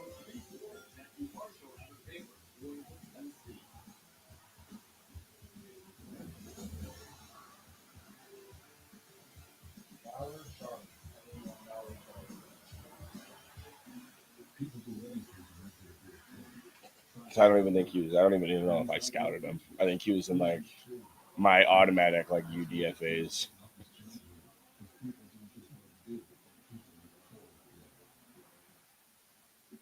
You can pick up your car at Turner Town. You can pick up your car at Turner Park.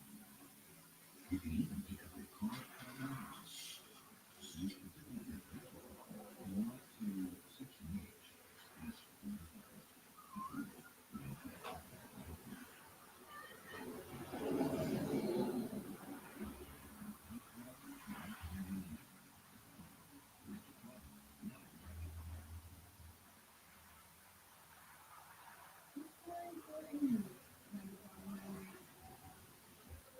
Hello, Panera, you're missing that menu. Now this is my life. Just $4.99 each. When you choose for more, it feels like you. Whoa, is that soap fresada? Creamy tomato? Are those Fuji apples? I'll give them to you. And it comes with a free set. Yep. Panera's new mix and match menu is a deal that's actually a meal. your to-do list. Playground Pets. Introducing Home Care Plus subscription. You can now buy to you. Never spend more at Lowe's.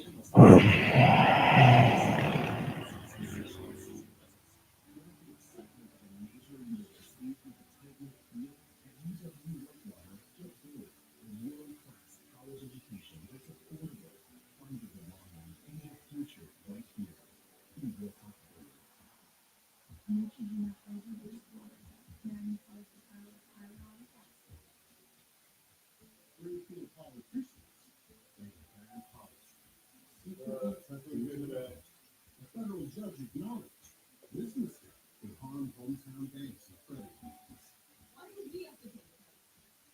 Small businesses will face massive new compliance costs too, because this bad I had a lot of beers yesterday. It was bad. I think I had like 5 at the tap, but once we got there, I think I was just so upset about the picks, I just started putting them back quick.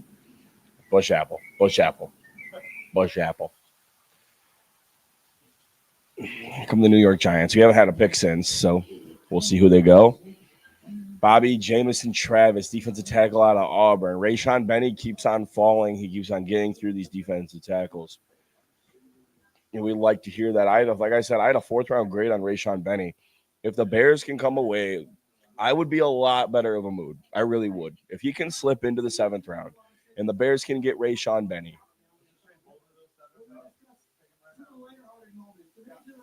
Fewest college starts since getting drafted.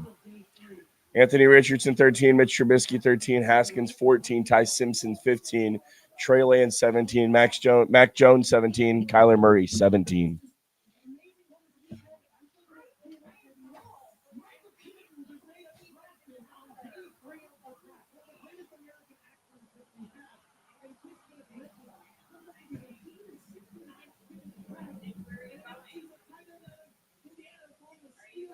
Here comes the Commanders pick. See if we can get some slippage. Next year, I want to figure out how we can get the selections on my. There goes Kaytron Allen. Wow, I love that. That's a great landing spot.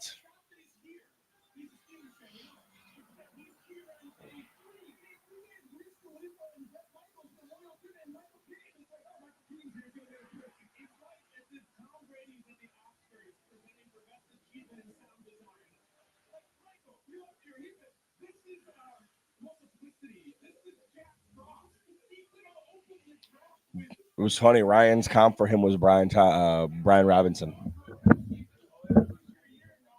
Yep.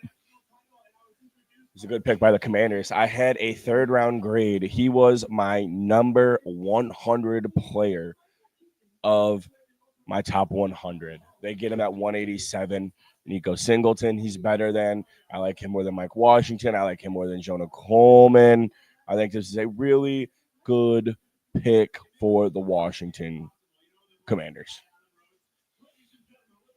Let's look at the rest of their picks. That might be my favorite pick for them, other than Sonny Styles.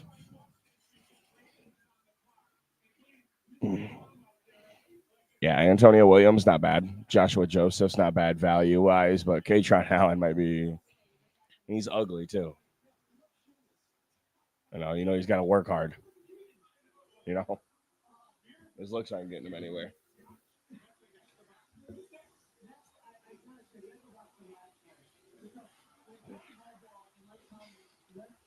Oh.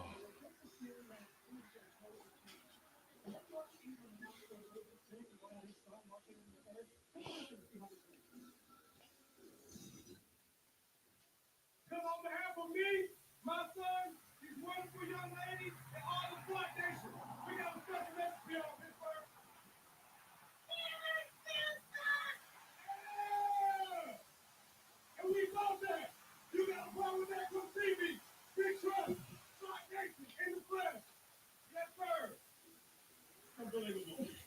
Dude was with the Raven for like what? 2 years? Holy shit. Hire me.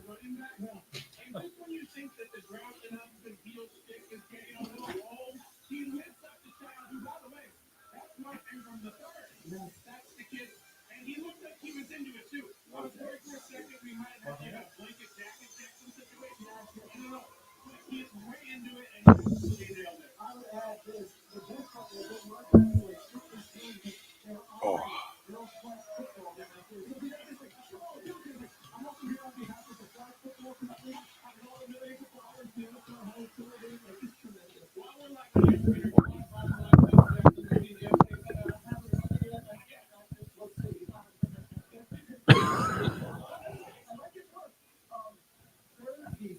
Did you say Fuqua? Was he talking about Antoine Fuqua, the director? Training Day.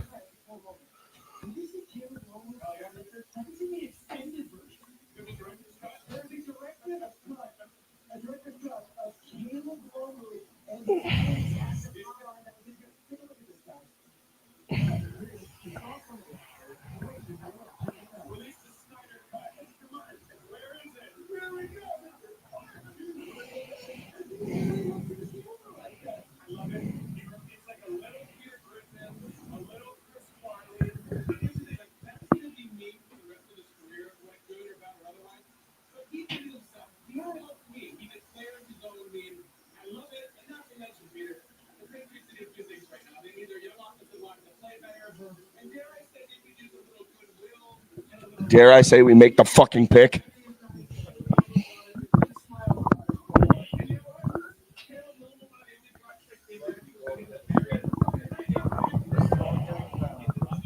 They've been slowing it down hard this round, dude. It's been like 30 minutes since we've been at like pick 180. We're over the 4-hour mark, man. I mean, we grind. Yeah, we do got Dante Corleone still available.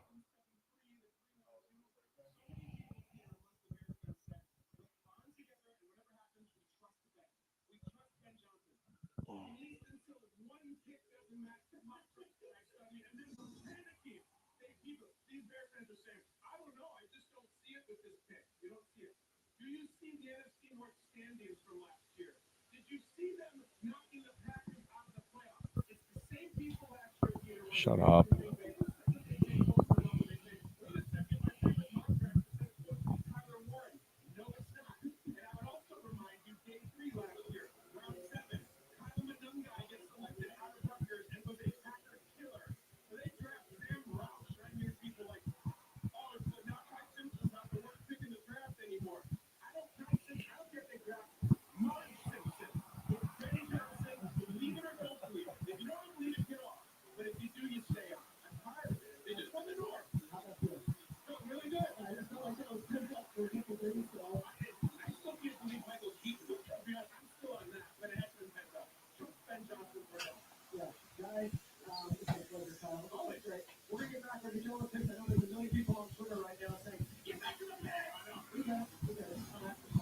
Oh, so you guys were just you're gonna cut away now and make the pick. So we're not gonna make the picks while we're talking. There goes Inez Cooper out of Miami. I know Lance Zerloin had him in his top 100, and I didn't. I liked what I saw. The size is there. You know, he's a thick old boy, though. You know, Lance Zerloin had him in his top 100, though. There's still Brian Parker still available. Oh, now we're gonna roll him out.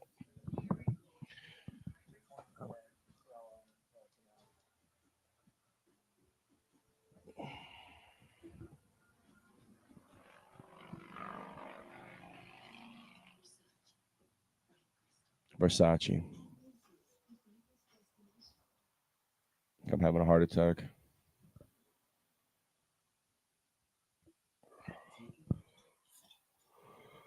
What up? What up? What up? What up? What up? Oh shit, man. Is that all my top 10 gone? Are they up there? Yeah, they all went. See if all my guys gone too. Yep. Unfortunate. Sorry guys, graphics are outdated now.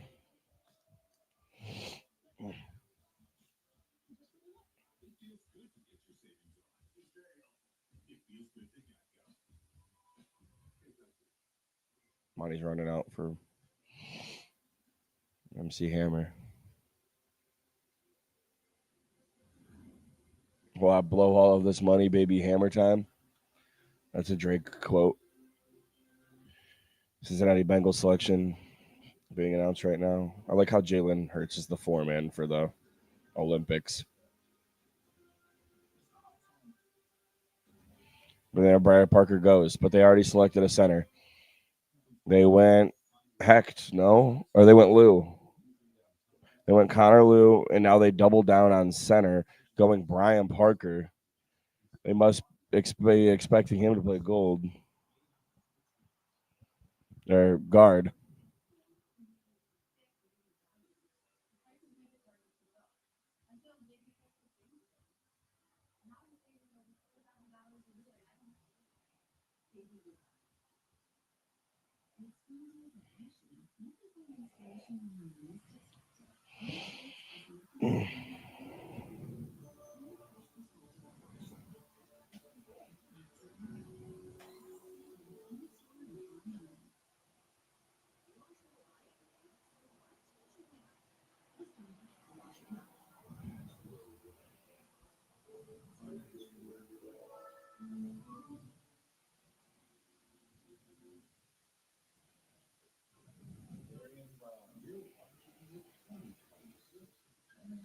I had him like right.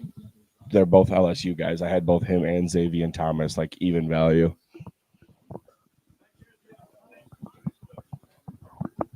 So like yeah, this is where I was expecting Xavier Thomas to go.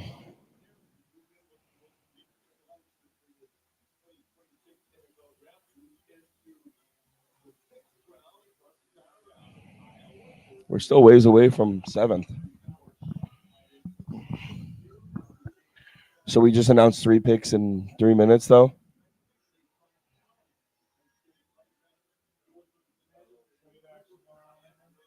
Oh, Jaguars coming up.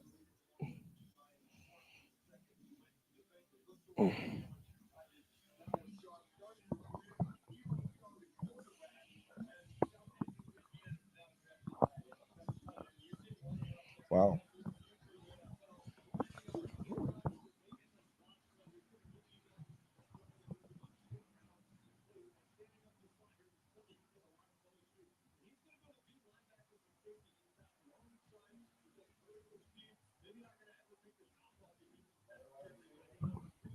Oh wow, there goes Josh Cameron to Baylor. He's going to Jacksonville. Yeah, dude, that was Keyshawn Elliott had 7 sacks on 24 pass rush reps.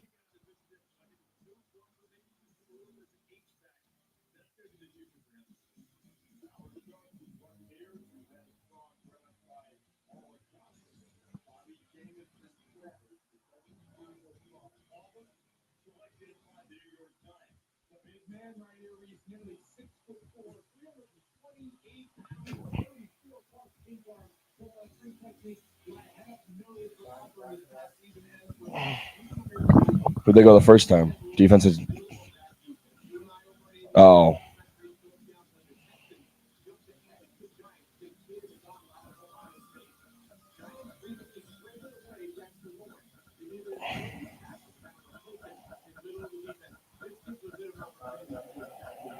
Damn.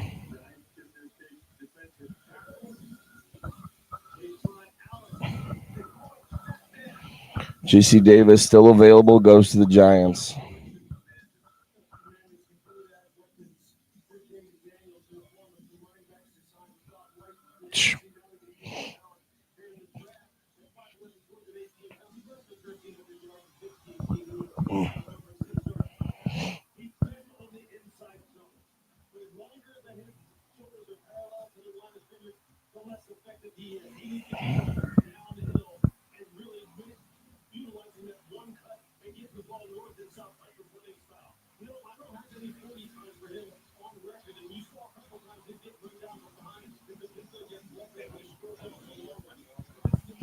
Benny? No. So, but we're still 40. What were we? 239? We're 46 picks away. I think around the 200 mark. 210. Nothing up there, though. No. Up there yet? No, they don't. So probably like 210 range because there's 257. There's 257 with all the comp picks this year. So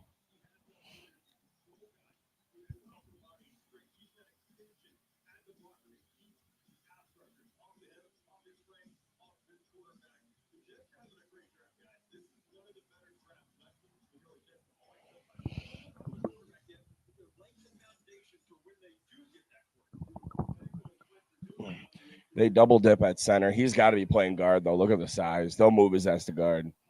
Pretty sure he was a tackle.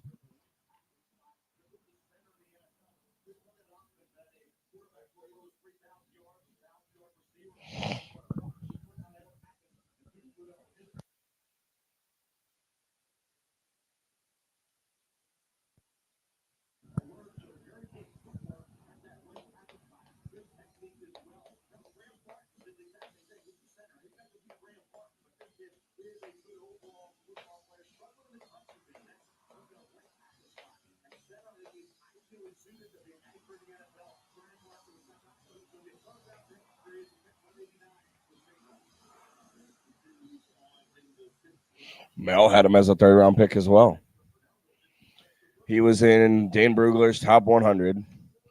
Mel had him as a third. I had him outside of my top 100, but pretty close. Demetrius Crownover is still available. Wow.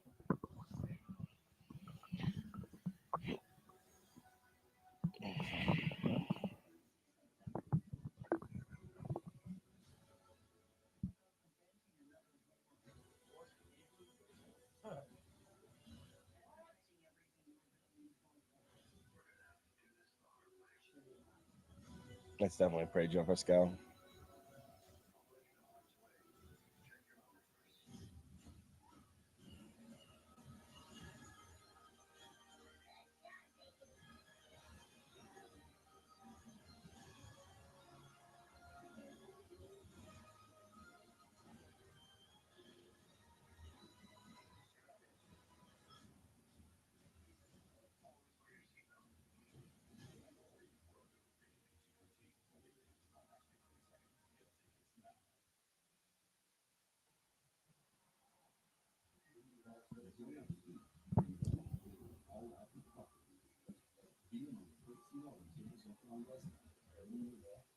I like Star Wars, but not like that.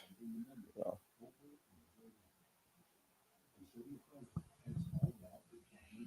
Giants pick.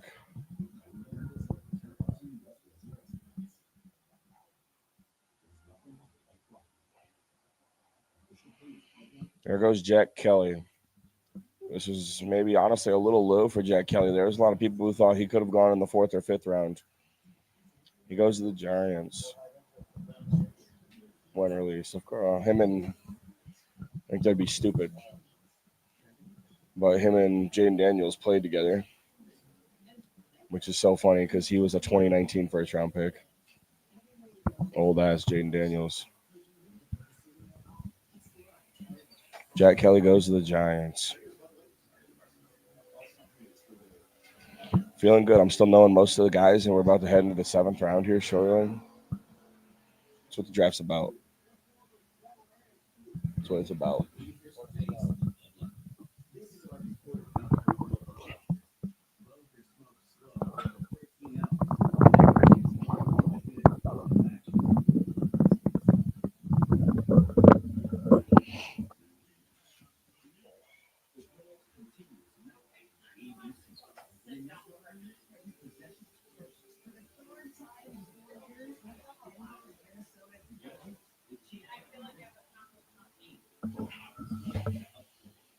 Harold Perkins Jr. still available. Wow. Who's that?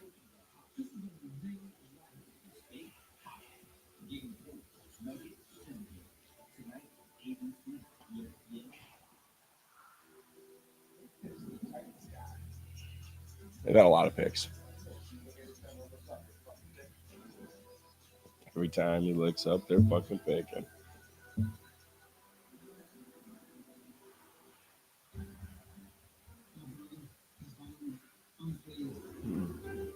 Not that many. 1, 2, 3, 4, 5, 6, 7th. This is their 7th pick. They took Pat Coogan. It's a good pick for them. Rose Bowl MVP.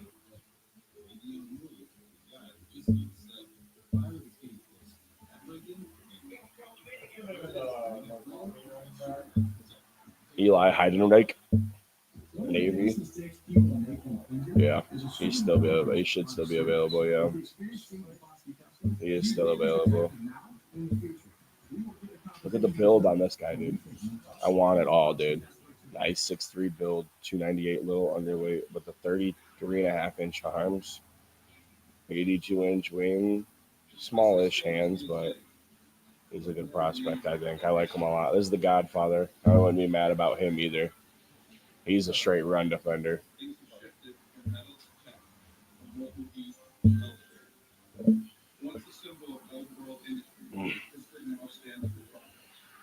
Malik Benson to the Raiders. They go receiver finally. They get around to it. Surprised with Deion Burks still on the board.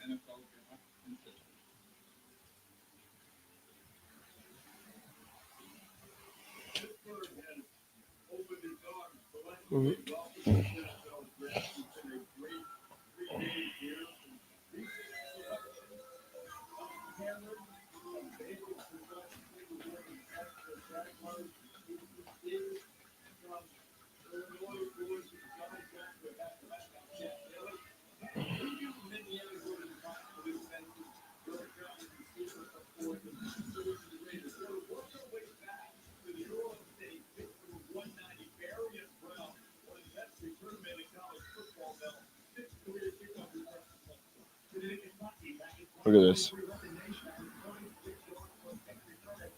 I did not know we could do this.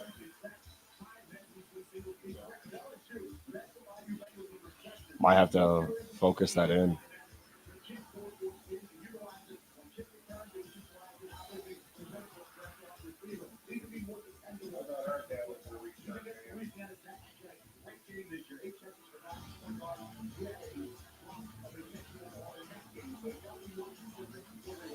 What?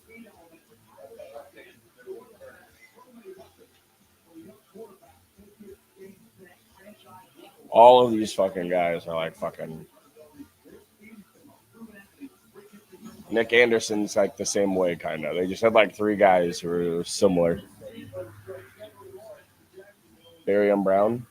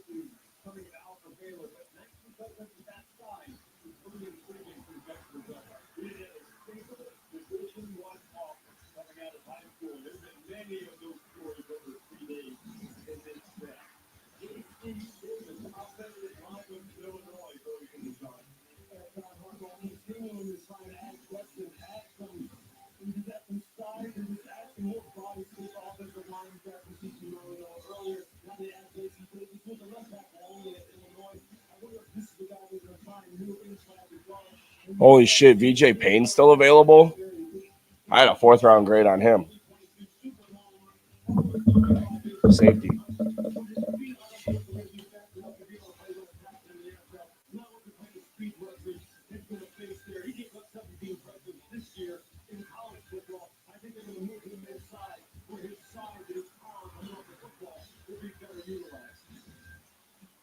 Jeff Kelly is now a new teammate of J.C. Davis, who comes out of BYU, also going to the Giants. He's a physical person. You can play him off strong, you can put him off the edge. He got hit for the quarterback. He gets by the quarterback. He goes from point A to point B, and it's great. Great guy, 240 pounds. He can run. He throws the dirt quickly. They find him on cover the quarterback from Colorado. They go chase down number 3, the quarterback in that Colorado game. Was by the way in that game. He was at 6 solos, a sack, and 2 tackles for us. Derek Atkinson gets the quarterback on the edge. All 12 had to do against the quarterback. Jack Kelly, first for linebacker. The Tennessee Titans took the offensive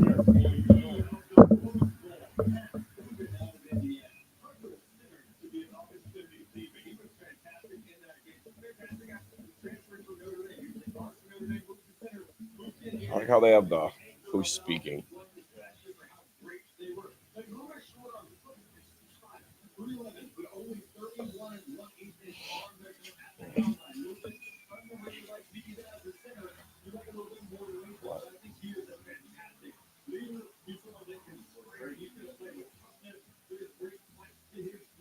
Because of her shit.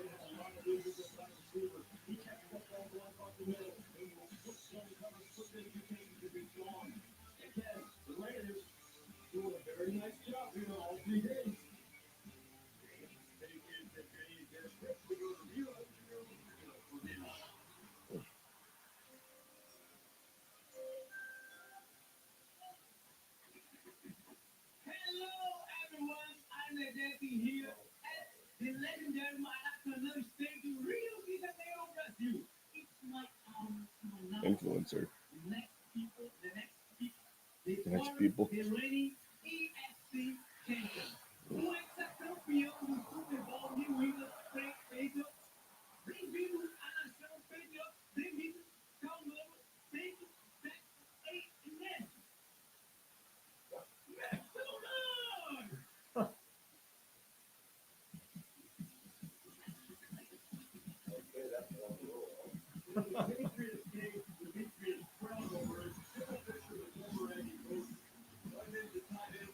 It's a good pick.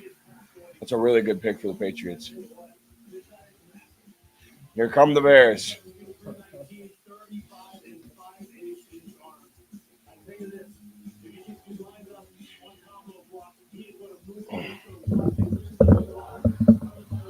Are they going to take Deion Burks?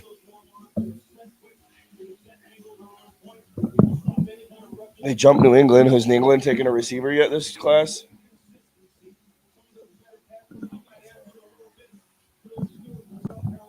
This could be for Deion Burks.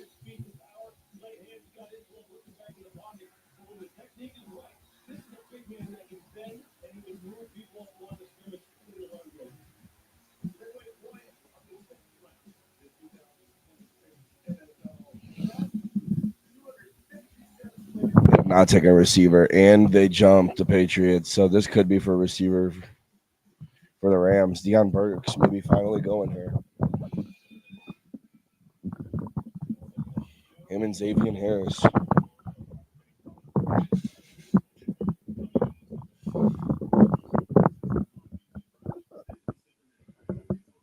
XBJ.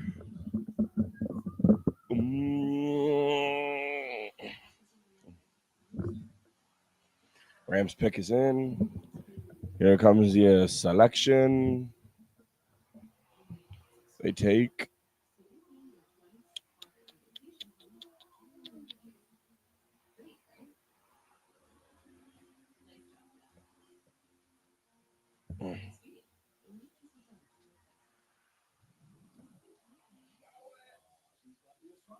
Come on. CJ Daniels. Okay, they go wide receiver, but not Deion Burks. They go CJ Daniels, the Miami wide receiver. I like CJ Daniels. It's not a bad pick. Not a bad pick. Invest your way with Schwab. Now, Patriots here. I don't know how you don't run the card up for Deion Burks, honestly, at this rate. Never mind. Trade alert. Here come the Bears. Jump in Seattle. Here come the Vikings. Garrett Nussmeier.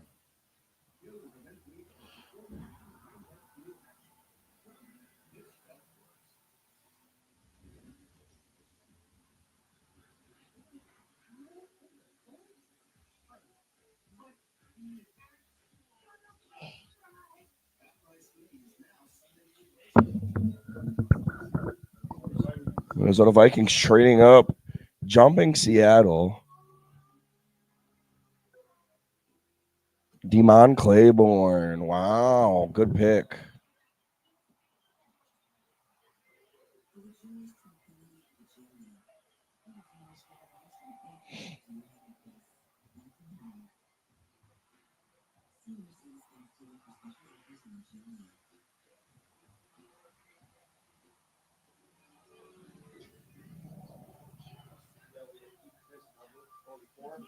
Huh?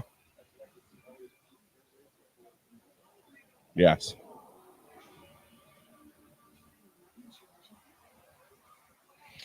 There go Demon Claiborne. Here's my number 5 running back, 4.3 speed, probably around the range that he should have gone, maybe a little higher. I think I maybe had a 5th on him, so I like the value here for Minnesota. Don't know who they were trying to jump for that. I guess Seattle, but don't think Seattle's a need. Emmanuel Henderson Jr. for Seattle, wide receiver out of Kansas.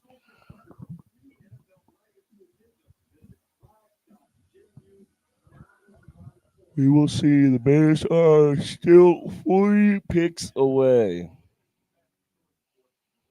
40 picks away for the Bears. It has been a long couple of rounds, Lucas. We're reaching the 5-hour mark here shortly.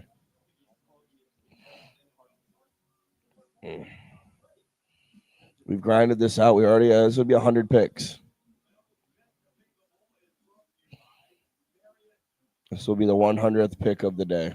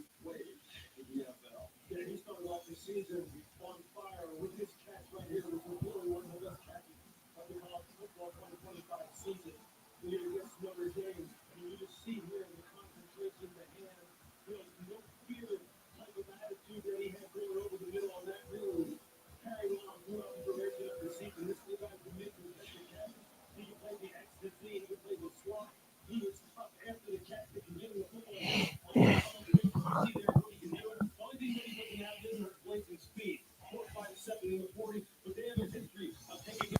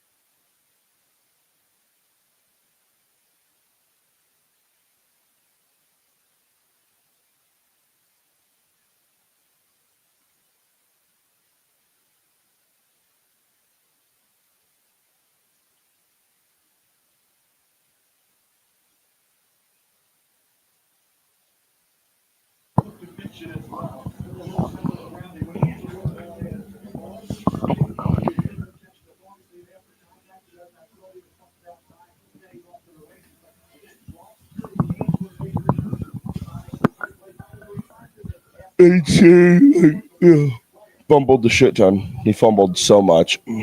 Yeah.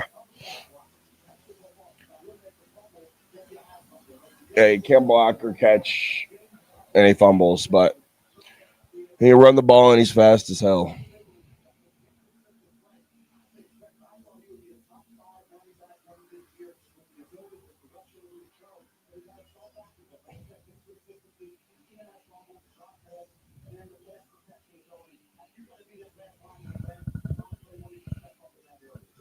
I'll be back. He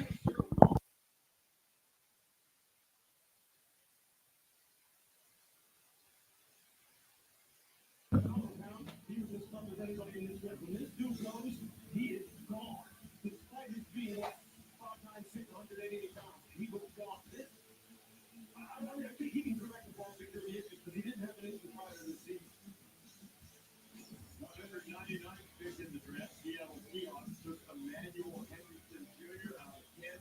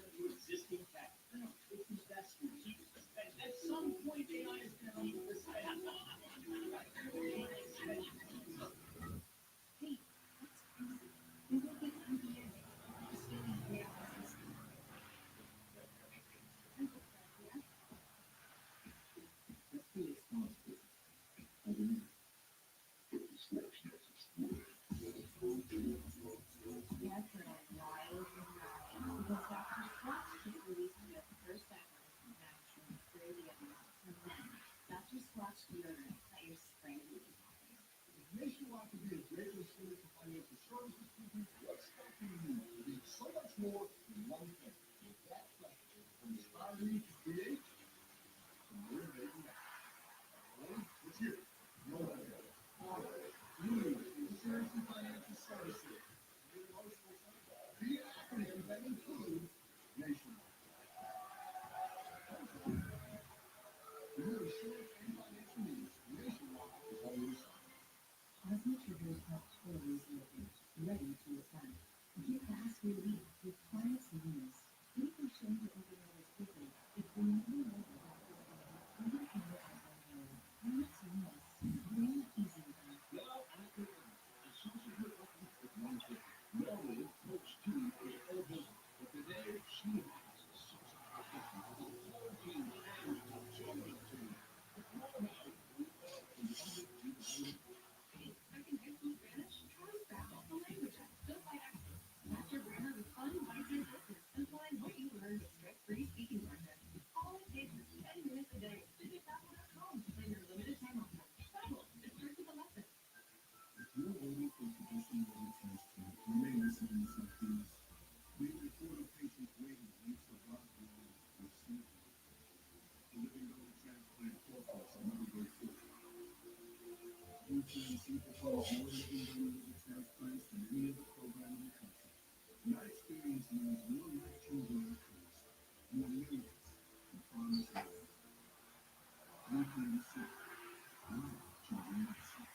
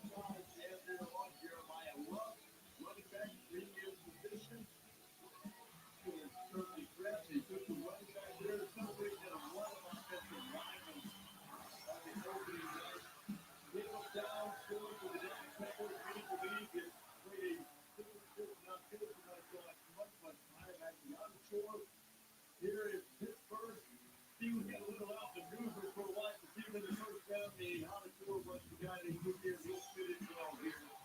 So many guys that were able to celebrate the moment. It was so overwhelming. You saw this guy that was overcome by emotion, but and their dreams were realized. They get the opportunity to get back to the ready for this upcoming season. Instead of last year, so ways to go here. Getting late in the sixth round, they get all the way through the seventh round. It'll take that right now. There we go. Our research producer scored there. Evan Kepler. That we get with the draft to study and get ready. So just Logan Taylor, CJ Williams, and Lewis Bond.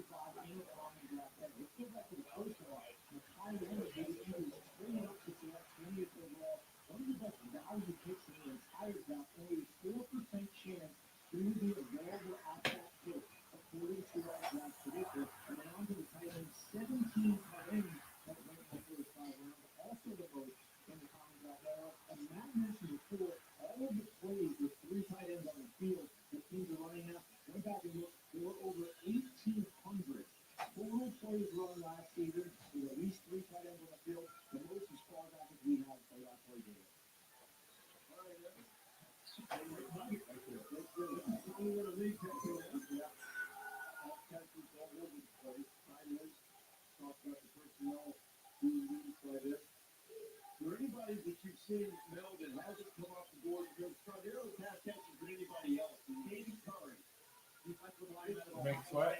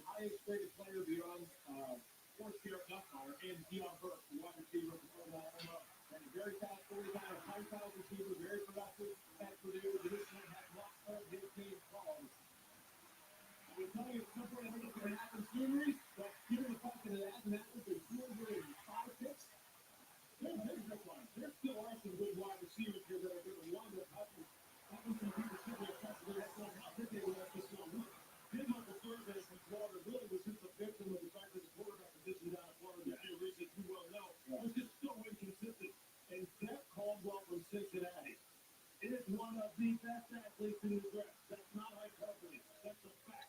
And this guy is 6'5", 216 pounds. You run 4.3, you're not on the board 4.2. Some of his takes is just out of this world.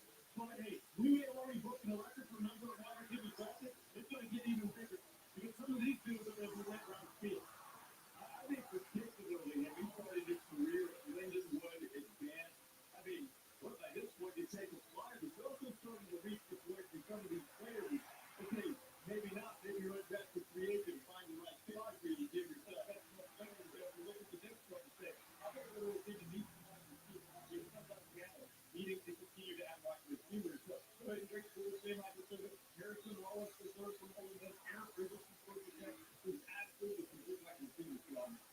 You know, you want these players to be able to have their moment and to get drafted. As far as pursuing the career, for those folks, they can do good. They have the opportunity, but hey, we still got good food for us to do. We'll let you know who all is taken what's on the board as we continue on this Saturday.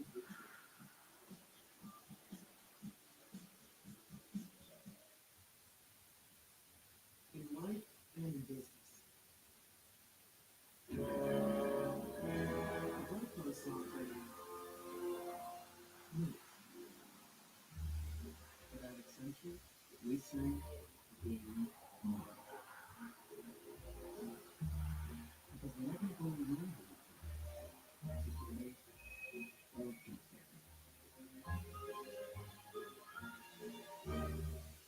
Low cycling projects now reaching football Sunday. We need a new friend. This one has crap ice on it. More ice than me. What kinds of ice on it? I need a bigger bucket. This one?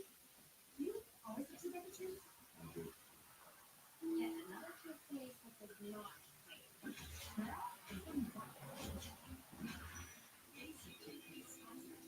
Crest goes deeper to resolve the bond that holds things to keep. So wash your teeth in one day.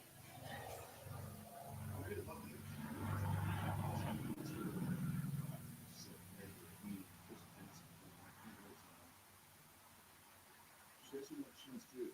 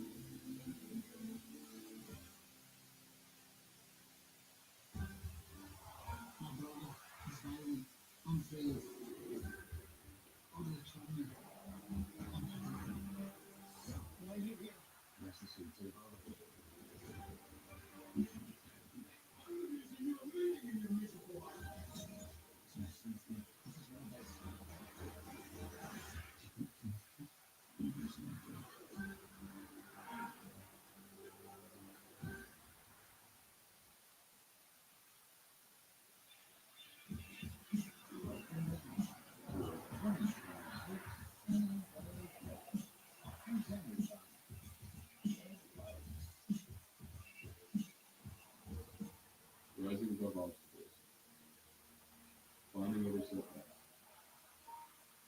moving past difficult challenges. That's what it takes. The bridge to the back in college, for the place. What better place to live? Than the great capital city. Welcome to the 2026 NFL Draft.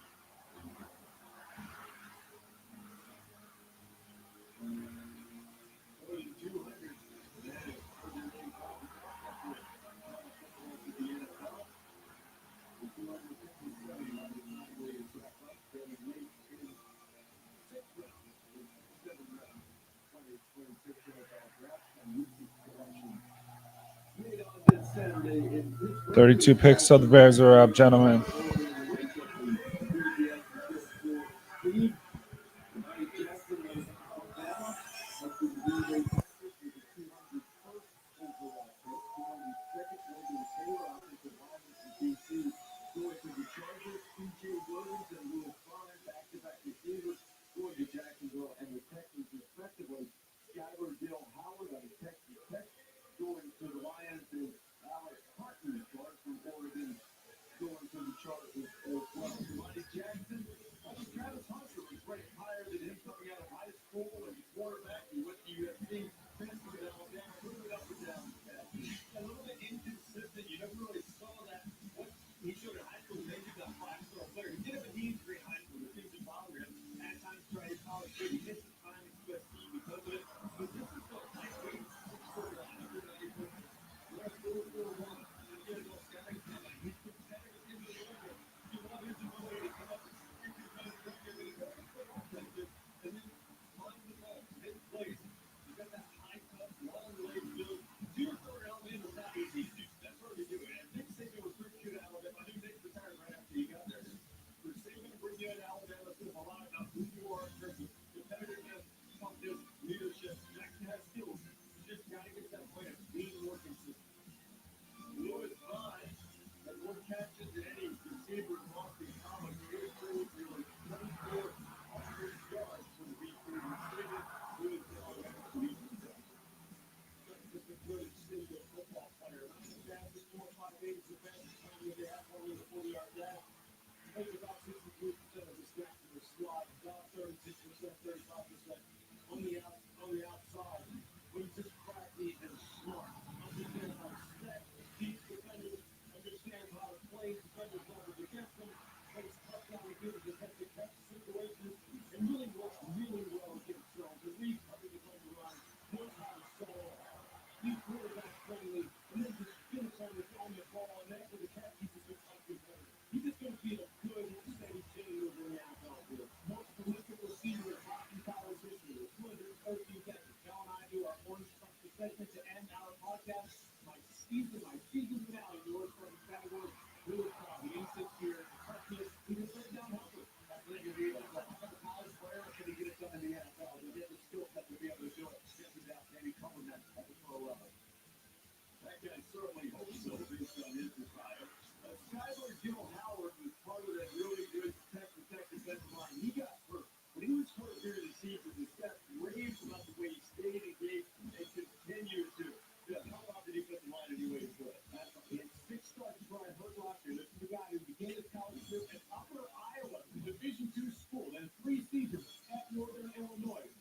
Minimal size for the defensive tackle position. This guy's extremely athletic. Couple wide receivers go. Or just got a couple DBs. No. Hands up and passing lane well. They think they played in a great ecosystem of Texas Tech. Then a runner is a little height to be available on the edge. And this guy's done that for offensive linemen who 15 years past year. 27 reps on the bench, too. The only thing he was really able to do is that home to combine. That's the second most defensive tackle. Alex Harkin, while their offensive line at Oregon. Isaiah Williams. That's right, he's well for Oregon, where he really found a home right tackle. He started 2 years going to Texas State. Oregon at that spot. He had the size that you want. He had solid leg. I wouldn't be surprised if he eventually moved inside the guard though to that level. To cover up some of the weaknesses that we see, his ability to handle guys on the outside, that boxing frame you see here. Move up more like a guard. I think he's patient and like a kid. His ability to just work through. Check. We're back. Not even at round 7 yet.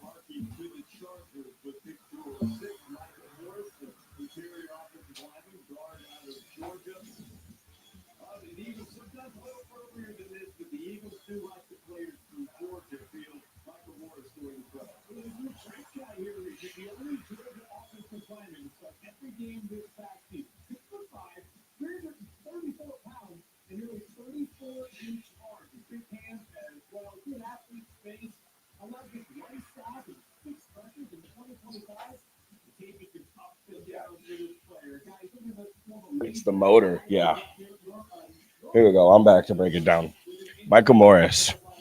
This guy haven't given up a single sack the entire year. Only like 4 pressures, but they said he's just like doesn't care. Like he has no killer in him at all. And I'm like, well, he has to have something in him if he's allowing no pressures, no sacks, nothing. Who took him? Michael Morris? Of course, it was the Eagles.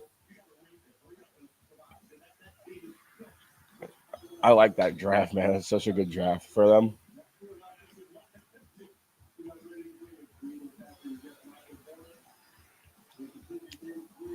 So Rayshon Benny is still alive.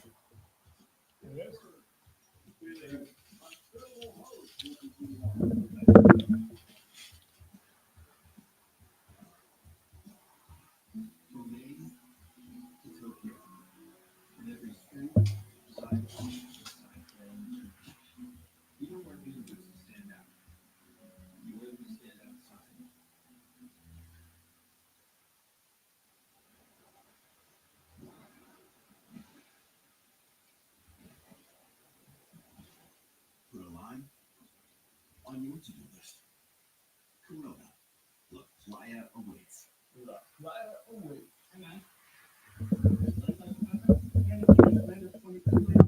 There goes Matt Golban. I think he's the last center going. I don't think there'll be another one that goes. Brian Parker went. Connor Liu, Hacked, Jones, Slaughter, Yager Burton, and Pat Coogan. I think he was like the last true center of the class.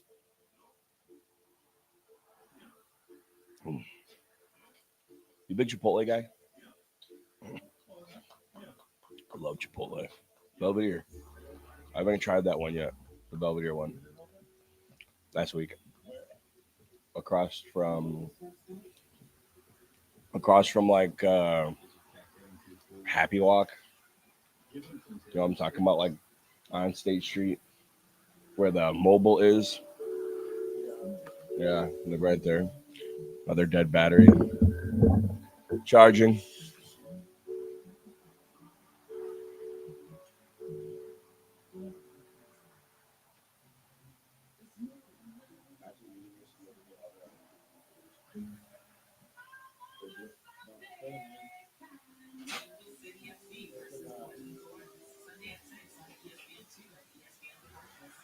With Studios at Ashley, you can find inspiration when you least expect it. All it takes is looking at things a little differently. See the first perspective of Ashley. And we're back. We've hit the 5-hour mark. Does it drop down to 3 minutes for the 7th round?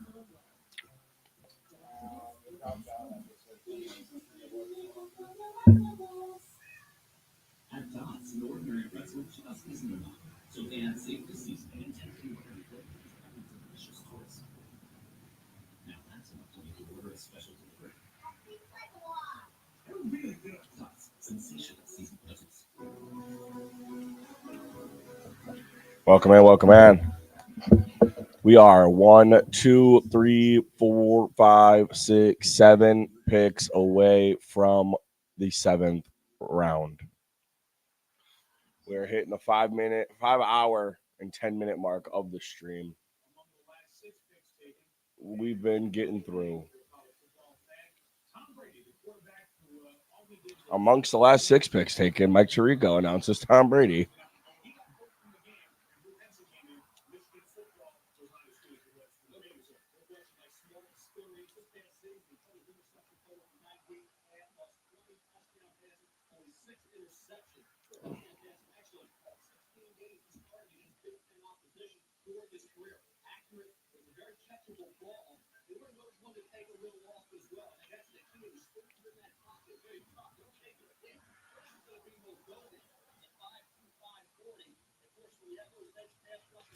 Five.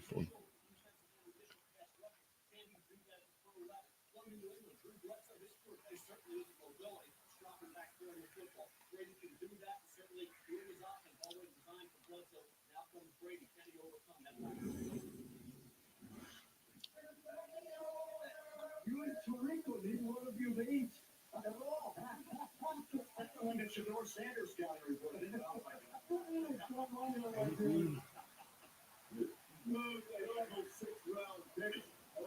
A legend. By the way, almost always highlight who goes 199. I missed it earlier. This is set the record straight. Emmanuel Henderson out of Kansas City Seahawks was 199 this year. And you see the other guys who in 6th round turned in tremendous careers. No, that's available. Yeah, Deion Burke still being available. Nussmeyer still being available. Go Nussmeyer here.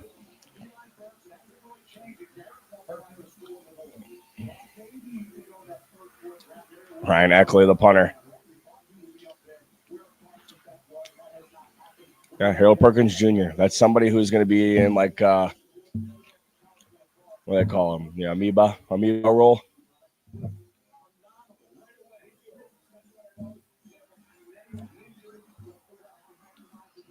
Gabriel Rubio for the Pittsburgh Steelers. Okay.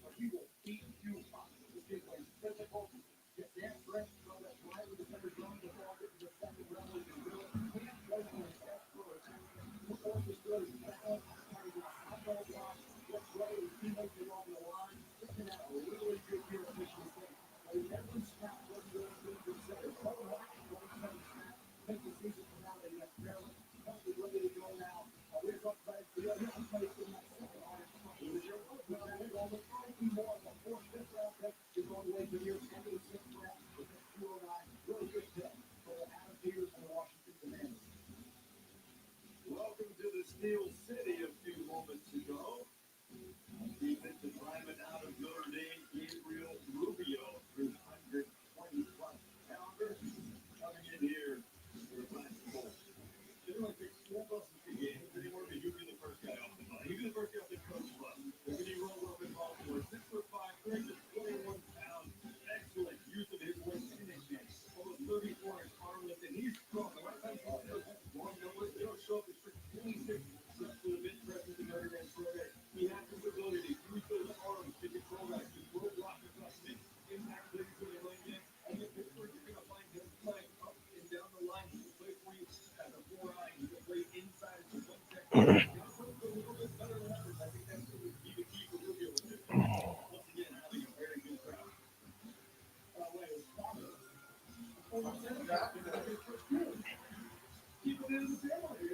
Huh?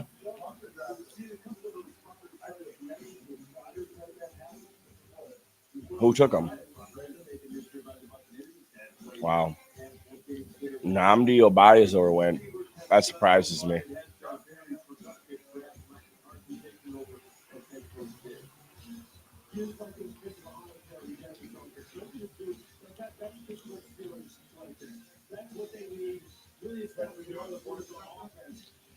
Just renovate, or just not renovating it, just cleaning it up, getting it ready.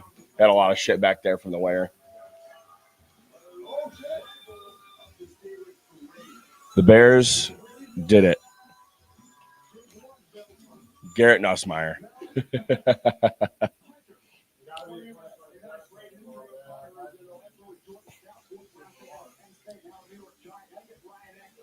I guess it wouldn't surprise me if they also did do that.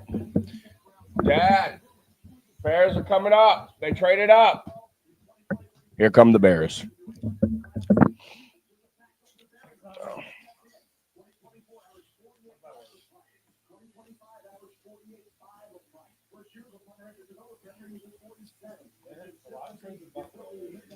We love them.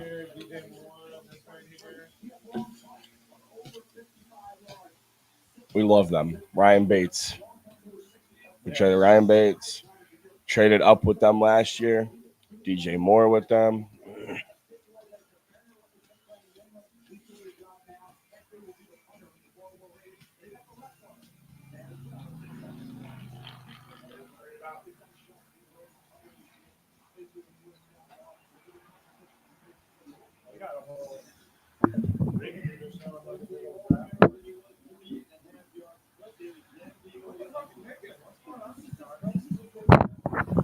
What the fuck?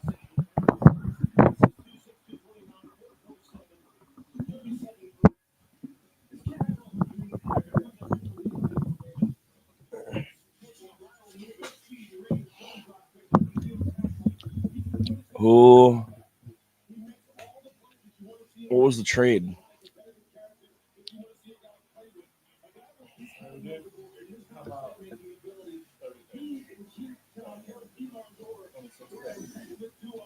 I wouldn't be surprised if it was both sevenths.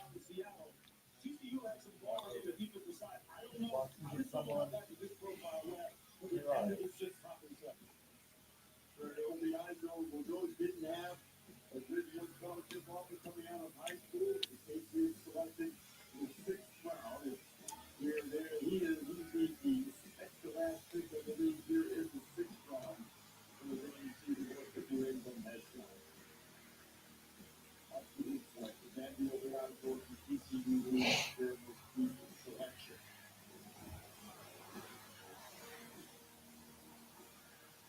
That continues in Pittsburgh. You're about to turn the corner into the 7th round. The Bears will make the final pick in the 6th round.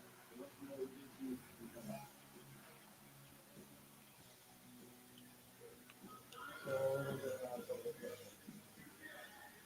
Yeah.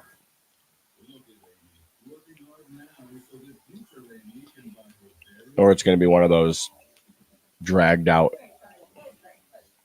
All right, we're out to Sweden.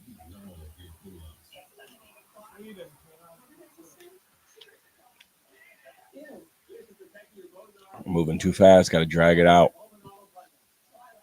Hang out with my insurance guy? Oh, yeah. You do the podcast and everything.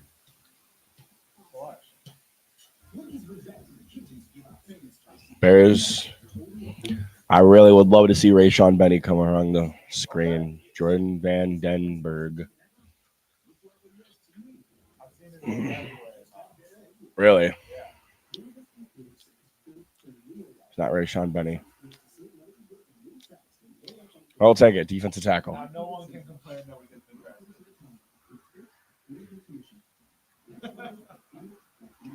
First team all ACC. You know who else was? Cam Boozer. Good production. That's a solid team.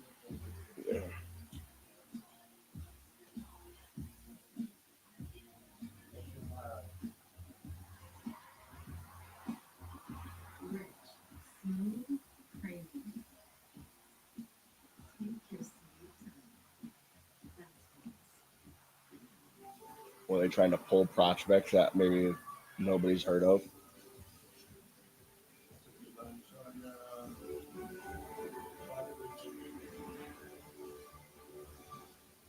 Up there, I'm talking about.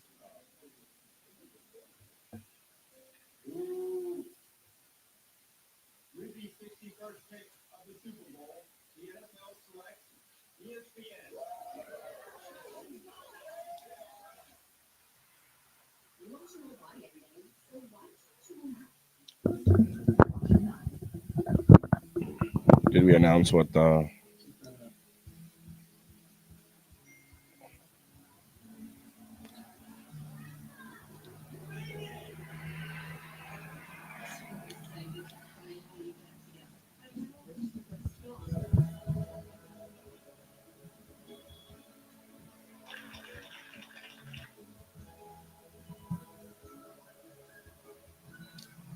Yep, Bears are done.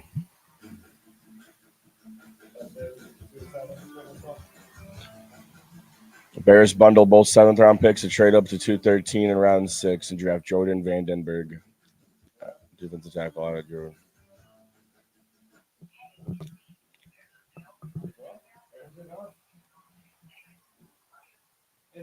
I like the draft, man. I like the draft.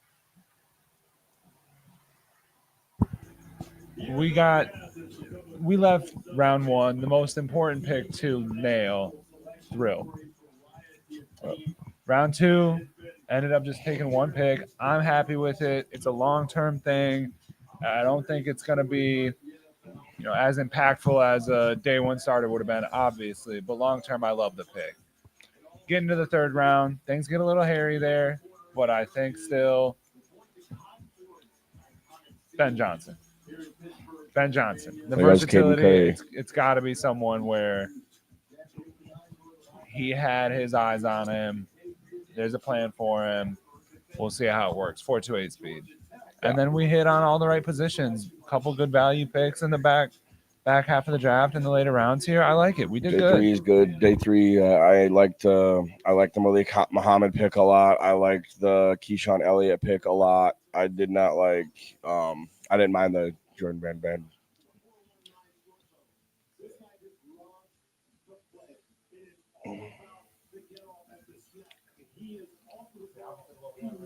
Yep. He's got that traditional lean and bend and the ability to get skinny and play half a man and just play with his own disruptive play that you want your preset techniques to play with. And he doesn't just play the preset thing on the offensive guard. He can play the zero over the nose, he can move him out, and he can play defensive end. He's a guy who just he has the body type of one that doesn't look like a guy who's put a whole lot of time in the weight room, and that's something he'll need to improve on. But the dude loves to play football. Tremendous value down here. We're going to give people a lot of fun in the training camp. We're wearing what the Penn State, we're wearing what this year at Georgia Tech, but we're putting a different play. Yeah, it's it. So Friday, hit it for that heavy, that's 36, 33, 10, 36 vertical at 4'9", 40, 24 years of age, 35 left, on the field goal, blocking a field goal, 25. You know what? Good things to Georgia Tech this season. End of the sixth round. Yep. On the heels of a terrific turnaround season under Ben Johnson, David Williams, Chicago Bears put together this draft ball. Jordan Vandenberg, the most recent addition to the Bears. And they're going to hear a lot of talk over the next several days, and understandably so. Maybe not talk, I don't like to think. A lot of evaluation about who had a good draft, who lost a draft, who put themselves in best position to be able to. There he goes to Atlanta. I like the value for the Atlanta Falcons. Harold Perkins Jr. This guy's going to be used all over.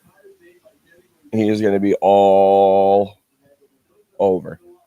Edge, off ball, big slot, disruptive, nonstop. Seattle trading it to the. Here come the Bears.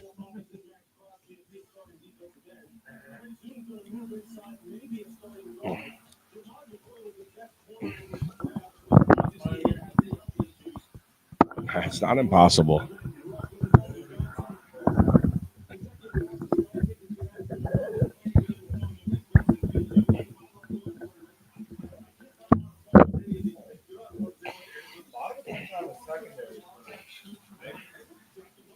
Yeah. I always love improving the secondary. Like, just do it, man. Oh, we're starting to get into Rayshon Benny territory.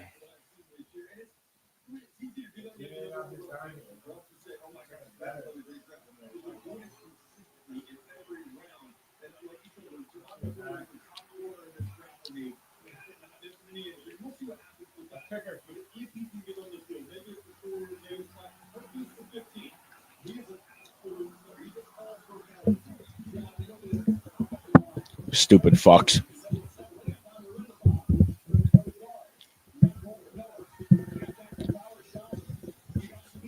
Love Shack, baby. Yeah. No. They might be have another playoff win under their belt if they had a kicker.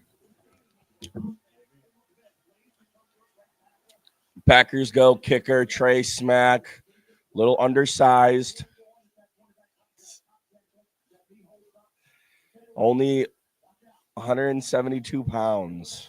I usually like my kicker at a good 187, but we'll survive with that. I would think it'd be awesome if the Cardinals select Garrett Nussmeier here. Let's just throw this draft in the garbage. Let's just throw the fucking Amazing. 5 or 6 from 50 plus though. Beautiful. Diego Pound still available. Rayshon Benny. I hope Rayshon Benny gets out of this class and he becomes a UDFA, because if that's somebody who had a 4th round grade on,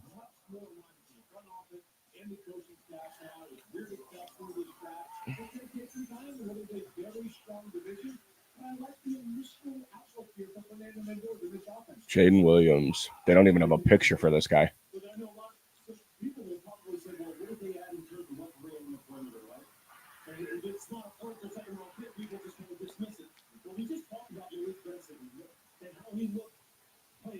Holy shit, look at that. Last playoff win, 2003. Mendoza born 2003.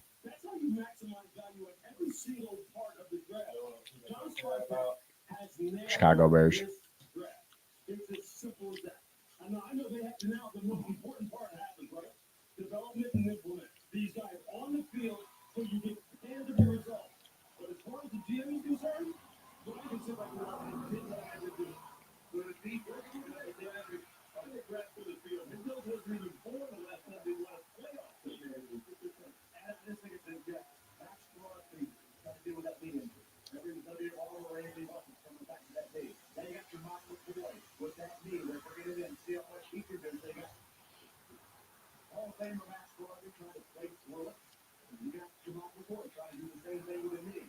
He's like the smaller ball as pieces. Essentially, as much as those will stop you, but get off to the races. This team being built to win. That division always quarterback, that goes to the right guys. Watch out. Reiteration will be active. All right, we turned the corner into the 7th round here in the let's take you back and let's go through some guys who can in the latter stages of the 6th round. Caden Curry from Ohio State, a 13 All-American, tied with Gabe Atkins with 11 sacks, second most in the Big Ten, 97 Illinois. But Coach Caden Curry, who stepped in for highly productive defensive end who left the West. I heard last year that they try to shut him without the arm like that's what I talked about, right? Bottom line is that's what prevented Caden Curry from being maybe a second or third round pick. Because those throwing at quarter arm, 6'3", 277, and Mercer at Washington. Is this the first pick of the 7th?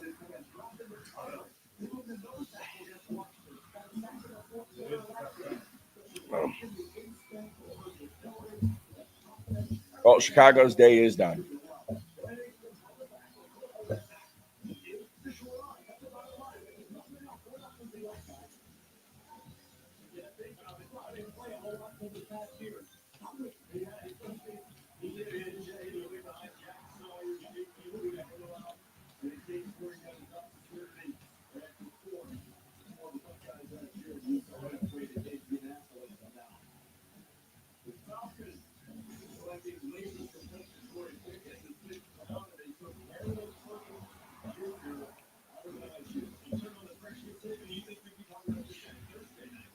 Yep.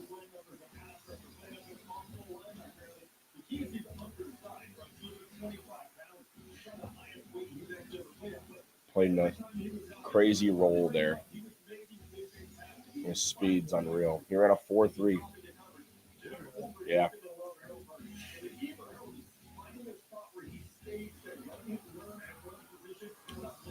But he's positionless.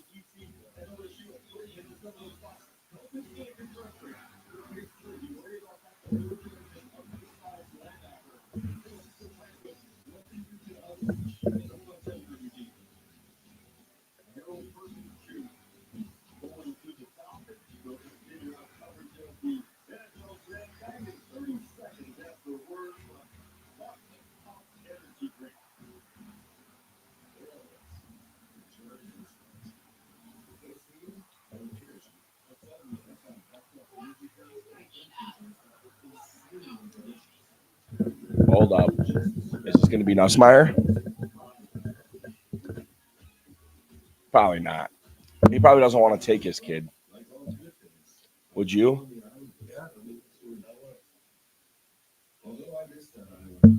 She sounds like drama. But he played in LSU. The thing that matters is we respect Tyler Shutt so Yeah. As long as he wants to be here.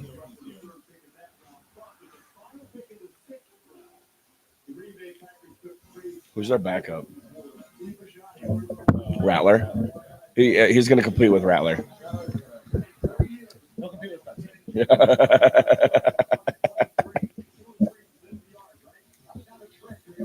Oh, yeah. That's not going in Soldier Field.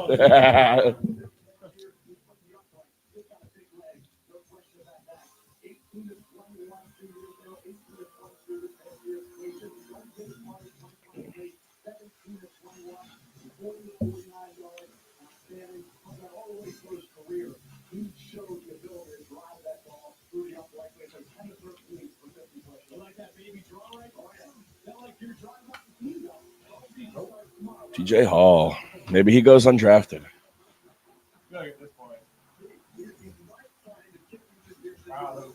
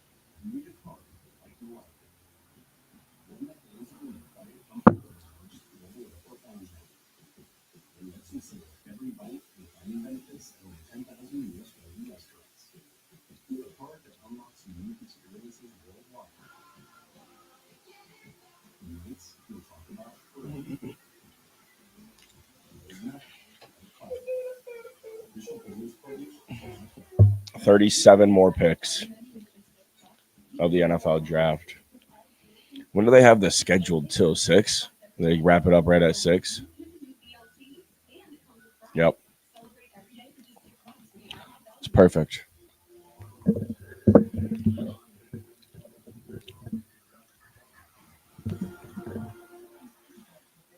Toriano Pride Jr.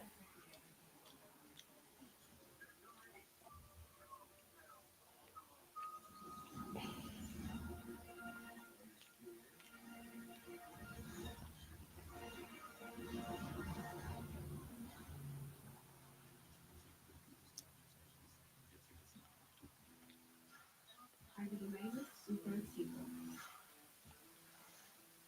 And the pain that comes with it, it's a part of me, and I know how to manage it. With Gonzalez, I'm back to fewer HS7s. Only Gonzalez targets and blocks IS-17A plus F to common information. Men saw at least a 50%. All right, that is a good pick for my Chicago. Nice. Let's go. All right, that is a good pick for my Chicago Bears. Finally, now the trenches still not addressed, but this pick right here is a good pick for Muhammad. He's skinny, 182, but he is sticky. This guy you can kick outside. I had a second/third round grade on this player. He was my number 9 corner. I really like what we see from Muhammad. Really nice. Let's go. Nice. All right, that is a good. He's so clean, dude. That shit's so tough. I just love the Texas jerseys. Yeah, that burnt orange on the white, so clean, dude. The colors of the city set it apart. And black and gold are the soul of Pittsburgh. Welcome to the 2026 NFL Draft.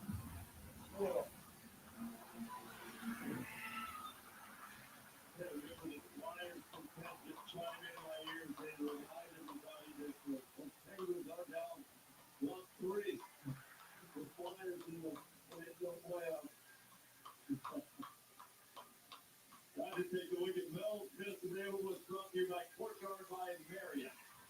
That one got the quarterback, Garrett Nussmeier, leading the way with the best available players still on the board. Now they are in the seventh round. One of round 7, pick number 21. Barely could make it into that first group. That's the other two young front row of the boys. Wow, VJ Payne, man. I had a 4th round grade on VJ Payne.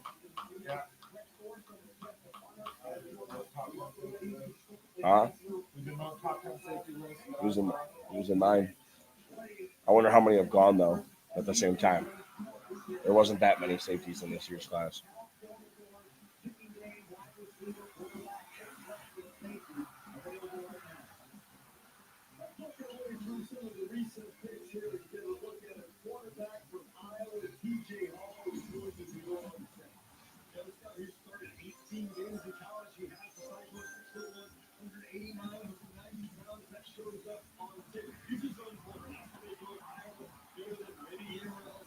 There goes Jack Andrews. Huh?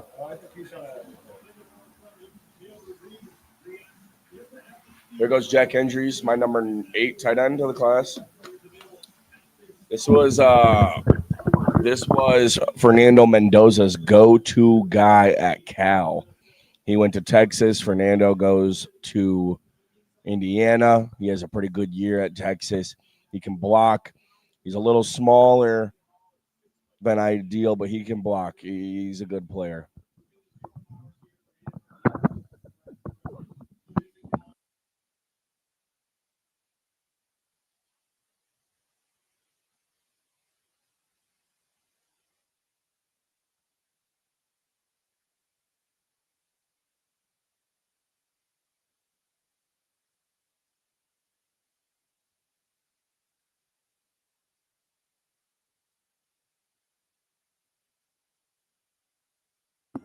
If they take Rayshon Benny, I'm going to die, dude, because they've had an unreal draft. Lions might have my favorite draft. Bomb.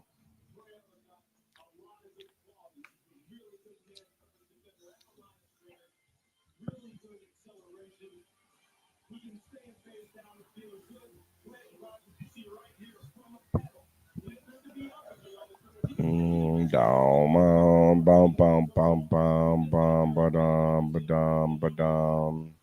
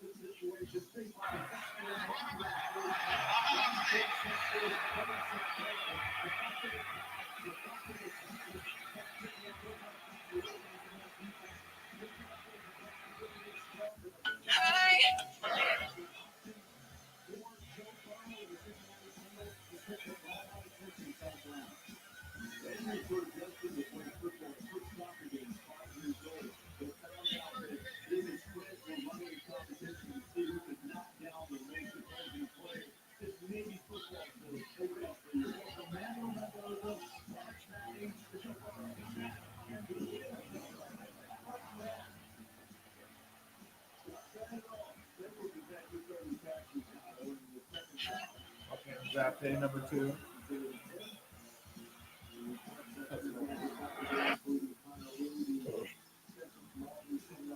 Says David Putney wants his revenge. This time he's coming for all the picks.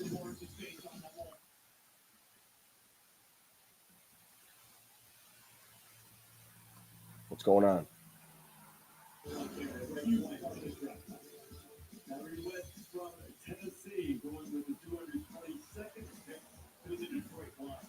Citizen Bigfoot Sugar, 90 pounds, big dude playing off the edge. He was mostly a rotational player for that Tennessee defensive line, just 5 starts in his career. But we saw him this year. Then he stepped it up, started to come into his own. And this stature, the lack of length for him is going to be an issue. He'll probably be 6'5" after next football. I think the Detroit Lions are going to want to line him up inside, similar to Lee McNeil. So he has that Oh.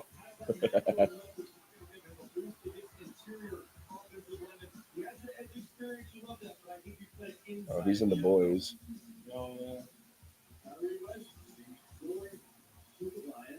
Randy Moore's in it.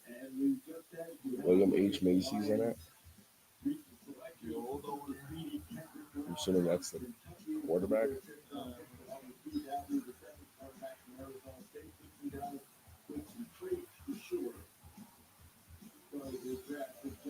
Oh wow, he went. Athan Kalikiakimis, quarterback Rutgers. He goes over Nussmeier, which is insane. I had a UDFA on Athan Kelly McManus, but you know, 7th round pick. Don't bother me none here.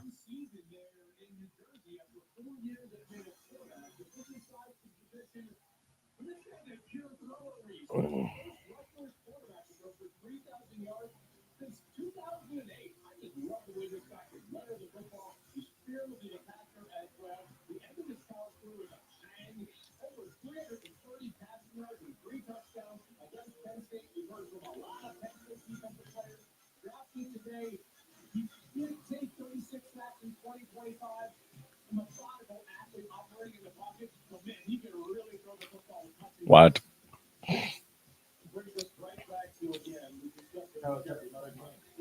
Yeah.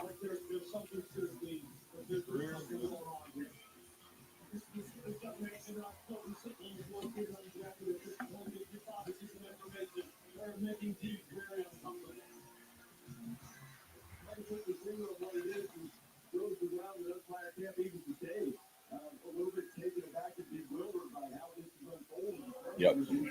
That's what Louis Riddick just said. He said something's going on. They would.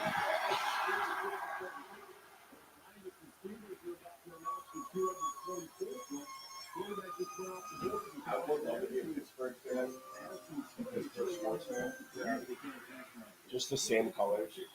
Everything's black. Yeah.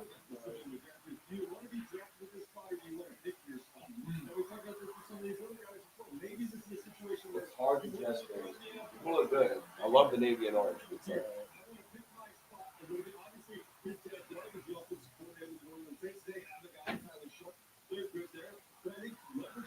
There goes Robert Spears Jennings. Okay.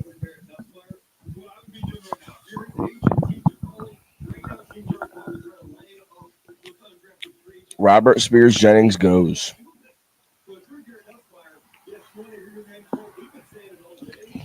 Let's look at the remaining picks, Lucas.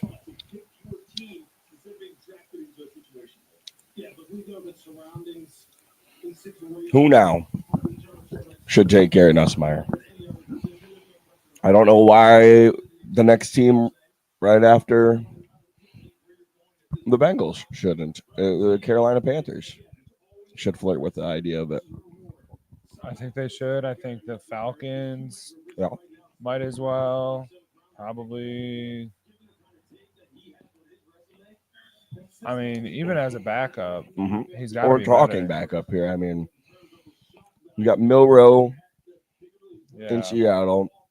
You got McCarthy already developing with behind either we're competing with Kyler. I don't know why Miami wouldn't consider it. I know they have Miami viewers totally there, should. but I don't know why. Who's the backup there? Huh? Who's the backup in Jacksonville? I don't even know who the backup at Jacksonville They should is. take him. Yeah. Not a bad option.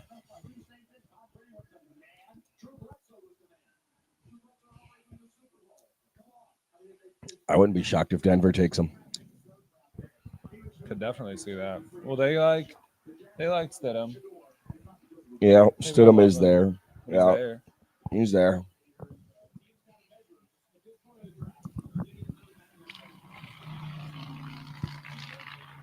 I really felt like he was going to go to Philly. Like, I was like, all right, we're getting into the 6th round. He's going to go to Philly. And they went Cole Payton. So that's why I'm like, wow, where are they? Where is he going to go now? Where did Tavondre Sweat go? Like, when was he drafted? No, he's not with Tennessee anymore. Where did he go? Oh, who got traded to someone?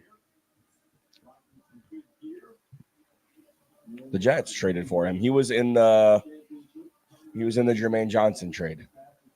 Interesting. Okay. Why, you want to go make a call on him? That's what you're saying. The Bears are going to really need to address Cam Jordan, I think, unfortunately. I don't want the idea of Cam Jordan. They had Sweat as a key departure for the Titans this year.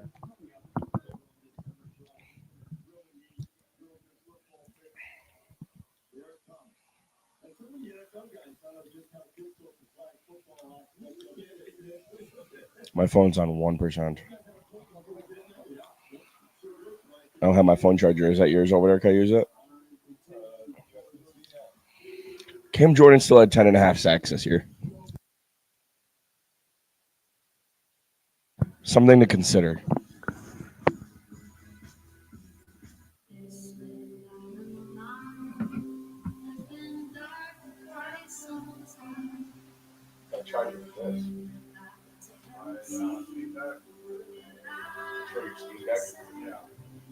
I need to fully antidepressant, so my doctor What is this? proven to provide greater relief from depression symptoms than an antidepressant alone, building on my progress without starting over. Weight gain and reported sexual side effects. Have you tried that gnome game? It's like a gnome game. It's called Burgling Gnomes. You gotta steal. You're a gnome, and you gotta go steal. And you can't wake up the old man. You gotta steal a bunch of shit from this old man. And if he sees you, he gets a gun. He can shoot at you. It's funny as fuck. I say you should give it a go. Why not Tennessee? Who's the back? Maybe they should probably get a vet. And a vet, maybe, for Cam Ward, somebody to mentor. Probably better off, but in that aspect. Oh, Jaron Connect goes. Has Dalen Bentley gone? I had Dalen Bentley as my number 7 tight end of the class. 5th round grade on him. And I feel like we've seen a lot more tight ends go than expected should, I guess. I like the Jaron Connect pick, though. You know, I think he was right outside my top 10. I know the Bengals got Browning, but why not Bengals? LSU quarterbacks. Fuck it. Nussmeier, I think, to me, though, is like Panthers kind of really make sense there. It's like, hey, take the shot. Why not? But there's clearly something going on with him that's scaring teams. Michael Trigg, wow. Still on the board. Ryan Cash Sharma's number 4 tight end.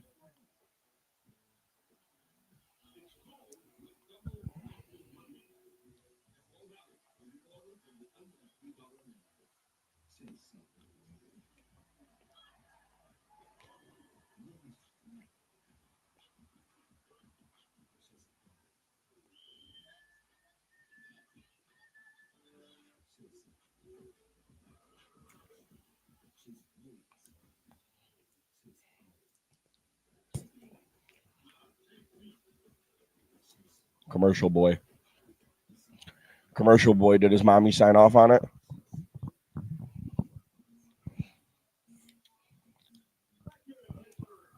Caleb's focused on real business endeavors like blueberry fruit companies and 888 Midas not being in chunky soup commercials.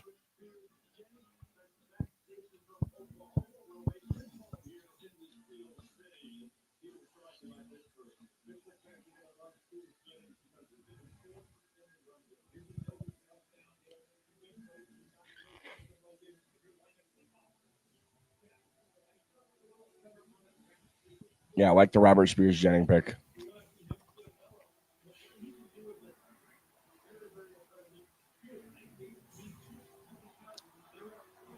That's terrible pocket presence. Jesus.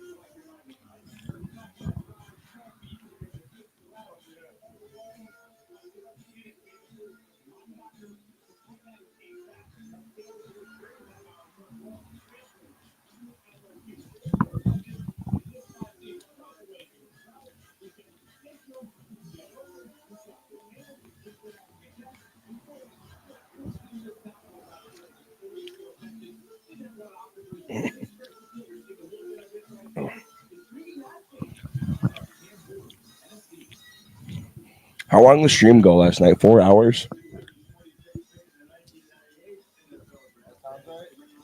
3 hours night one, 4 hours last night. And we're reaching about the 6 a.m. That's 13 hours of streaming.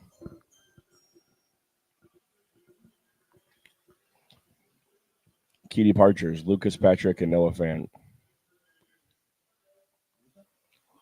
Bengals key departures were Noah Fant and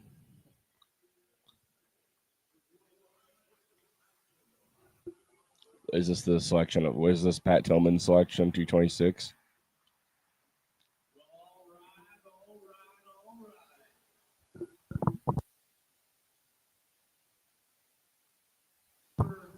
Work hard and love this country. I'll tell you, there was one other person who loved this country as much as anyone else. My good friend, my Cardinals teammate, Pat Tillman. Pick 226. This is for you, Pat.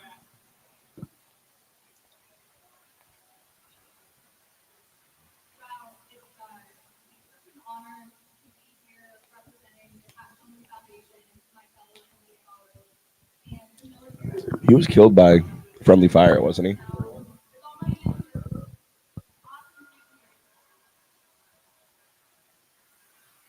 And so with that, we have a particularly special pick, and as we'll see here in a second, why.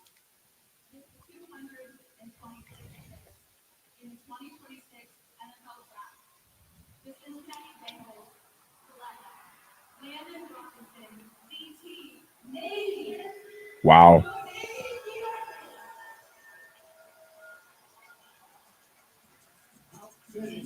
A soldier.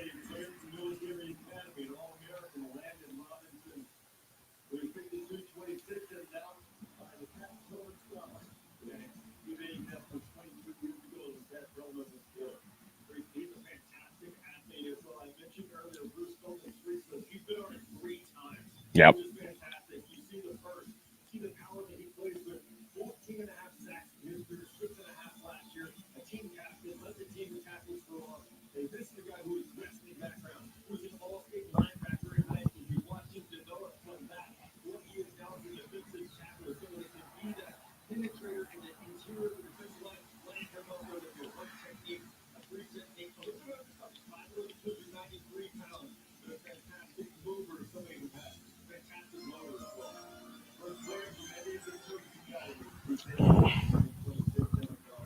I like Nussmeier here, please. I think that'd be good. I'm not saying it turns up the heat on Bryce, but it's like, hey,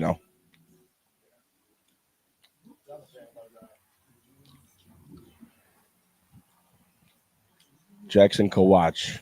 Miami linebacker. Ohio. Miami, Ohio linebacker.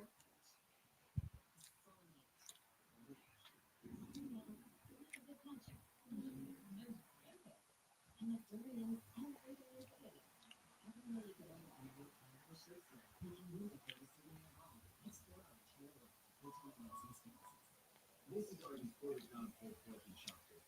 Both are smoked slow for up to 13 ounce. Tender, juicy barbecue like this isn't magic. How many total picks did we finish with? 7? Well, 7.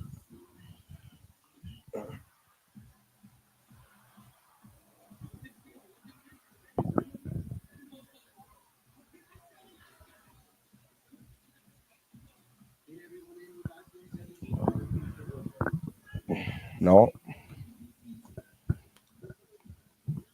I liked 3 picks. I enjoyed 2 picks. And I did not enjoy 1 pick, and I hated 1 pick.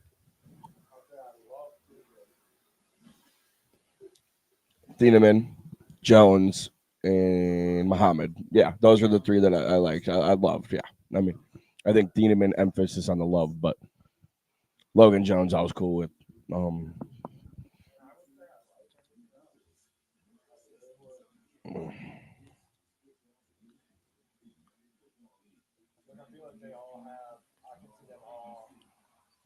They all have a role. A role.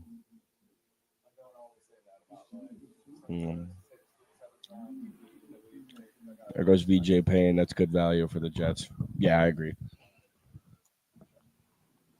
I've liked their day 3. I've liked their day 3 other than Klubnik. Yeah, I don't know.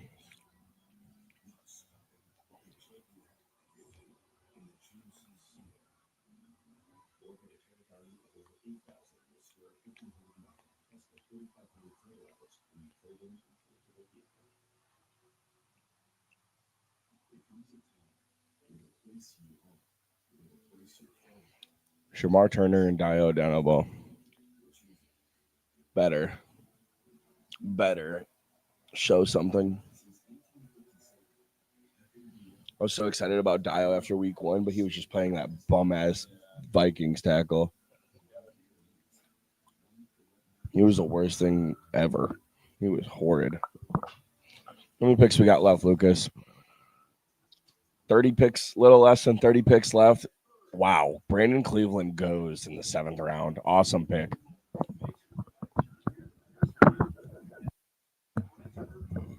Dante Corleone, the Godfather. I had a 4/5 round grade on him. Still available. Huh? Still available.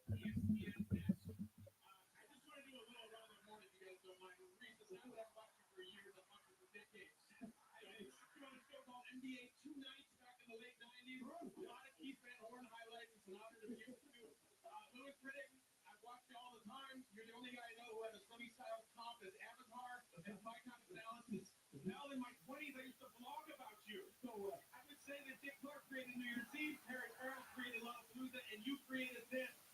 It's an honor to be with you. Field Day is not going to air you out right now, guys. I have to confess. 10.0 A year ago, I tried to poach Field Day from this network. I knew his contract was up. There was a secret lunch. I purchased him alcohol, and he said no. And he stayed here, and you made the right choice. You didn't kill it. Absolutely. Here together. But this is very, very cool. I feel a little bit like Christian Laettner on the Dream Team. I'm going to get a little more really, really cool, guys. It's awesome. Hey, man, I think you're bringing in some shit. Let's go. The map by himself. I'll just look him up.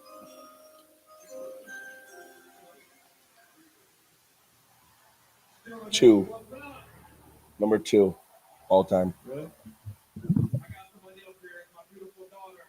She wants to say something to everybody.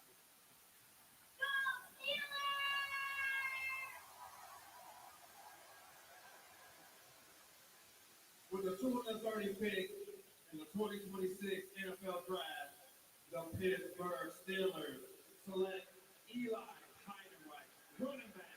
Nay, nay! Two Navy guys going back to back, and Heidenreich. What a pick. This is the CMC comp. This is the Bonanza comp. Is Christian McCaffrey.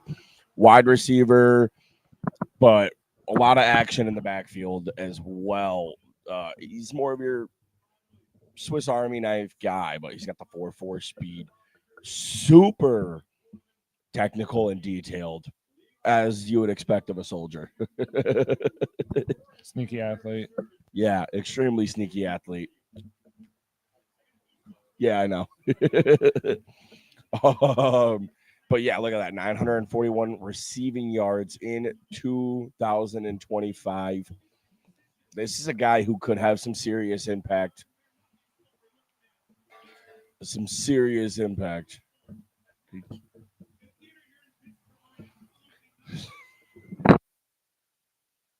Some serious impact, though, for this team. As a gadget role guy, a year one impact guy, I think. However, Pittsburgh wants to use him, they will find. Kenneth Gainwell, no longer there. He could easily fill into that Kenneth Gainwell role.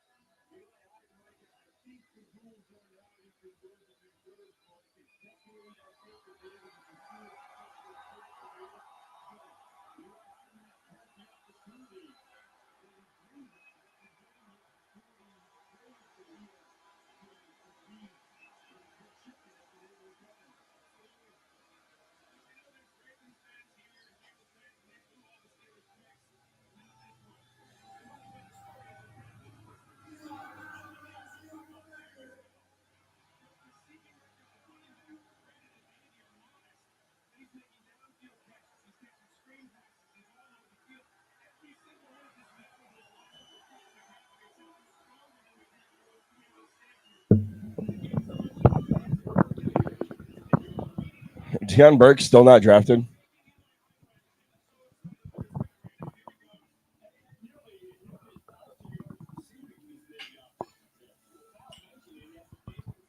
Weird.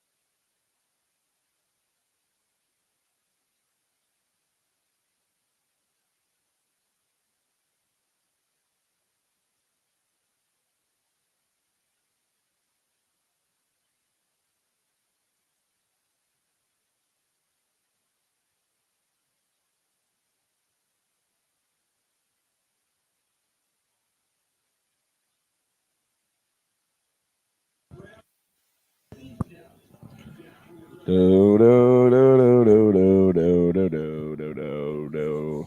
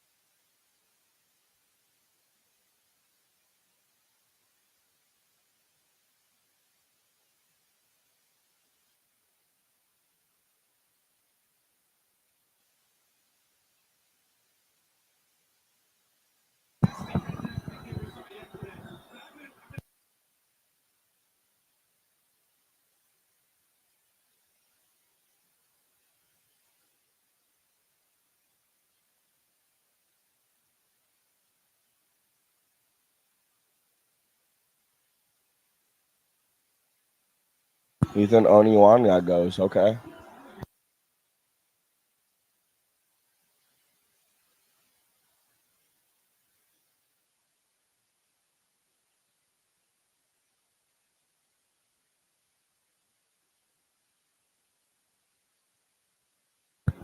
Daniel Jeremiah's best available top 200 players.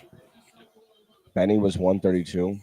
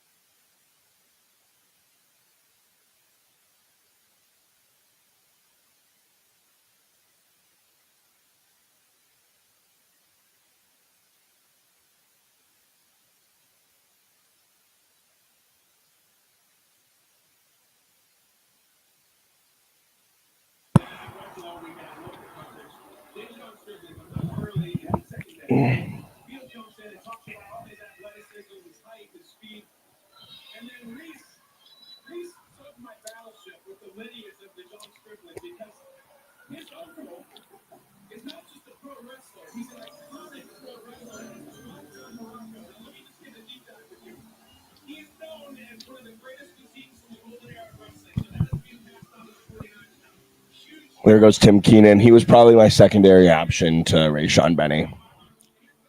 He's got a lot of upside. This is a guy who dominated the Senior Bowl as well. Yeah, probably know Jordan Van Denberg. Van, but it's spelled if it was like I think it's the Van Denberg.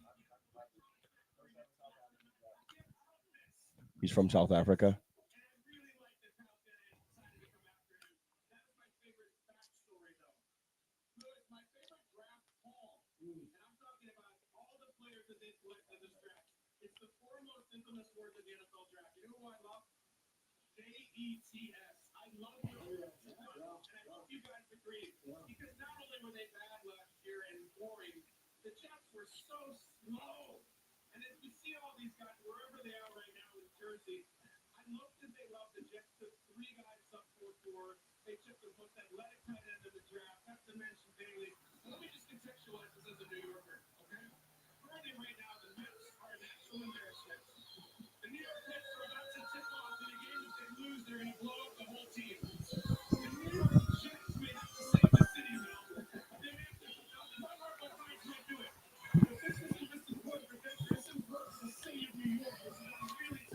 Odds are, since we drafted a defensive tackle, we're not bringing in Rayshon Benny, but I would love to watch him fall. There isn't like an edge rusher left where I'm like, please. Like Patrick Payton would be cool probably as a UDFA because he fits for Dennis Allen's scheme. But there isn't an edge left. There's that Rayshon Benny is somebody I would love to watch slip out of this. But now it is a crowded room. When you get a pick in there, it's a crowded room now.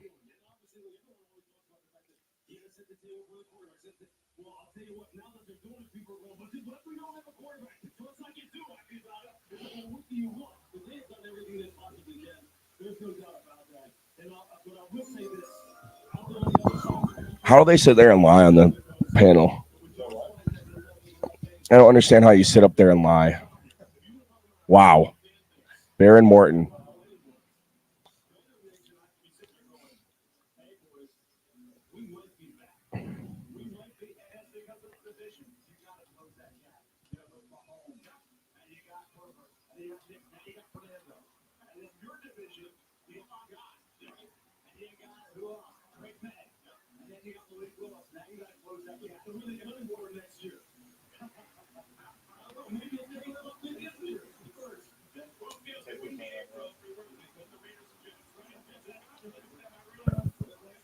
What'd you say?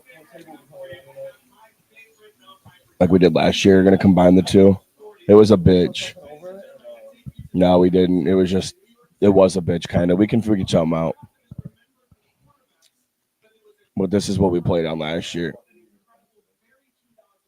This is what we did last year. What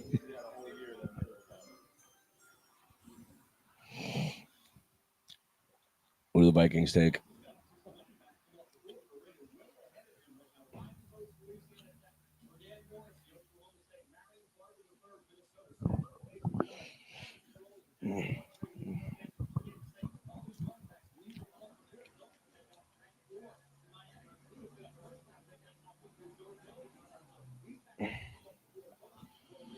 Well, I was wrong. I didn't think we were going to see another center get drafted today because I didn't know of another center.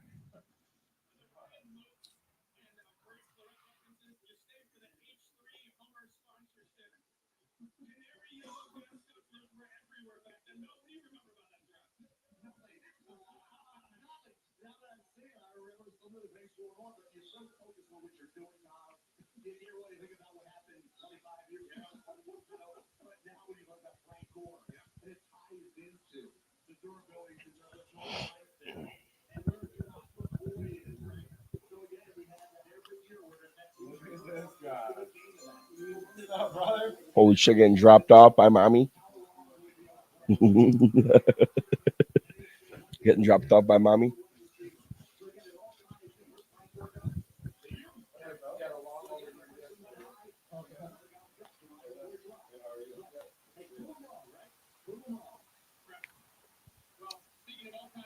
What the hell is that?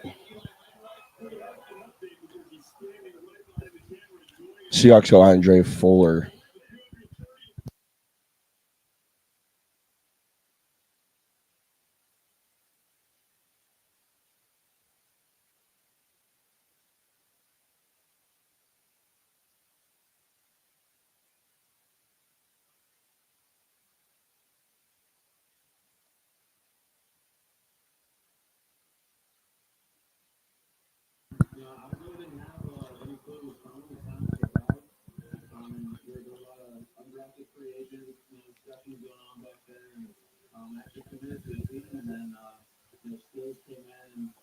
Wow. Eli Heidenreich committed to a team as a UDFA, but the Steelers come up and make a pick on him in the 7th round. Wow. Heidenreich committed with a team as a UDFA. He said, I was having constant UDFA talks, and I actually committed to a team, but the Steelers made the pick. Yeah, he told the team, I'm going to you. Wow. I mean, this is just for the shits and gigs at this point, in case anything crazy happens. If Nussmeier gets drafted, I'll make a clip of it. There's not even anybody in the live. I'm just doing it to do it at this point. Huh? Yeah.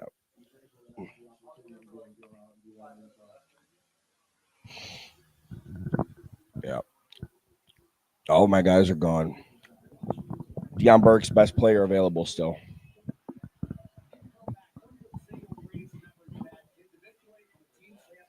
$20 picks left.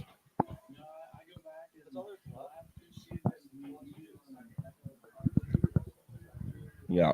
That's how it's going to be from here going out. This is how, yeah, this is.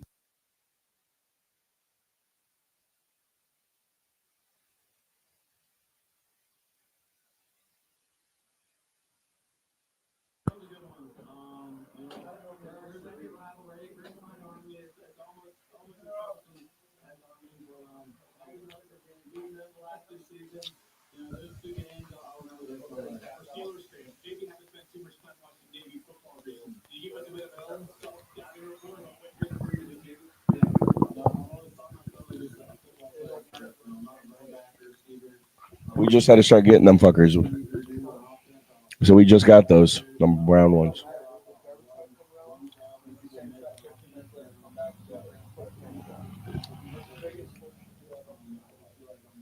I don't know why we needed to have one, though.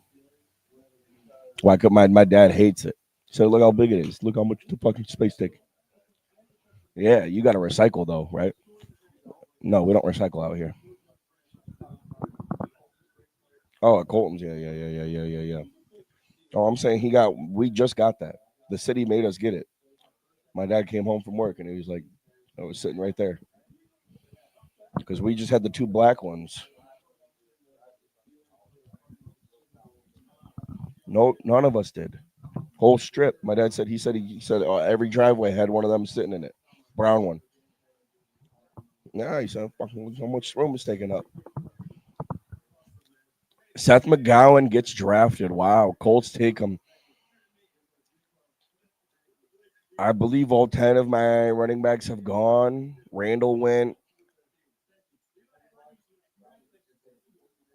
Yeah, he was my number 5 tight end. Yeah, he's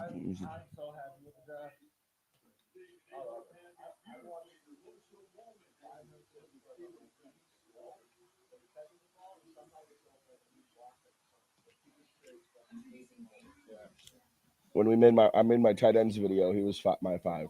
He was my number 5.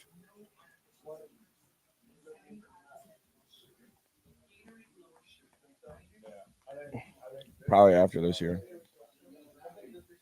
Yeah, but I don't know what it looks like for like future money.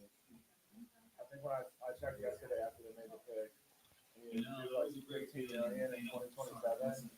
I don't know, like if they cut him or what happens, like what that would look like. I mean, the press conference to Brett. They need to give a quick update. Probably this one.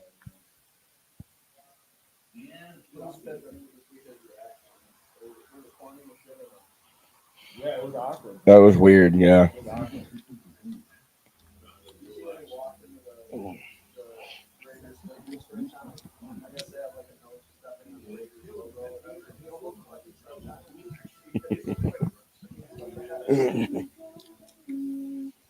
This would have been the Bears pick.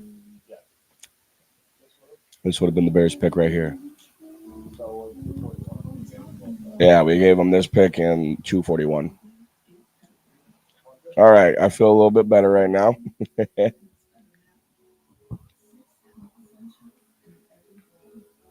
Don't mind that one bit. He's in Jamaica. It's just going to be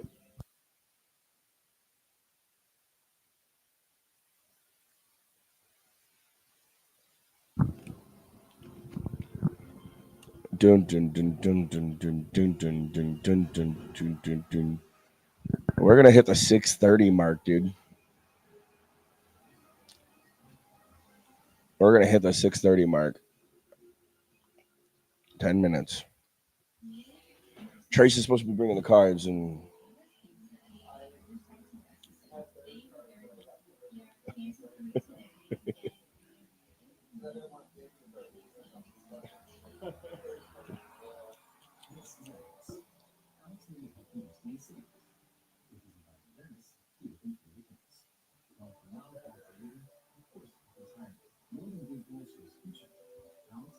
huh? On the couch, probably. Or him and my mom leave? No. I don't think so. I think my mom's got to go to Coach's for something.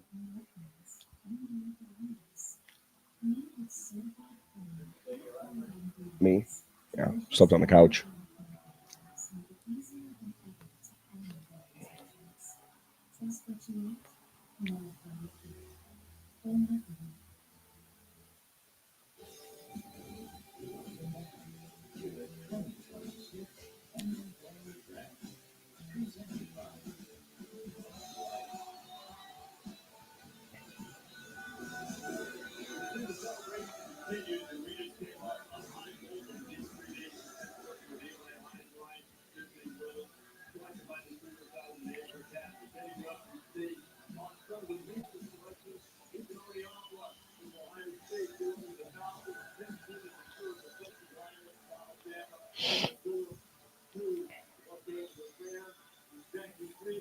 Shit, who'd Jacksonville just go? Parker Hughes, Middle Tennessee. Who the fuck is that?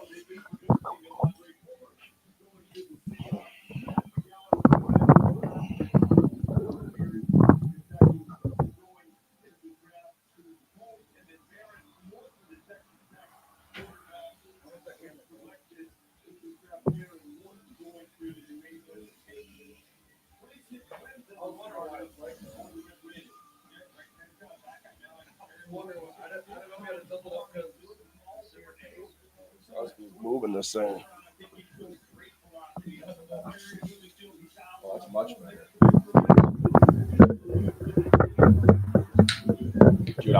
Dude, I would have freaked out, dude. That's an expensive ass camera. I would have freaked.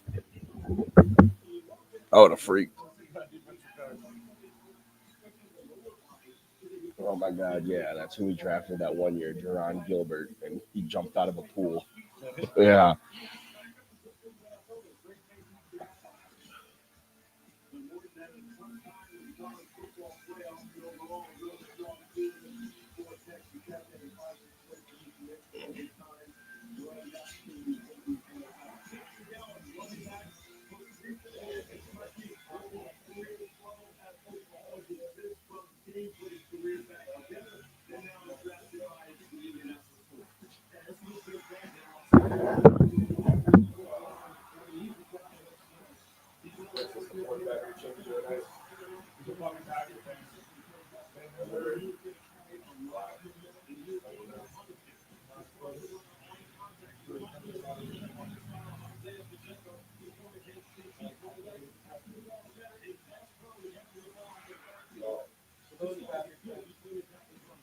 The last defensive tackle was him.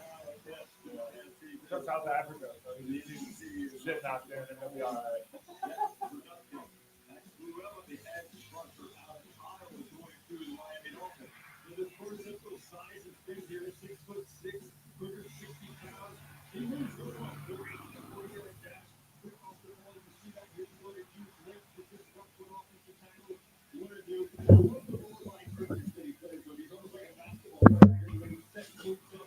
Armaj Reed Adams still. I didn't even know he was still available.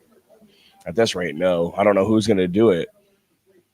I think there's a few teams, but I had a 3rd round / 4th round grade on him. He was widely considered either the 3rd or 4th best quarterback of the class, I think. And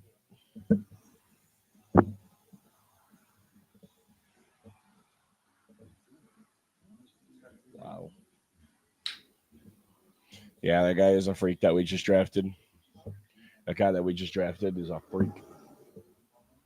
The defensive tackle. He's a freak. Like freak.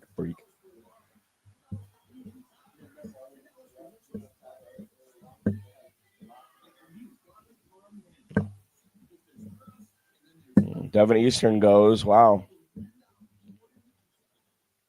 Dante Corleone's still not gone for defensive tackles. That's crazy.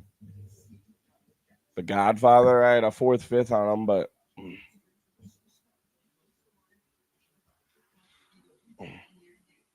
he's going to be a hot.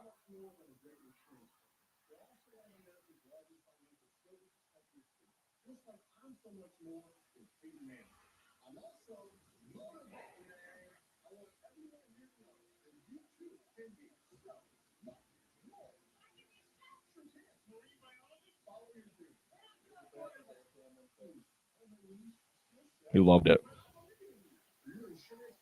Loved it. Yeah, he was hyped. He was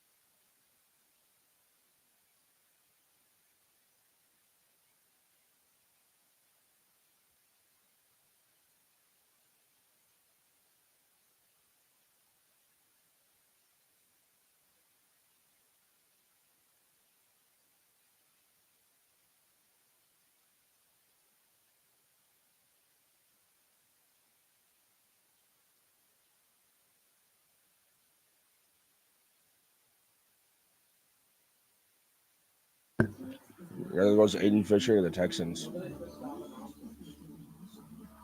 Like, they don't announce everything.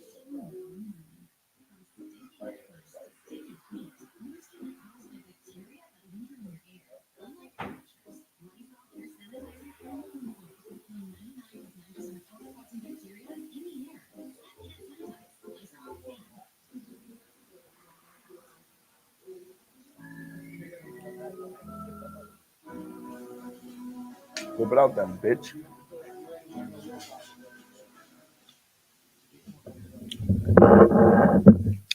Welcome in, welcome in. What do we got left, Lucas, here? We're at the 5:30 mark, 30 minutes left on the draft. Mel Kiper's first ESPN draft was 42 years ago.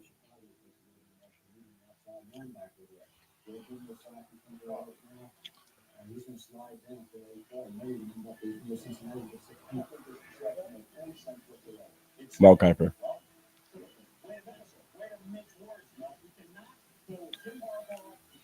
That's the best one.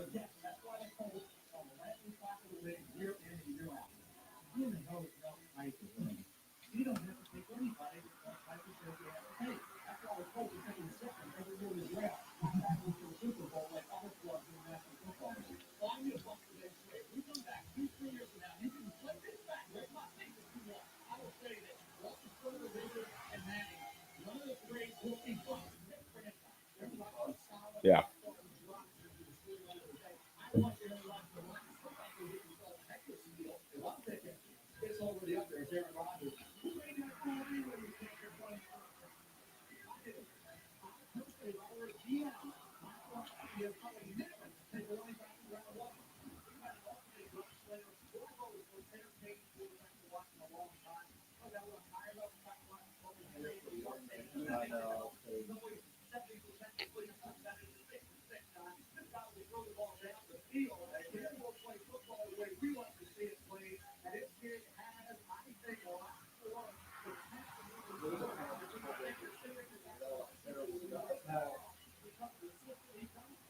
He was so raw, but man, he worked.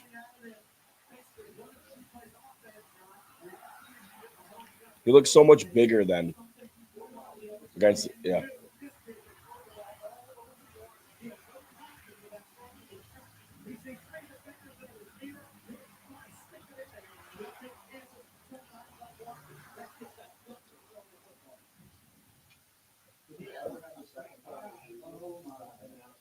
It is. That's Mahomes 2 on the back.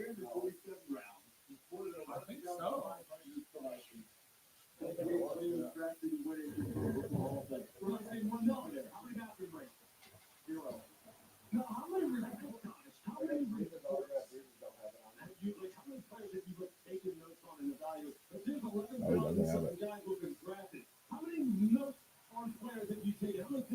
No, you're right.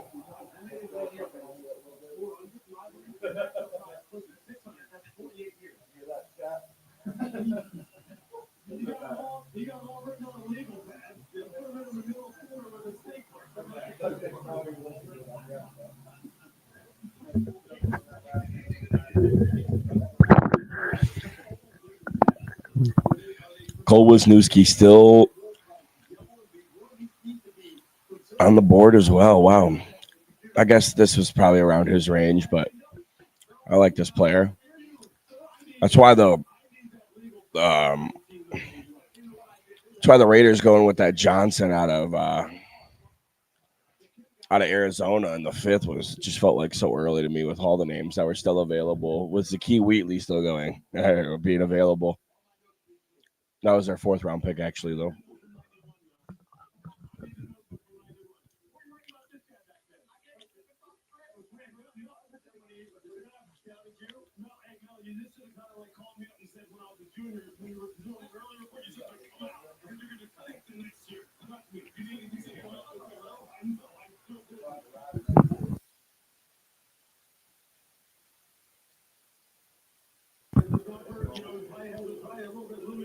Jam Miller goes to the Patriots. Wow.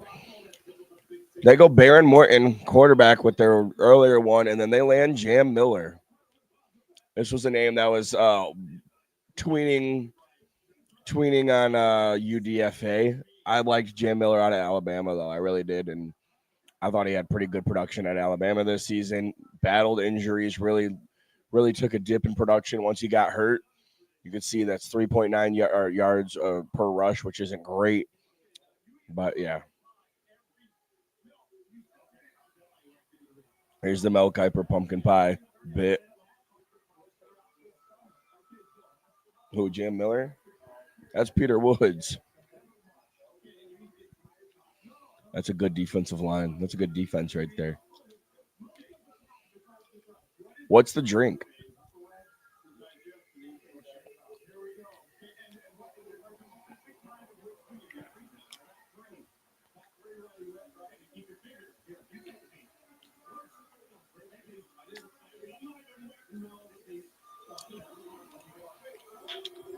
What are they sipping? Mai Tais?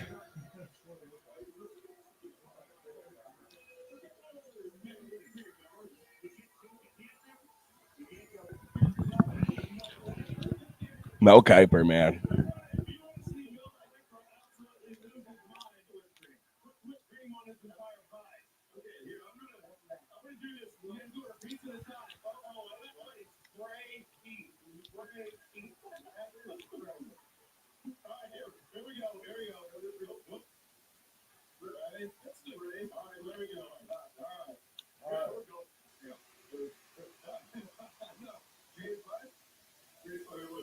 And this is your favorite drink, Orange Crush. Yep. And Orange Crush, give us the ingredients how to make a proper Orange Crush. I don't know what goes into an Orange Crush. You know I never eat around it. I've never eaten a wedding, never eaten anything. The only thing I eat is the one thing I wanted out of the wedding. He does not eat at parties. So he goes to parties. I don't eat parties. You said that because too many people want to talk to you. And you don't like talking to me, no. You don't like being disturbed when you eat, no. I don't eat alone. Clearly. He's probably such a quirky dude, like awkward guy.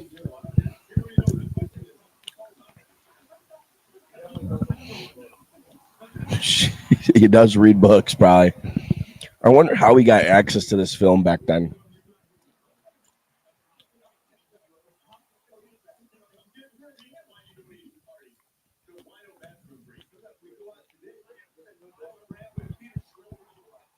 I got that from the bar. It's been there. I think Got for the outfit on and over a resin. year.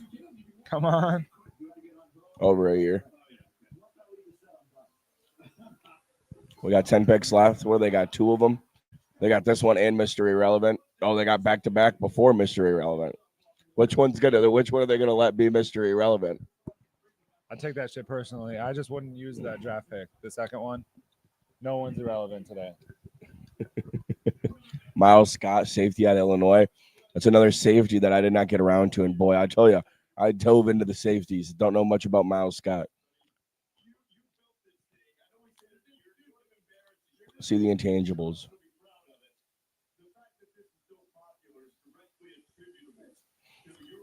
Mel Kiper should be in the Hall of Fame.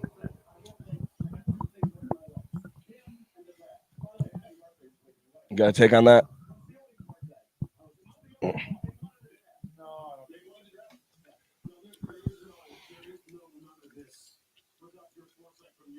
We say this every year. It's the absolute truth. You created what has now become like a national event.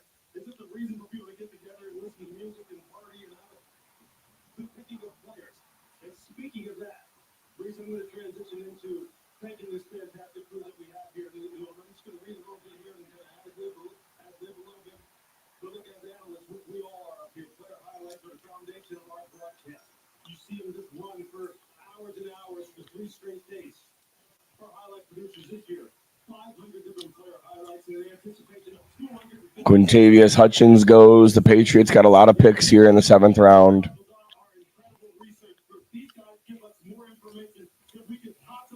Rashawn Benny, still available. A crime against humanity. Huh? Big Mike is not making these picks today. He's out of the office today. He's at counseling right now with some pastor.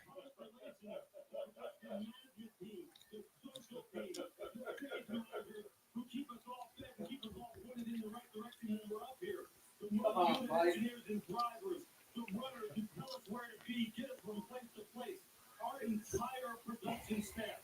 We do the easy part. They organize everything else for us and just tell us where to go. And any of our other teammates I didn't mention, thank you. This is such a gigantic production I mean, I guess if we're talking like fantasy wise, I think Jeremiah Love's gonna get his wherever he's at. Like it wouldn't have mattered where he got drafted unless it was like Atlanta. But I just don't think that I don't think that I'm very much like Mel Kiper when it comes to drafting running backs. I would never draft one in the first round if I was a general manager. I don't think I would ever,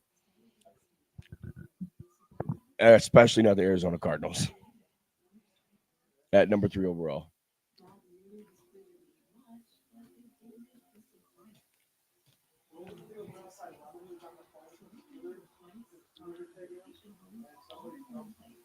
Philly jumped him. Yeah, he said, "Hey, yo, why Philly calling me?" He said, "Why is Philly calling me?" His agent comes up. They just traded for you. This is them right now. My man, clock out. That's who because Michael Pittman went to USC. That's who Michael Pittman wanted them to draft. No, he's on the Steelers. So Pittman was like, "I hope we get Mekhi Lemon."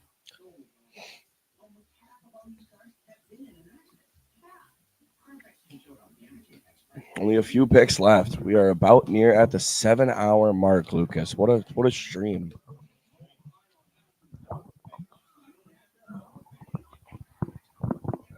Oh, it's bittersweet because now we know after this is it. This is it. There's no you get rookie mini camp, but this is pretty much it until July. Carson Ryan goes. Ryan Cash Sharma with the call that he would get drafted. Carson Ryan gets selected. Wow. I had a 7th round grade on him, but this was Ryan's number 10 tight end in the class. I got to tell him this. He's probably going to be jacked.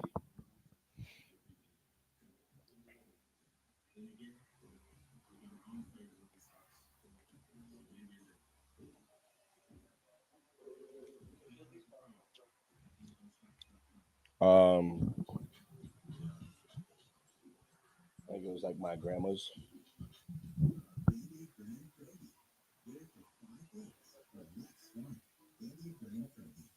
It's time, Why? your time, not just to go back to school, but to come back and move forward with the global. There we go.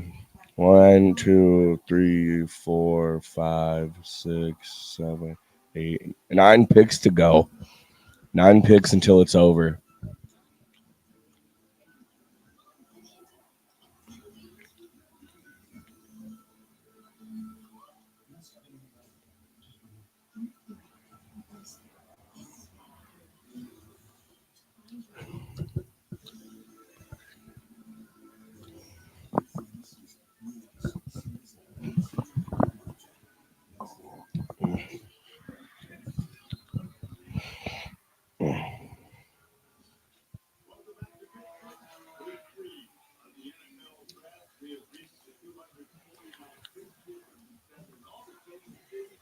They've got to drag these picks out another 15 minutes. Couple of former Chicago Bears on the Chiefs' key additions. Same draft class, too. Kyrus Tonga, Justin Fields. Wow. Holy shit. All right, here we go. Kansas City Chiefs take Garrett Nussmeier. This is a good landing spot for him, I think. This is an opportunity for him to really get some good. I mean, there's a great backup role for him. Justin Fields is there, but He's going to do a lot of learning. a lot of learning. That's exactly what I thought he could have gone and had a chance to be a serious clear-cut backup somewhere. Somebody you could maybe even develop into your Malik Willis-esque kind of player. Like, hey, like let's let this guy learn for a little bit, and in a few years he could be step up into a big role. Small guy though. It's the not even 6'2". And it's like it's the 203 as well that comes with it. But elusive. He's got an arm, can make every throw. You can see that one right there is money. It's a cross-body throw. Throws with insane anticipation. very, very well timed thrower. It is just a lot of bad decisions, I feel like sometimes.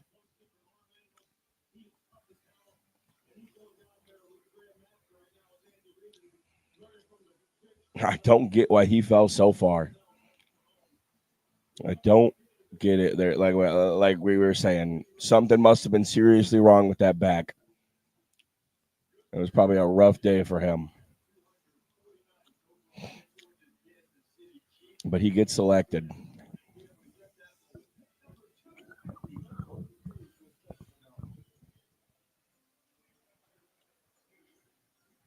I would love to see Deion Burks go in one of these picks. I don't understand why he has not been selected. Pick 250, top 100 player in my big board. Him and Xavier Harris.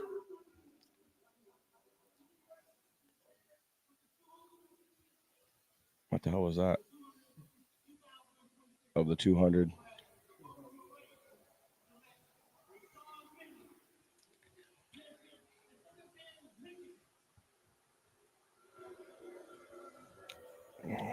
It's an A+ pick for a great organization. And it's the Jesse Minter ties. Rayshawn Benny, in my eyes, was a 4th-round pick. A really strong player. He showed so many flashes at the Senior Bowl. Look at this. The straight line speed. Yep. The production wasn't eye-popping. But exactly. It's the reps really that I'm sure scares some people. Like we said, Kenneth Grant and Mason Graham were just 1st-round picks last year.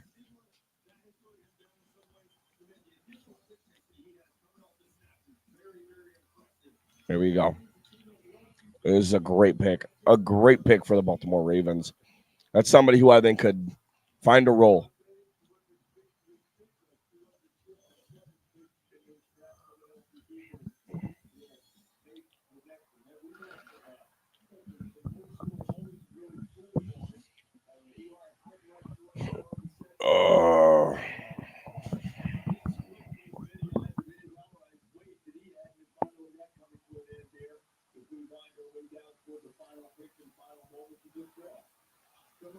My final thought there on Garrett Nussmeier is we began the broadcast talking about 63% of NFL rosters come from players drafted in the 4th round to the 7th round or even undrafted ranks. So write your own story now, right? Ultimately, you have your ticket to Kansas City. You got your opportunity. Let's see what we make of it. Brock Purdy. I was just about to say that. You're not going to say my we should have it.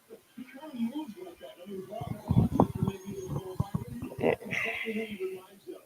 I think obviously this is Patrick Mahomes' team, and everyone down there is just gearing towards getting the impact on the football field as best as possible. But he should go in there and get people who Justin Fields and say, hey, look, man, I was pretty darn good quarterback 2 years ago when I was healthy. To take advantage of the opportunity to learn from Andy Reid, follow Patrick Mahomes' lead, and really compete and really capitalize on the really like the kind of intensity that Eric Bieniemy is going to bring back to that building as well. Yeah, it's going to be a situation where we think I just get back to 100%. Yeah, get that body right. And then you know you're exactly really good. He was not. He was obviously playing at maybe 60%, if that's maybe even not that. Oh, you're wrong. And I think that's sort of what happened this year. We didn't see him take that jump. You know, for him when it goes to make that jump late the season. That's why I know he got to do that because of his injury. But I'm intrigued to see what under Andy Reid. He doesn't. Did he move here?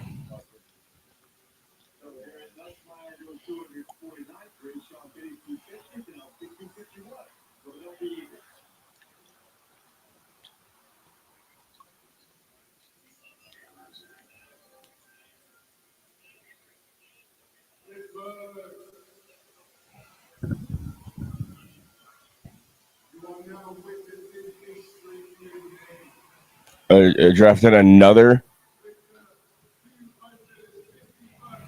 We drafted another Brit.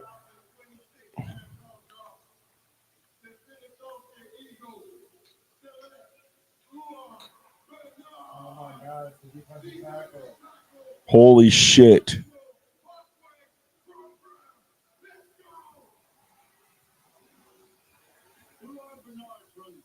The International Pathway Program that This guy's the freakiest athlete in the NFL I've ever seen him watch. Ever. I Ever. mean, he absolutely wowed people at a scouting combine for HBCU. That 4'6" guy, He did. Small school, but he was born in that shit. his body fat was measured at 6%. I might be 60. His level of athleticism and skills that he has is crazy. He is a remarkable, dropping 39-inch vertical. He brought up more than 50 as the Eagle. Jordan Malata, and how he rode them. I mean, they worked it. And there's no other reason to go into a little bit. I'll tell you what. But he's fucking. Yeah, it's crazy.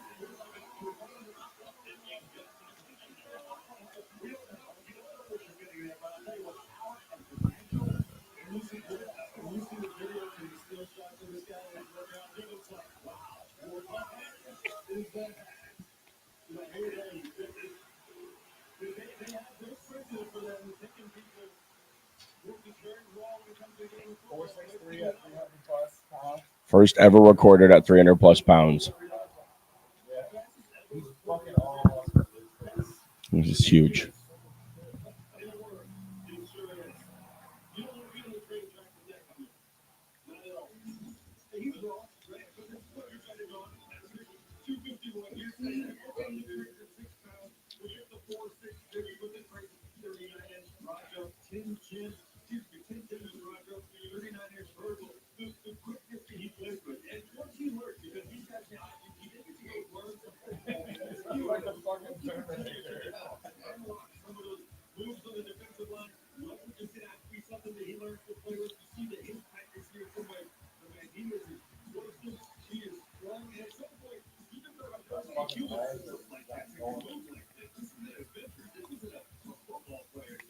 This is an Avenger.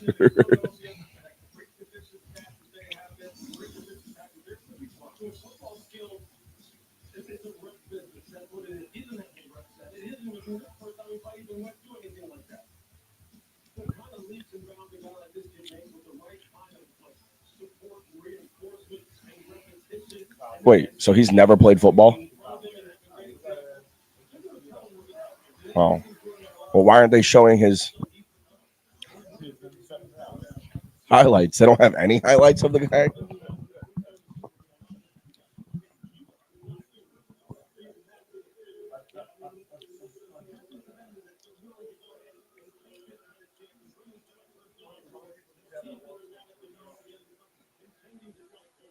Huh?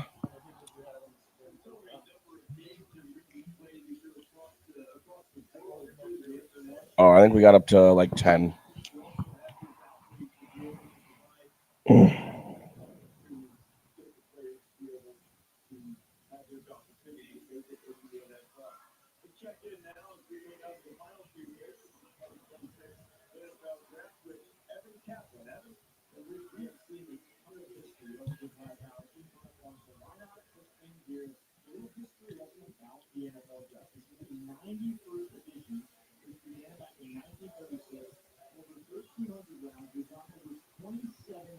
Holy shit. Oh, there goes Keyshawn James newbie. Somebody I would have been cool with the Bears taking at their 7th round pick range.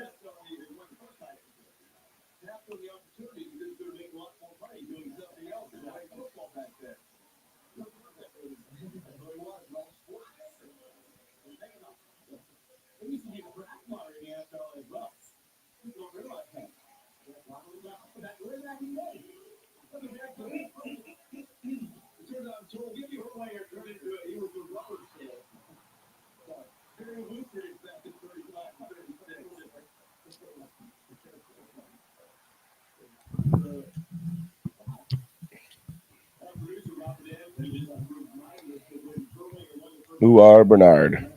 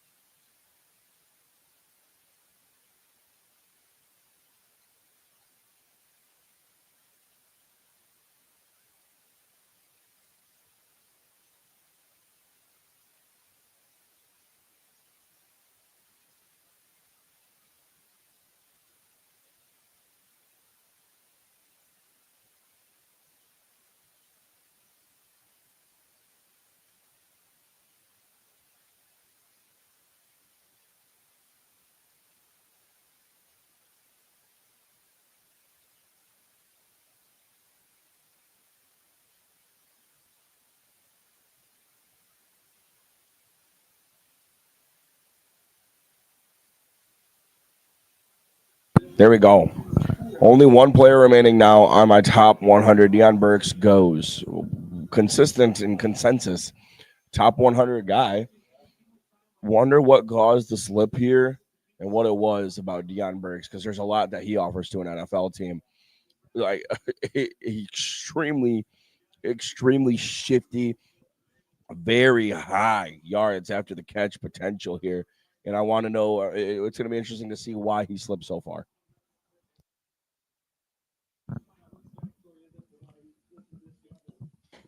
Put me on a fucking panel.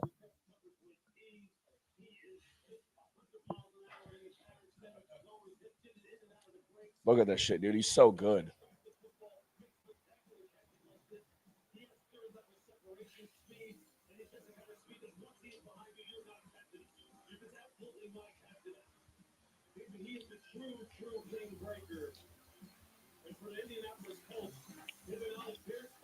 Well, boys, here we go. 2 picks left of the NFL draft. We are at the 6:56 mark.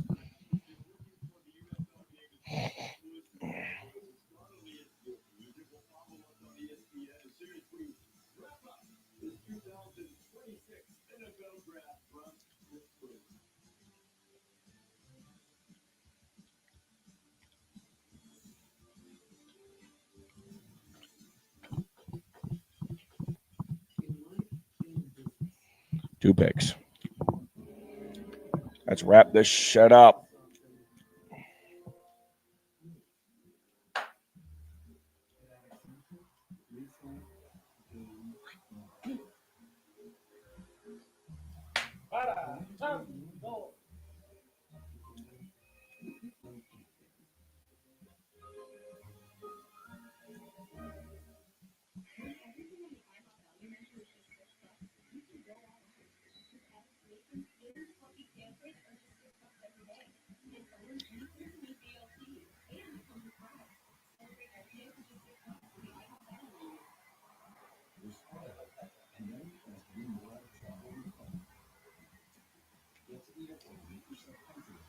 Huh?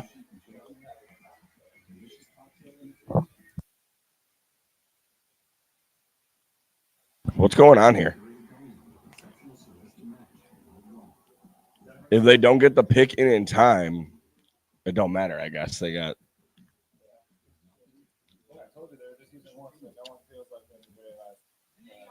Yeah, they're just going to get rid of one.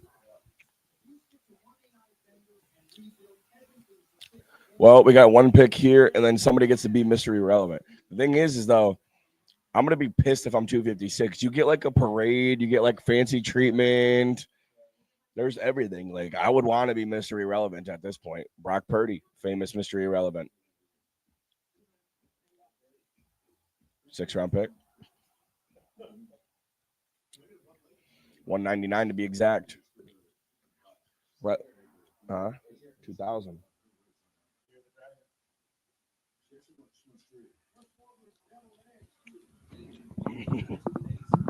Anything for the clean, crisp taste of Bud Light.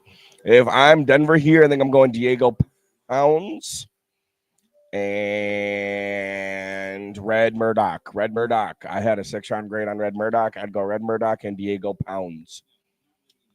Those would be my picks. Wow, Deontay Lawson, my number 8 linebacker, still available. Never mind. Take Deontay Lawson. That is the pick. Wow. He's the only linebacker from my top 10 still remaining.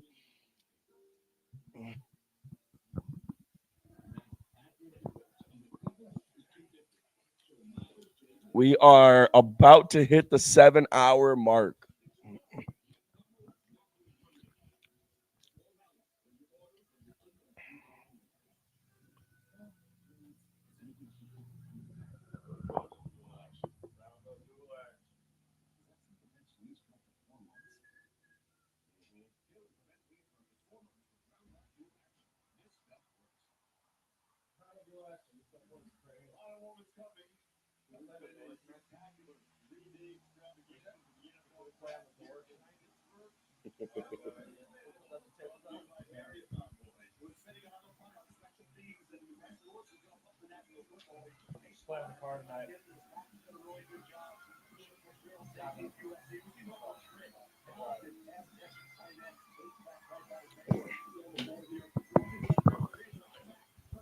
Oh, guys, here we go. 2 players remaining of the NFL draft. I'm feeling very bittersweet right now. Very bittersweet. Just at the 7-hour mark on the live stream. The Denver Broncos had a good draft, I think, so far. I think I love the value on Tyler Onyedem, one of my guys for sure of the class. Then you follow that up with Jonah Coleman, bring some versatility. You get Justin Jolly. He was my number 6 tight end of the class. Love that. Right behind Sam Roush, who's a Chicago Bear. Can we make them both? Dale and Bentley, baby. My number 7 tight end goes. They double dip at tight end. You got my 6 and my 7 tight end in Denver, man. They are going to be running some fucking great sets there. I love that pick for them. I love the Jolly pick earlier. This guy, though, I love him. I love him so much. He's fucking awesome. He's such a sneaky athlete. Such a sneaky athlete.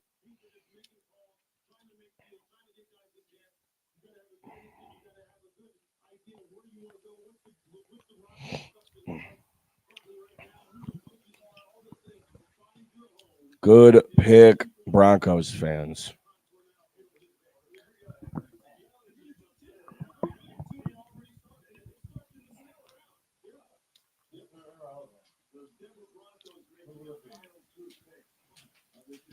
Deontay Lawson. That's who I would take.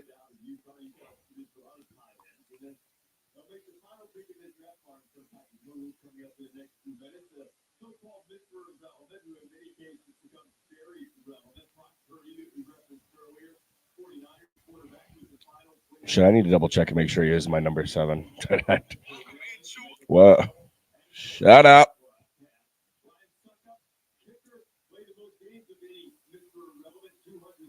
Yep, my number 7.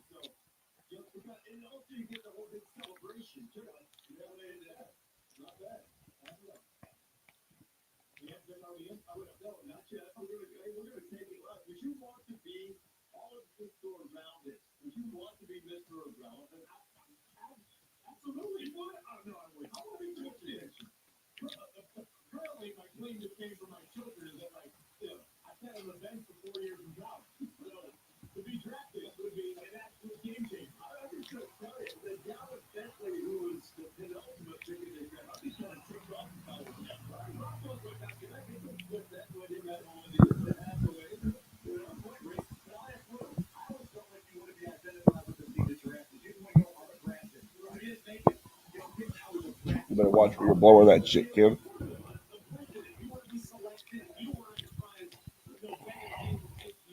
Mr. Irrelevant time.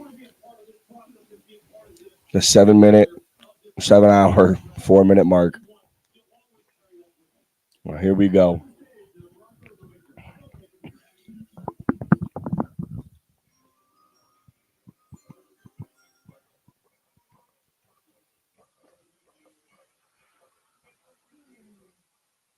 Thank you, Pittsburgh. My dad actually played for the Pittsburgh Steelers, so we like, and here's around with the 257th pick in the 2026 NFL Draft, the 51st Mr. Irrelevant, drafted by the Denver Broncos.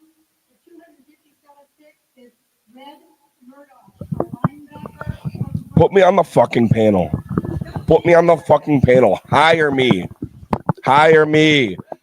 I did switch up and say it should have been Deontay Lawson because I had him ranked higher than Red Murdoch, but I said if I were them, I would take Red Murdoch. Good for Red.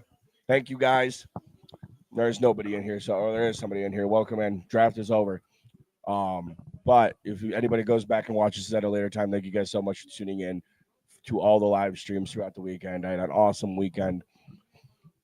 It feels so good to holy shit, what a fucking hit. Feels so good to know clear and obvious like who is Red Murdoch, who's Mr. Irrelevant, to know all these guys and be able to break down most of these picks is the most I've ever put into it. I expect to put even more into it next year. The NFL draft is a luxury. Enjoy it. Thank you guys so much. Talk to you soon. Draft grades coming out this week. Peace.